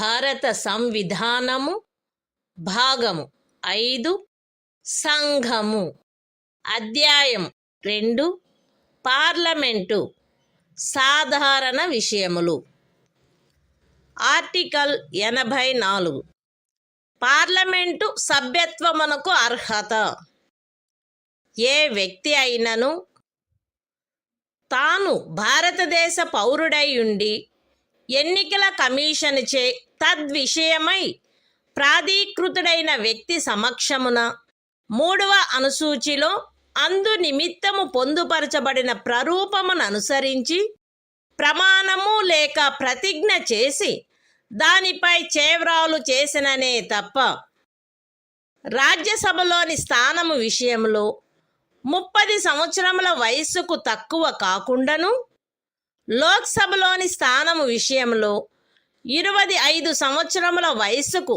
తక్కువ కాకుండాను ఉన్ననే తప్ప మరియు పార్లమెంటుచే చేయబడిన ఏదేని శాసనము ద్వారా గాని దాని క్రింద గాని తద్విషయమున విహితము చేయబడు ఇతర అర్హతలను కలిగి ఉన్ననే తప్ప పార్లమెంటులోని స్థానమును పూరించుటకై ఎంపిక చేయబడుటకు అర్హుడు కాడు. The Constitution of India, Part 5, The Union. Chapter 2, Parliament, General. Article 84. Qualification for membership of Parliament. A person shall not be qualified to be chosen to fill a seat in Parliament, unless he is a citizen of India, and makes and subscribes, before some person, authorized in that behalf by the Election Commission, an oath or affirmation according to the form set out for the purpose, in the 3rd schedule. B. Is, in the case of a seat in the Council of States, not less than 30 years of age, and, in the case of a seat in the House of the People, not less than 25 years of age. And, C. Possesses such other qualifications, as may be prescribed, in that behalf, by or under, any law made by Parliament.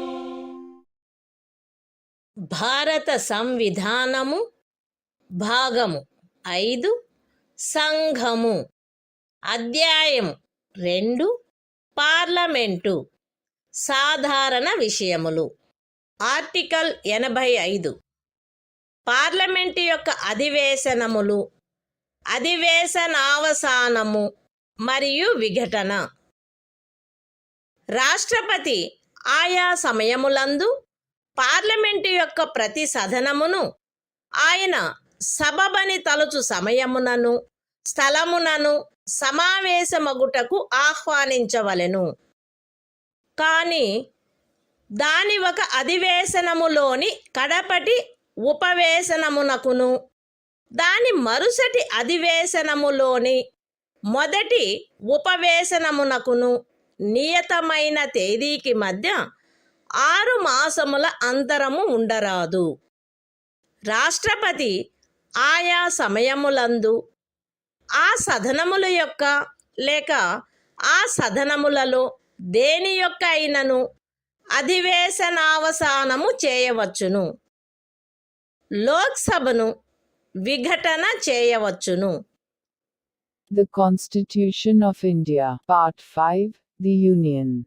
Chapter 2, Parliament, General. Article 85. Sessions of Parliament, Prorogation, and Dissolution. 1. The President shall from time to time summon each House of Parliament to meet at such time and place as he thinks fit. But 6 months shall not intervene between its last sitting in one session and the date appointed for its first sitting in the next session. 2. The President may from time to time prorogue the Houses, or either House. B. Dissolve the House of the People.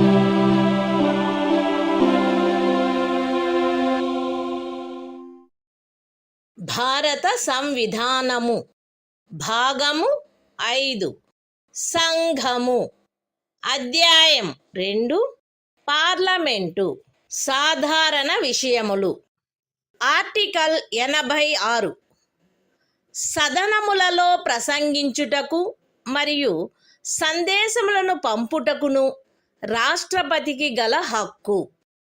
రాష్ట్రపతి parliament యొక్క ఏ సదనములోనైనను కలిసి సమావేశమైన ఉభయ సదనములలోనైనను ప్రసంగించవచ్చును మరియు అందు నిమిత్తము సభ్యుల హాజరును కోరవచ్చును.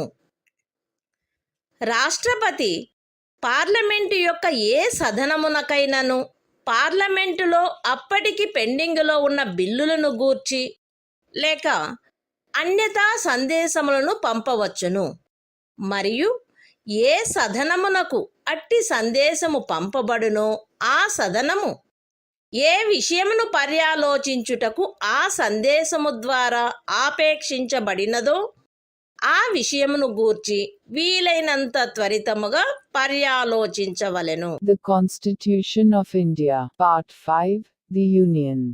Chapter 2, Parliament, General. Article 86. Right of President to address and send messages to Houses. 1. The President may address either House of Parliament or both Houses assembled together, and, for that purpose, require the attendance of members. 2. The President may send messages to either House of Parliament, whether with respect to a bill then pending in Parliament, or otherwise. And, a House to which any message is so sent, shall, with all convenient dispatch, consider any matter required by the message to be taken into consideration.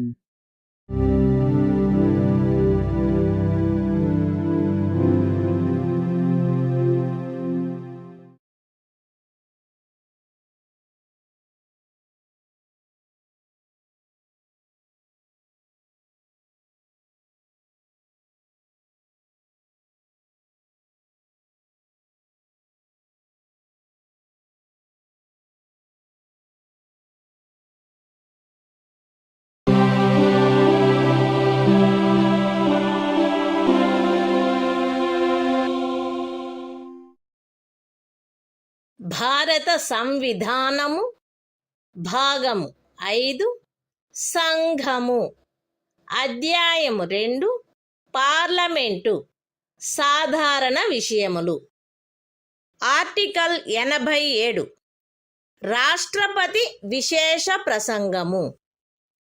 రాష్ట్రపతి లోక్సభ యొక్క ప్రతి సాధారణ ఎన్నికల తరువాత మొదటి అధివేశనము యొక్క ప్రారంభమునను ప్రతి సంవత్సరము మొదటి అధివేశనము యొక్క ప్రారంభమునను కలిపి సమావేశమైన పార్లమెంటు యొక్క ఉభయ సదనములను సంబోధించి పార్లమెంటును ఆహ్వానించిన కారణములను తెలియజేయవలెను. ఉభయ సదనముల ప్రక్రియలను క్రమబద్ధము చేయు నియమావళి ద్వారా రాష్ట్రపతి ప్రసంగములో నిర్దేశించబడిన విషయములను చర్చించుటకై కాలమును కేటాయించుట చేయబడవలెను. The Constitution of India. Part 5. The Union. Chapter 2. Parliament. General. Article 87. Special Address by the President. 1. At the commencement of the first session after each general election, to the House of the People, and, at the commencement of the first session of each year, the President shall address both Houses of Parliament assembled together, and inform Parliament of the causes of its summons. 2. Provision shall be made by the rules regulating the procedure of either House for the allotment of time for discussion of the matters referred to in such address.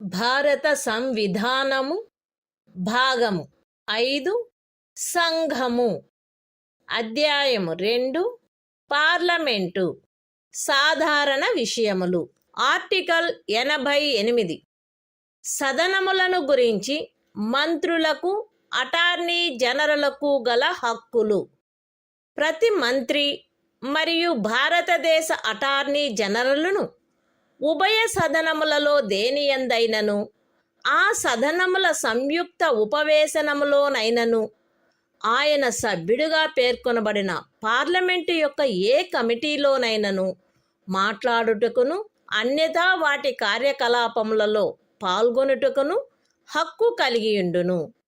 కానీ ఈ అనుచ్ఛేదమును పురస్కరించుకొని ఆయన అందు vote చేయుటకు హక్కు కలిగియుండడు.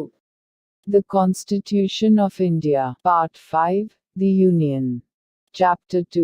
Parliament. General. Article 88. Rights of Ministers and Attorney General. As respects Houses, every Minister and the Attorney General of India shall have the right to speak in, and otherwise to take part in the proceedings of either House, any joint sitting of the Houses, and any committee of Parliament, of which he may be named a member, but shall not by virtue of this article be entitled to vote.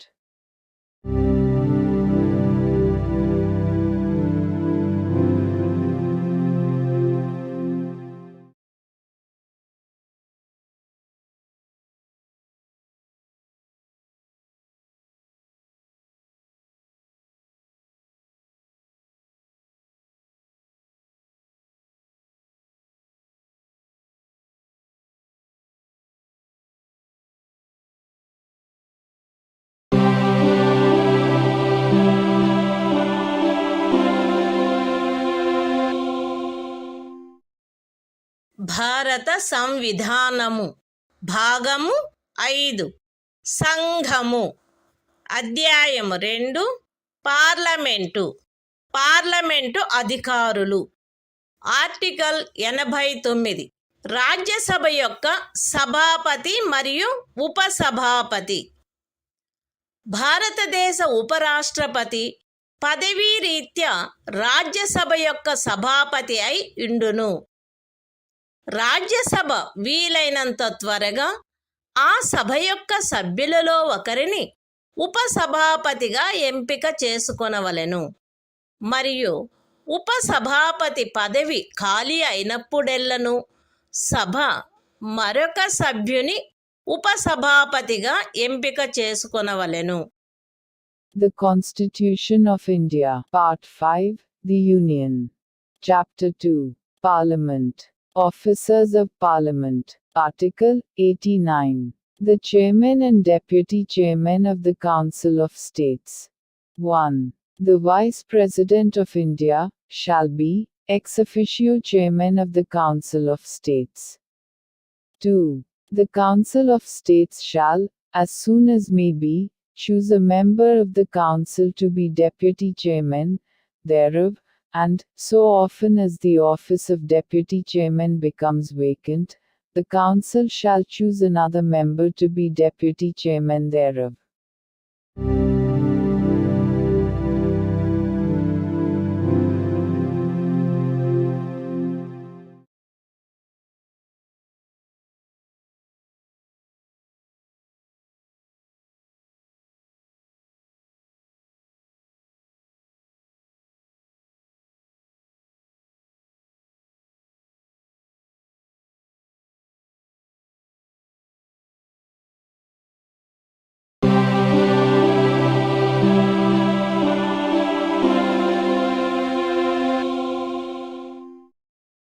భారత సంవిధానము భాగము 5 సంఘము అధ్యాయం 2 parliament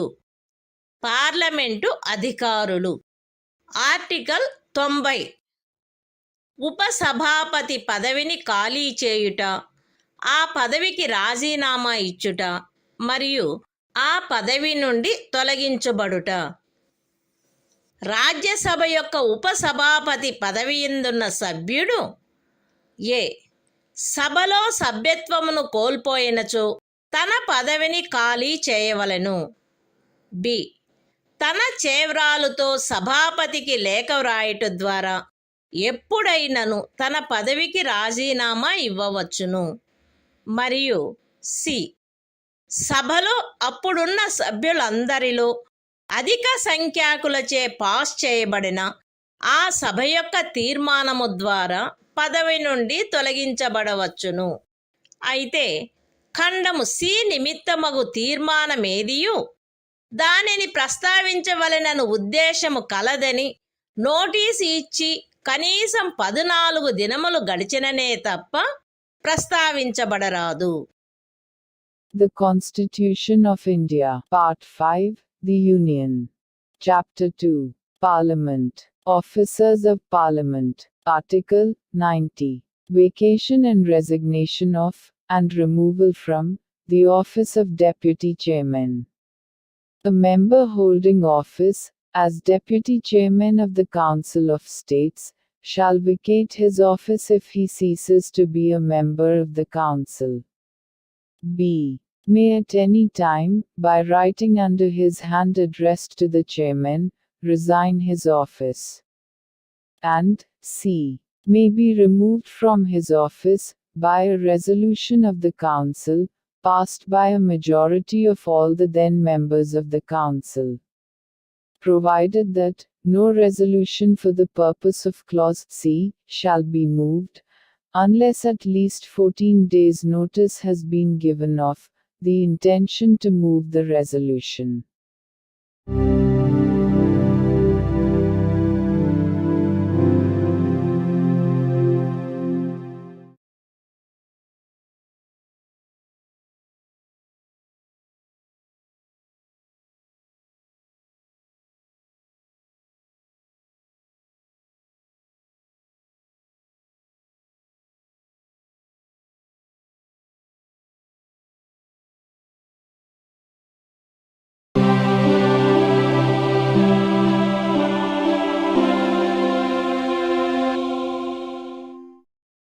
భారత సంవిధానము భాగము 5 సంఘము అధ్యాయము 2 parliament అధికారులు article 91 సభాపతి పదవికి చెందిన కర్తవ్యములను నిర్వహించుటకు గాని సభాపతిగా వ్యవహరించుటకు గాని ఉపసభాపతి లేక ఇతర వ్యక్తికి గల అధికారము. సభాపతి పదవి ఖాళీగా ఉన్నప్పుడు లేక ఉపరాష్ట్రపతి రాష్ట్రపతిగా వ్యవహరించుచున్న లేక రాష్ట్రపతి కృత్యములను నిర్వహించుచున్న ఏదేని కాలావధిలో సభాపతి పదవికి చెందిన కర్తవ్యములు ఉపసభాపతిచే లేక ఉపసభాపతి పదవి కూడా ఖాళీగా ఉన్నచో రాష్ట్రపతి అందు నిమిత్తము నియమించిన రాజ్యసభ సభ్యునిచే నిర్వర్తించబడవలెను. రాజ్యసభ యొక్క ఏదేని ఉపవేశనమునందు సభాపతి హాజరులో లేనప్పుడు ఉపసభాపతి లేక ఉపసభాపతి కూడా హాజరులో లేనప్పుడు సభ యొక్క ప్రక్రియ నియమావళిచే నిర్ధారణ చేయబడు వ్యక్తి లేక అట్టి ఏ వ్యక్తియూ హాజరులో లేనప్పుడు సభచే నిర్ధారణ చేయబడు ఎవరేని ఇతర వ్యక్తి సభాపతిగా వ్యవహరించవలెను.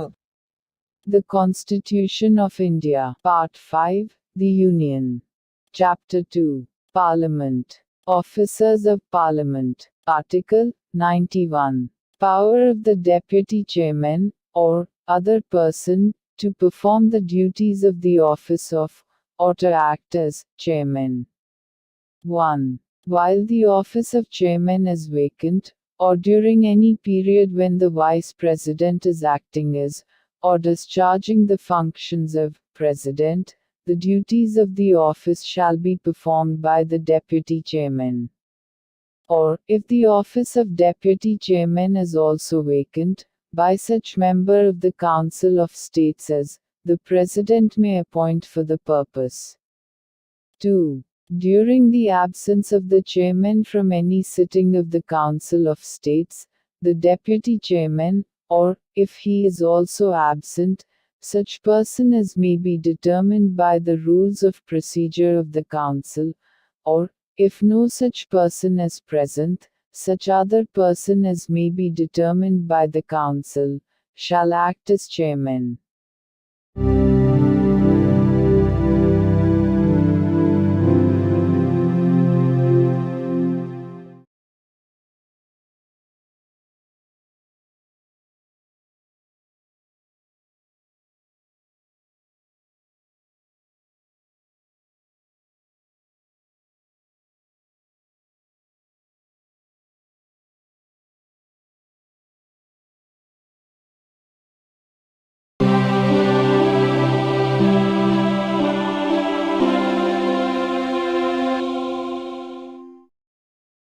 భారత సంవిధానము భాగము 5 సంఘము అధ్యాయము 2 పార్లమెంటు అధికారులు ఆర్టికల్ 92 సభాపతి లేక ఉపసభాపతిని పదవి నుండి తొలగించుటకు తీర్మానము పర్యాలోచించబడుచున్నప్పుడు ఆయన అధ్యక్షత వహించకుండుట. ఉపరాష్ట్రపతిని పదవి నుండి తొలగించుటకు తీర్మానమేదైనను పర్యాలోచనలోనున్నప్పుడు సభాపతి లేక ఉపసభాపతిని పదవి నుండి తొలగించుటకు తీర్మానమేదైనను పర్యాలోచనలోనున్నప్పుడు ఉపసభాపతి రాజ్యసభ యొక్క ఏదేని ఉపవేశనమునందు ఆయన హాజరై ఉన్నప్పటికీ అధ్యక్షత వహించరాదు. అట్టి ప్రతి ఉపవేశమునకు 91వ అనుచ్ఛేదములోని ఖండము 2 యొక్క నిబంధనలు సందర్భానుసారముగా సభాపతి లేక ఉపసభాపతి హాజరులో లేనట్టి ఉపవేశనమునకు వర్తించునటులనే వర్తించును. ఉపరాష్ట్రపతిని పదవి నుండి తొలగించుటకు తీర్మానమేదైనను రాజ్యసభలో పర్యాలోచనలోనున్నప్పుడు ఆ సభలో మాట్లాడుటకును అన్యథా దాని కార్యకలాపములలో పాల్గొనుటకును సభాపతి హక్కు కలిగియుండును. కాని 100వ అనుచ్ఛేదములో ఏమి ఉన్నప్పటికీ అట్టి తీర్మానముపై గాని ఆ కార్యకలాపములలో ఏదేని ఇతర విషయముపై గాని ఓటు చేయుటకు ఆయనకు బొత్తిగా హక్కు ఉండదు. The Constitution of India, Part 5, The Union. Chapter 2, Parliament. Officers of Parliament. Article 92. The Chairman or the Deputy Chairman, not to preside, while a resolution for his removal from office is under consideration. 1. At any sitting of the Council of States, while any resolution for the removal of the Vice President from his office is under consideration, the Chairman, or while any resolution for the removal of the Deputy Chairman from his office is under consideration, the Deputy Chairman shall not, though he is present, preside. And, the provisions of Clause 2 of Article 91 shall apply in relation to every such sitting, as they apply in relation to a sitting from which the Chairman, or, as the case may be, the Deputy Chairman, is absent.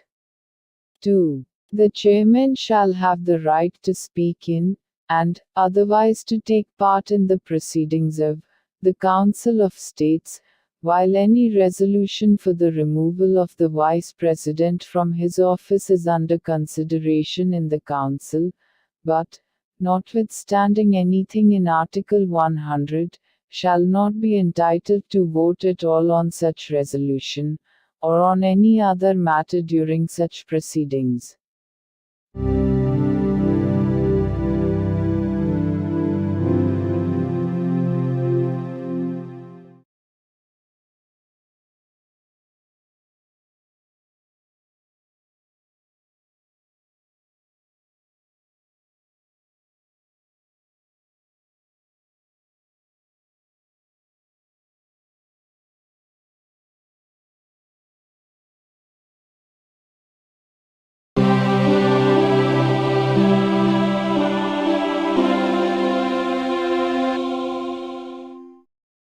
భారత సంవిధానము భాగము 5 సంఘము అధ్యాయము 2 parliament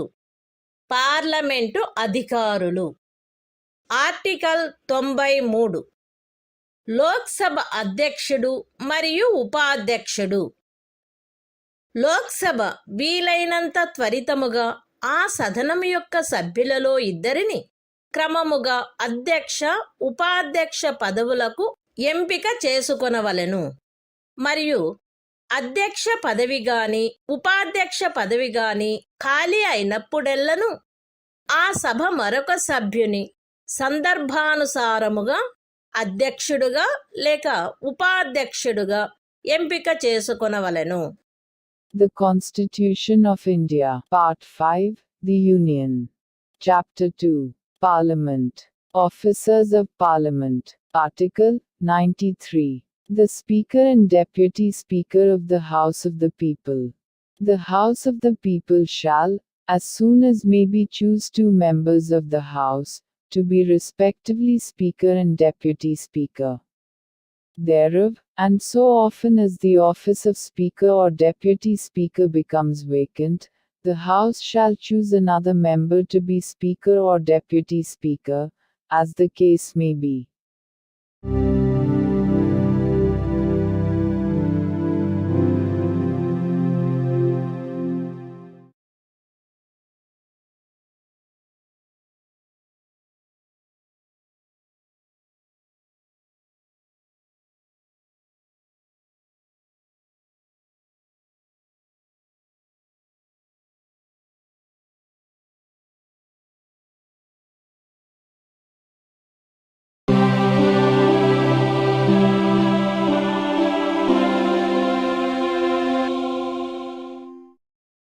భారత సంవిధానము భాగము 5 సంఘము అధ్యాయము 2 parliament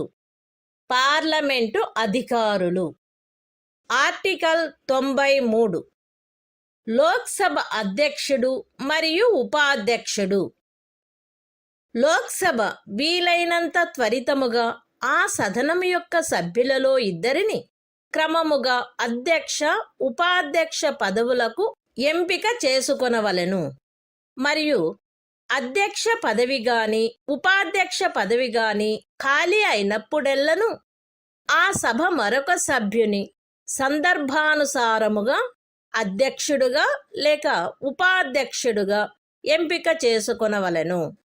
The Constitution of India, Part 5, The Union. Chapter 2, Parliament. Officers of Parliament. Article 93. The Speaker and Deputy Speaker of the House of the People. The House of the People shall, as soon as may be, choose 2 members of the House, to be respectively Speaker and Deputy Speaker thereof, and so often as the office of Speaker or Deputy Speaker becomes vacant, the House shall choose another member to be Speaker or Deputy Speaker, as the case may be.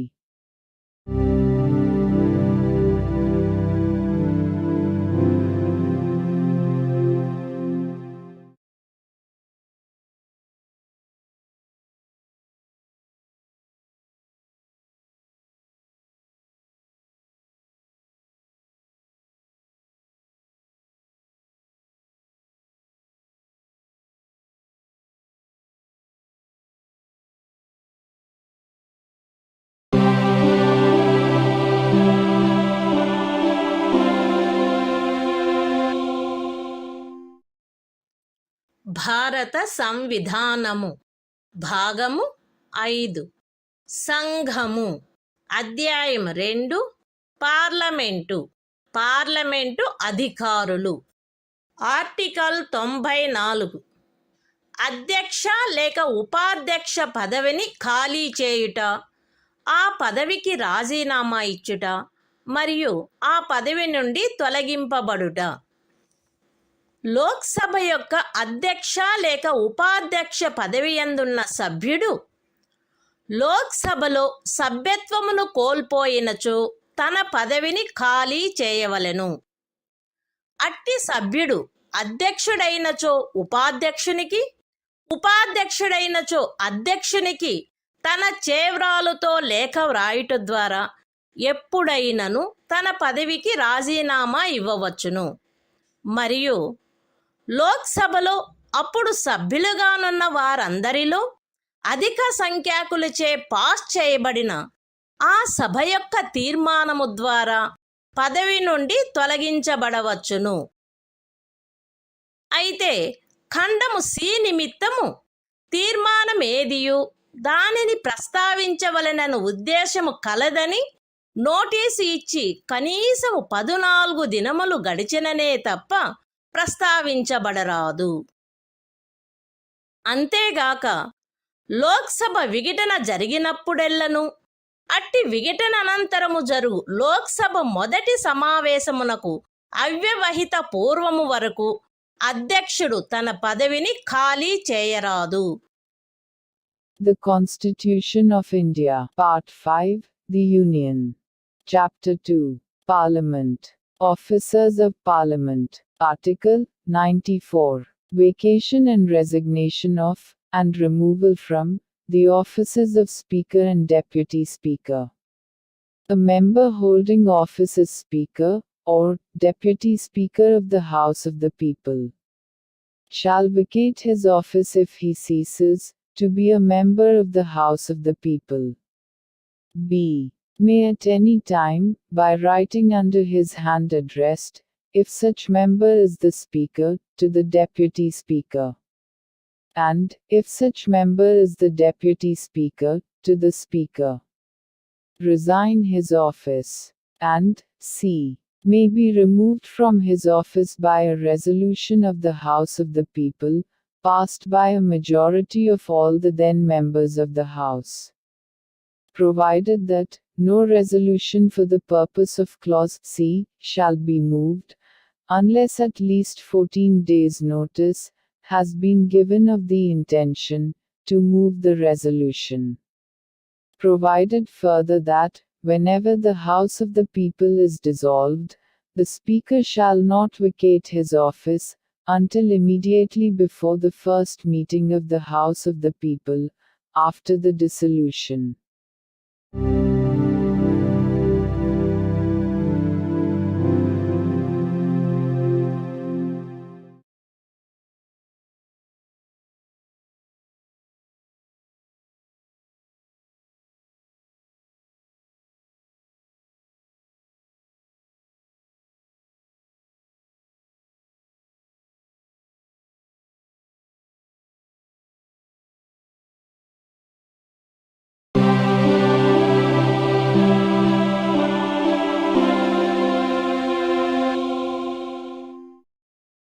భారత సంవిధానము భాగము 5 సంఘము అధ్యాయం 2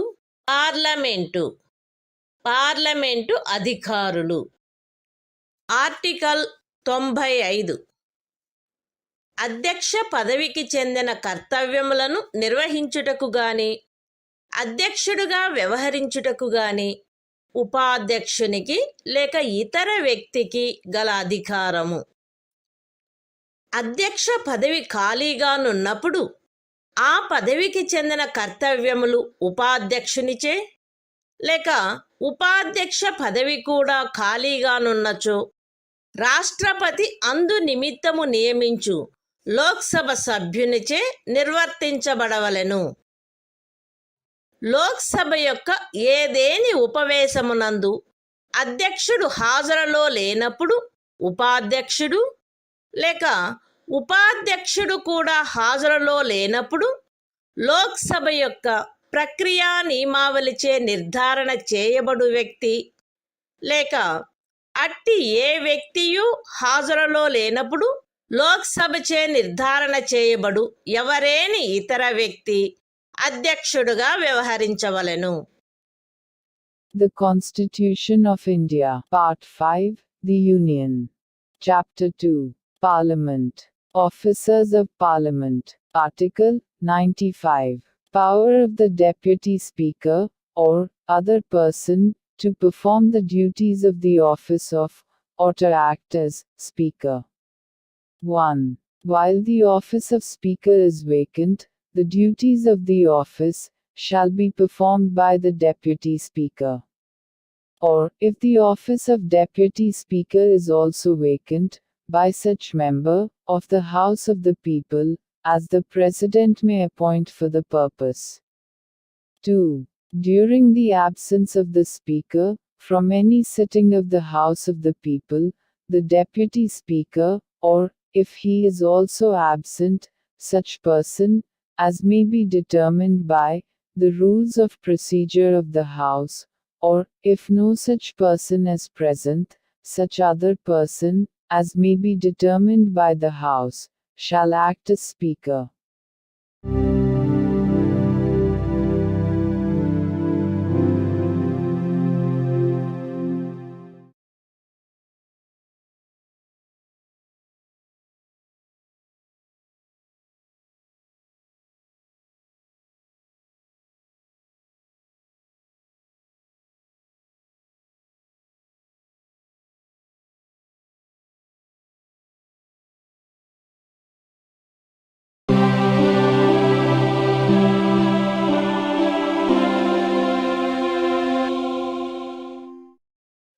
భారత సంవిధానము భాగము 5 సంఘము అధ్యాయము 2 parliament అధికారులు article 96 అధ్యక్షుని లేక ఉపాధ్యక్షుని పదవి నుండి తొలగించుటకు తీర్మానము పర్యాలోచించబడుచున్నప్పుడు ఆయన అధ్యక్షత వహించకుండుట.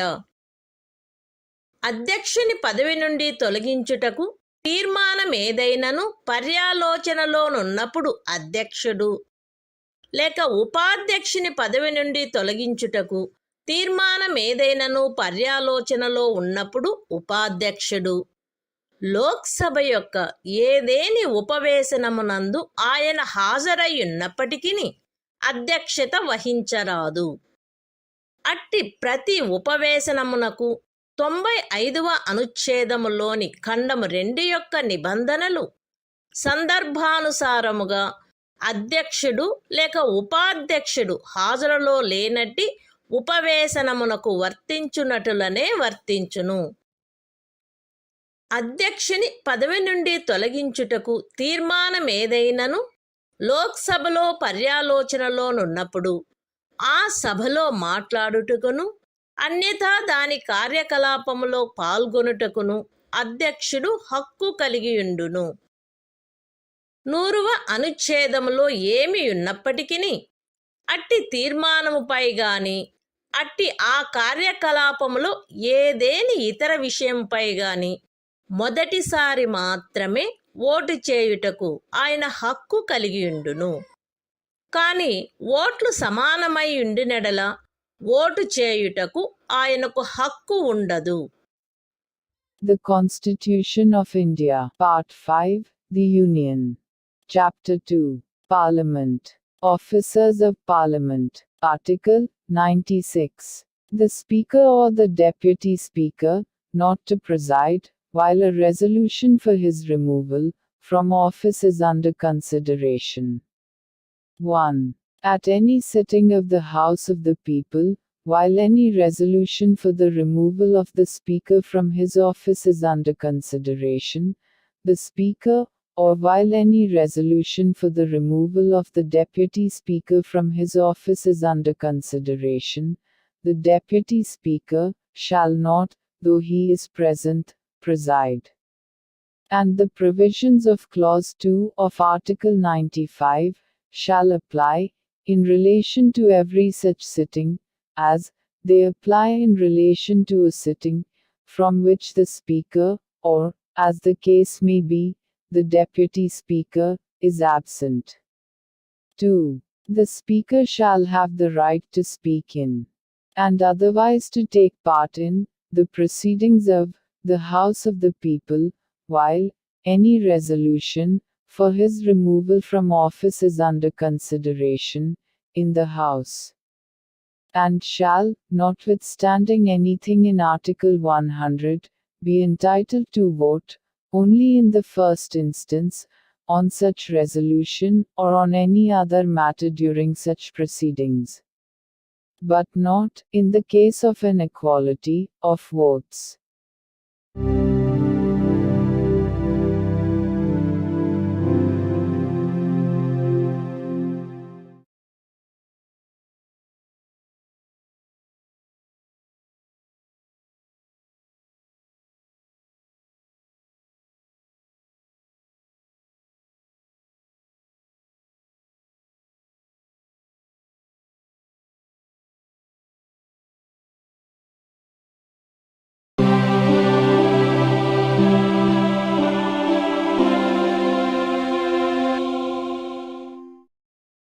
భారత సంవిధానము భాగము 5 సంఘము. అధ్యాయం 2 పార్లమెంటు అధికారులు. ఆర్టికల్ 97 సభాపతి, ఉపసభాపతి మరియు అధ్యక్షుని, ఉపాధ్యక్షుని యొక్క జీతములు మరియు భత్యములు. రాజ్యసభ యొక్క సభాపతికిని, ఉపసభాపతికిని మరియు లోక్సభ యొక్క అధ్యక్షునకును, ఉపాధ్యక్షునకును క్రమముగా వారికి పార్లమెంటు శాసనము ద్వారా నియతము చేయు జీతములు భత్యములు చెల్లించబడవలెను మరియు తద్విషయమున నిబంధన చేయబడు వరకు 2వ అనుసూచిలో నిర్దిష్టపరచవలసిన జీతములు మరియు భత్యములు చెల్లించబడవలెను. The Constitution of India, Part 5, The Union. Chapter 2, Parliament. Officers of Parliament. Article 97. Salaries and allowances of the Chairman, and Deputy Chairman, and the Speaker, and Deputy Speaker. There shall be paid to the Chairman, and the Deputy Chairman, of the Council of States, and to the Speaker, and the Deputy Speaker of the House of the People, such salaries and allowances, as may be respectively fixed by Parliament by law.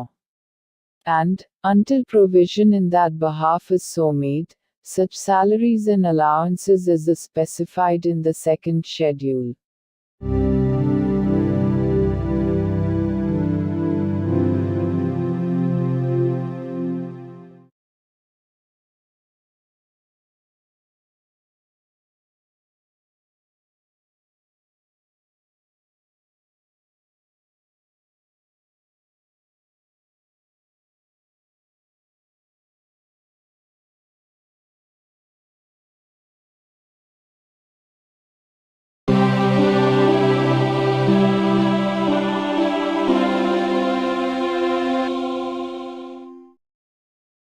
భారత సంవిధానము భాగము 5 సంఘము అధ్యాయము 2 parliament అధికారులు article 98 parliament యొక్క సచివాలయము parliament యొక్క ప్రతి సదనమునకు వేరువేరుగా సచివాలయ సిబ్బంది ఉండవలెను. అయితే ఈ ఖండములోనున్నదేదియు పార్లమెంటు యొక్క ఉభయ సదనములకు చెందు ఉమ్మడి పదవులు సృష్టించుటను నివారించునదిగా అన్వయించబడరాదు. పార్లమెంటు యొక్క ఉభయ సదనముల సచివాలయ సిబ్బంది యొక్క భర్తీని మరియు ఆ సిబ్బందిలో నియమించబడిన వ్యక్తుల సేవా షరతులను పార్లమెంటు శాసనము ద్వారా క్రమబద్ధము చేయవచ్చును. ఖండము 2 క్రింద పార్లమెంటుచే నిబంధన చేయబడు వరకు రాష్ట్రపతి సందర్భానుసారముగా లోక్సభ యొక్క అధ్యక్షునితో లేక రాజ్యసభ యొక్క సభాపతితో సంప్రదించి లోక్సభకు లేక రాజ్యసభకు చెందిన సచివాలయ సిబ్బంది యొక్క భర్తీని మరియు ఆ సిబ్బందిలో నియమించబడిన వ్యక్తుల సేవా షరతులను క్రమబద్ధము చేయు నియమావళిని చేయవచ్చును. మరియు అట్లు చేయబడిన నియమావళి సదరు ఖండము క్రింద చేయబడు ఏదేని శాసనము యొక్క నిబంధనలకు అత్యధీనమై ప్రభావము కలిగి ఉండవలెను. The Constitution of India, Part 5, The Union. Chapter 2, Parliament. Officers of Parliament. Article 98. Secretariat of Parliament. 1. Each House of Parliament shall have a separate secretarial staff. Provided that nothing in this clause shall be construed as preventing the creation of posts common to both Houses of Parliament. 2. Parliament may by law regulate the recruitment and the conditions of service of persons appointed to the secretarial staff of either House of Parliament. 3. Until provision is made by Parliament under Clause 2. The President may, after consultation with the Speaker of the House of the People, or the Chairman of the Council of States, as the case may be, make rules regulating the recruitment and the conditions of service of persons appointed to the secretarial staff of the House of the People or the Council of States. And any rules so made shall have effect, subject to the provisions of any law made under the said clause.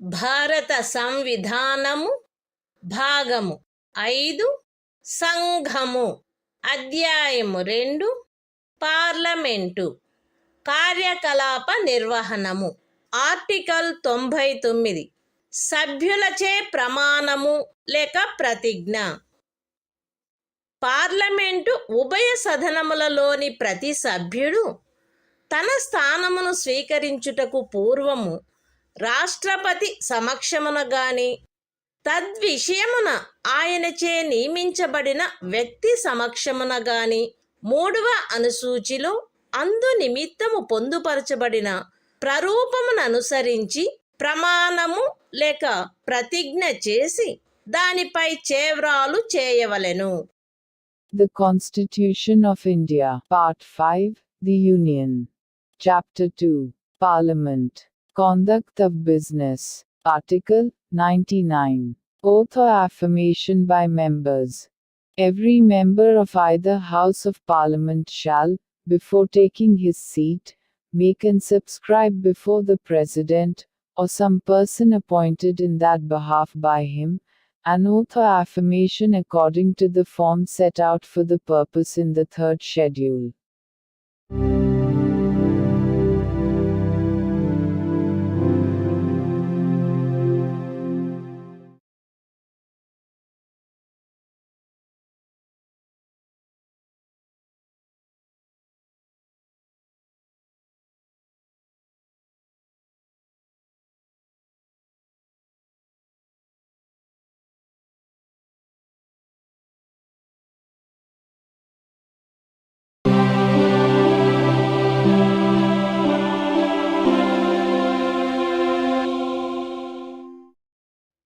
భారత సంవిధానము భాగము 5 సంఘము అధ్యాయము 2 parliament కార్యకలాప నిర్వహణము article 100 సదనములలో voting ఖాళీలున్నప్పటికీ వ్యవహరించుటకు సదనములకు గల అధికారము మరియు కోరము.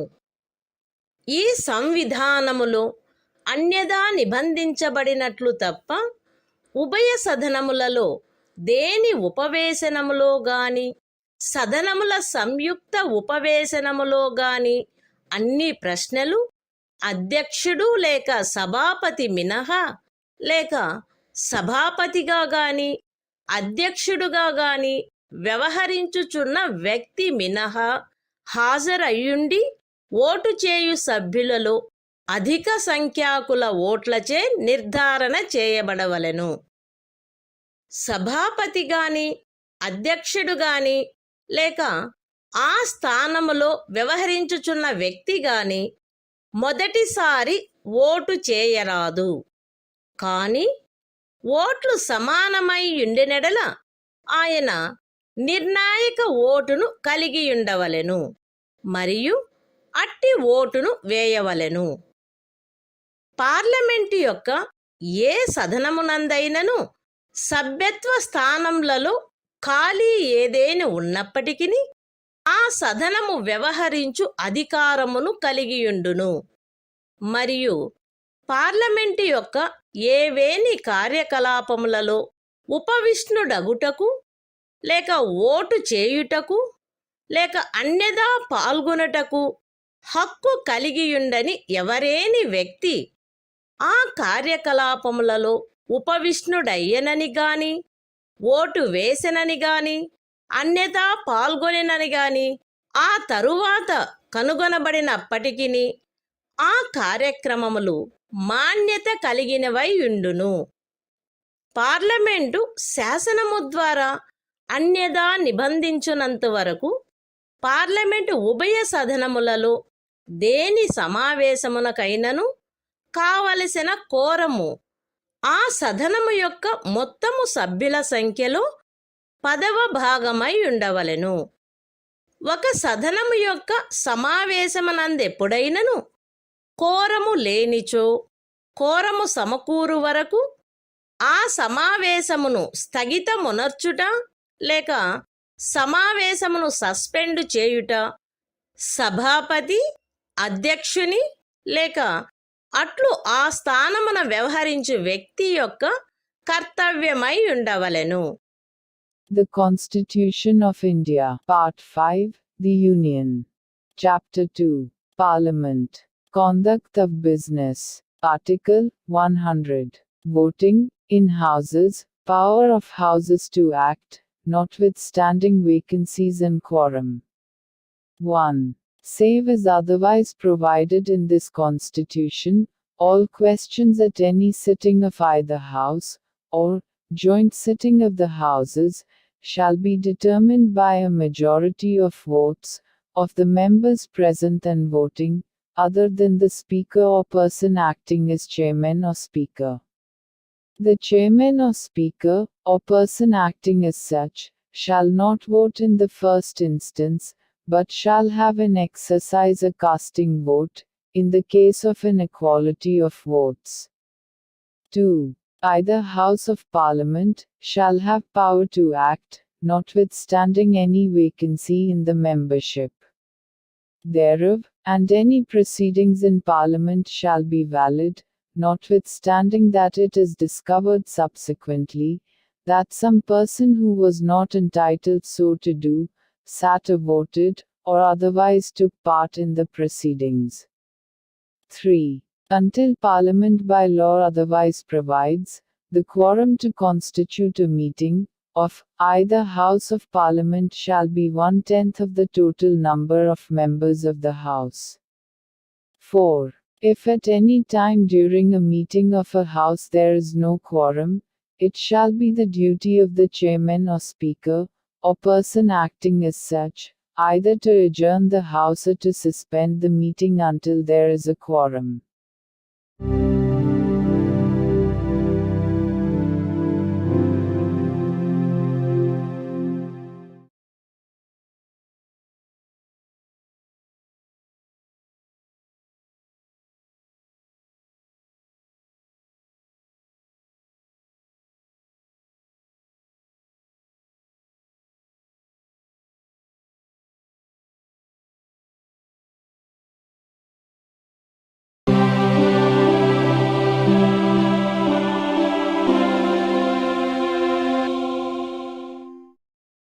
భారత సంవిధానము భాగము 5 సంఘము అధ్యాయము 2 పార్లమెంటు సభ్యుల నిరర్హతలు ఆర్టికల్ 101 స్థానములను ఖాళీ చేయుట.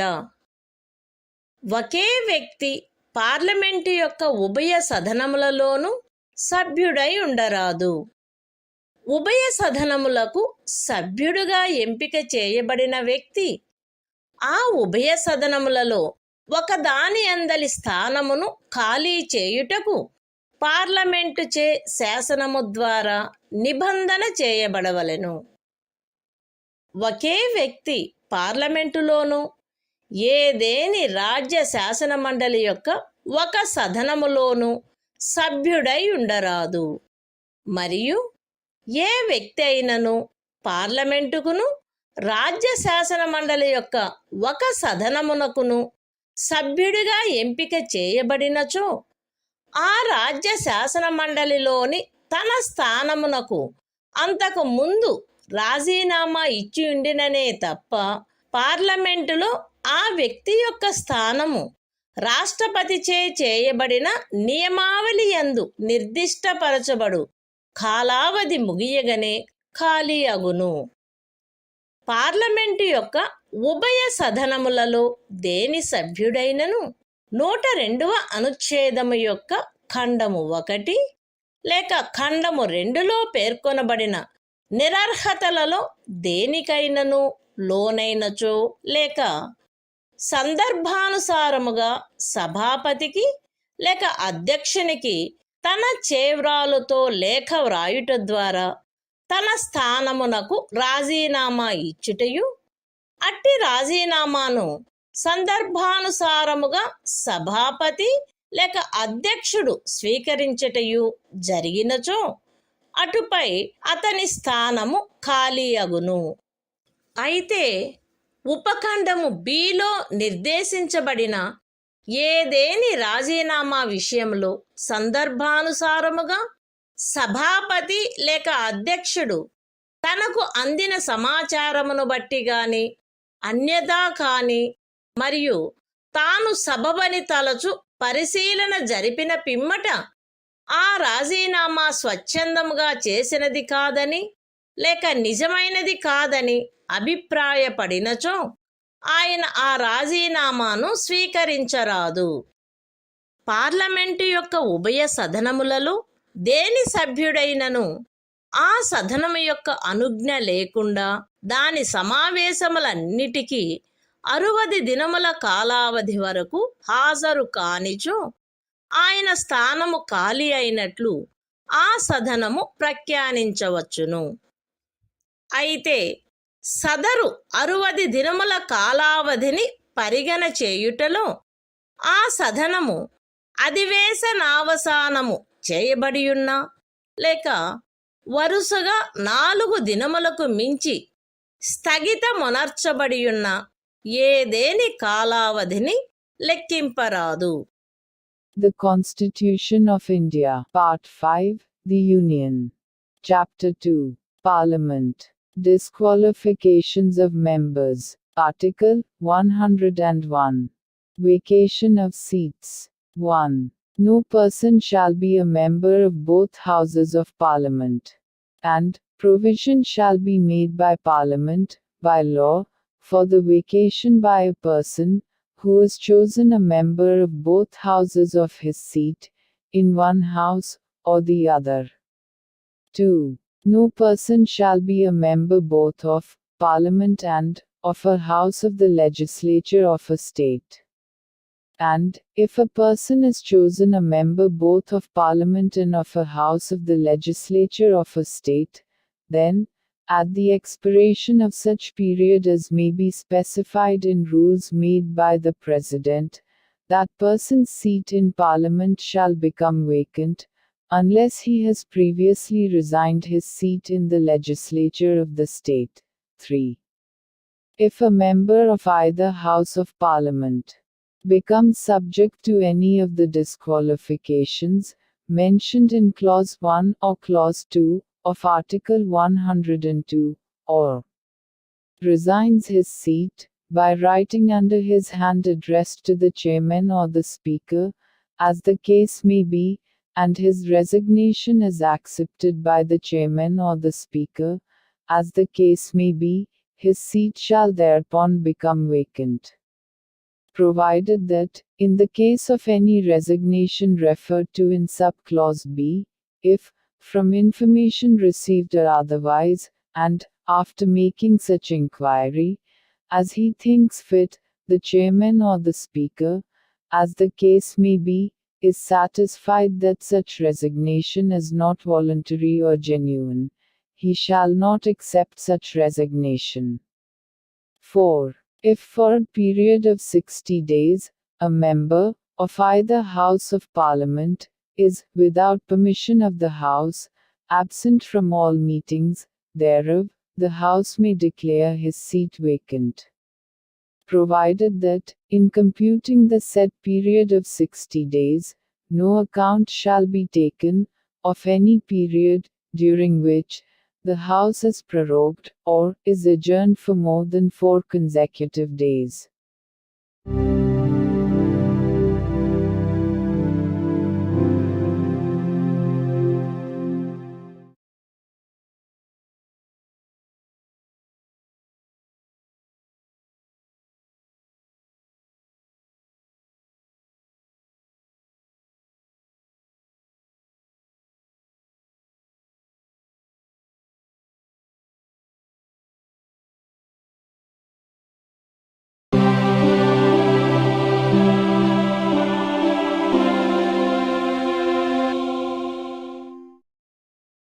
భారత సంవిధానము భాగము 5 సంఘము అధ్యాయం 2 పార్లమెంటు సభ్యుల నిరర్హతలు ఆర్టికల్ 102 సభ్యత్వమునకు నిరర్హతలు ఒక వ్యక్తి పార్లమెంటు యొక్క ఉభయ సదనములలో సభ్యత్వమునకు దేనికైనను సభ్యుడుగా ఎంపిక చేయబడుటకు మరియు అట్టి సభ్యుడుగా ఉండుటకు ఈ క్రింది పరిస్థితులలో నిరర్హుడగును. భారత ప్రభుత్వం క్రింద గాని ఏదేని రాజ్య ప్రభుత్వం క్రింద గాని లాభాయుతమైన ఏ పదవియందున్న వ్యక్తికి నిరర్హత కలుగదని పార్లమెంటుచే శాసనము ద్వారా ప్రఖ్యానించబడినచో ఆ పదవి మినహా అన్యమైన ఏదేని లాభాయుత పదవియందు అతడున్నచో అతడు అస్వస్థ చిత్తుడయ్యుండి అట్లని సమర్థ న్యాయస్థానముచే ప్రఖ్యానించబడినచో అతడు విముక్తి కాని దివాలాదారైనచో అతడు భారతదేశ పౌరుడు కానిచో లేక విదేశీ రాజ్యం యొక్క పౌరసత్వమును తనంత తాను ఆర్జించి ఉన్నచో లేక ఏదేని విదేశీ రాజ్యము పట్ల నిష్టను లేక అనుశక్తిని కలిగియుండుటకు ఒప్పుకొని ఉన్నచో పార్లమెంటుచే చేయబడిన ఏదేని శాసనము ద్వారా గాని దాని క్రింద గాని అతడు అట్లు నిరర్హుడుగా చేయబడినచో. విశదీకరణ: ఈ ఖండము నిమిత్తము ఒక వ్యక్తి సంఘము యొక్క లేక ఏదేని రాజ్యము యొక్క మంత్రిగానున్న కారణమును బట్టియే భారత ప్రభుత్వము క్రింద లేక ఏదేని అట్టి రాజ్య ప్రభుత్వము క్రింద లాభాయుత పదవి యందున్నట్లు భావింపబడరాదు. 10వ అనుసూచి క్రింద ఒక వ్యక్తి అట్లు నిరర్హుడైనచో అతడు పార్లమెంటు యొక్క ఉభయ సభలలో దేనిలోనైనను సభ్యునిగా ఉండుటకు నిరర్హుడగును. The Constitution of India, Part 5, The Union. Chapter 2, Parliament. Disqualifications of members. Article 102. Disqualifications for membership. 1. A person shall be disqualified for being chosen as, and for being, a member of either House of Parliament, a. If he holds any office of profit under the Government of India, or the Government of any state, other than an office declared by Parliament by law, not to disqualify its holder. B. If he is of unsound mind, and stands so declared by a competent court. C. If he is an undischarged insolvent. D. If he is not a citizen of India, or has voluntarily acquired the citizenship of a foreign state, or is under any acknowledgement of allegiance, or adherence to a foreign state. A. If he is so disqualified, by or under any law made by Parliament. Explanation. For the purposes of this clause, a person shall not be deemed to hold an office of profit under the Government of India or the Government of any state, by reason only that he is a minister either for the Union, or for such state. 2. A person shall be disqualified for being a member of either House of Parliament, if he is so disqualified under the 10th schedule.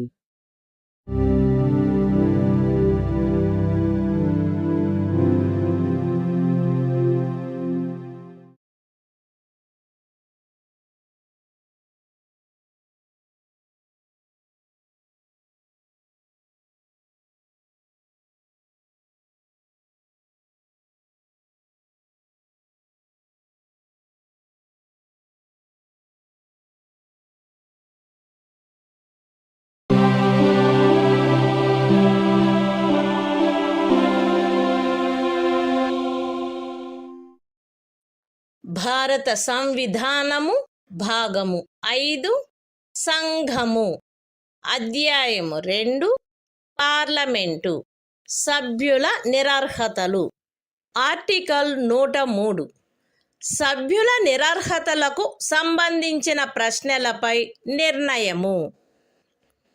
Parliament యొక్క ఉభయ సదనములలో దేని సభ్యుడైనను 102వ అనుచ్ఛేదపు ఖండము 1లో పేర్కొనబడిన నిరర్హతలలో దేనికైనను లోనైనాడా అను ప్రశ్న ఏదైనా ఉత్పన్నమైనచో ఆ ప్రశ్న రాష్ట్రపతి నిర్ణయమునకై నిర్దేశింపబడవలెను మరియు రాష్ట్రపతి యొక్క నిర్ణయము అంతిమమైనదై ఉండును. అట్టి ఏదేని ప్రశ్నపై ఏదేని నిర్ణయమును చేయుటకు పూర్వము రాష్ట్రపతి ఎన్నికల కమిషన్ యొక్క అభిప్రాయమును గైకొని అట్టి అభిప్రాయానుసారము వ్యవహరించవలెను. The Constitution of India, Part 5, The Union. Chapter 2, Parliament. Disqualifications of members. Article 103. Decision on questions as to disqualifications of members. 1. If any question arises as to whether a member of either House of Parliament has become subject to any of the disqualifications mentioned in Clause 1 of Article 102, the question shall be referred for the decision of the President and his decision shall be final. 2. Before giving any decision on any such question, the President shall obtain the opinion of the Election Commission, and shall act according to such opinion.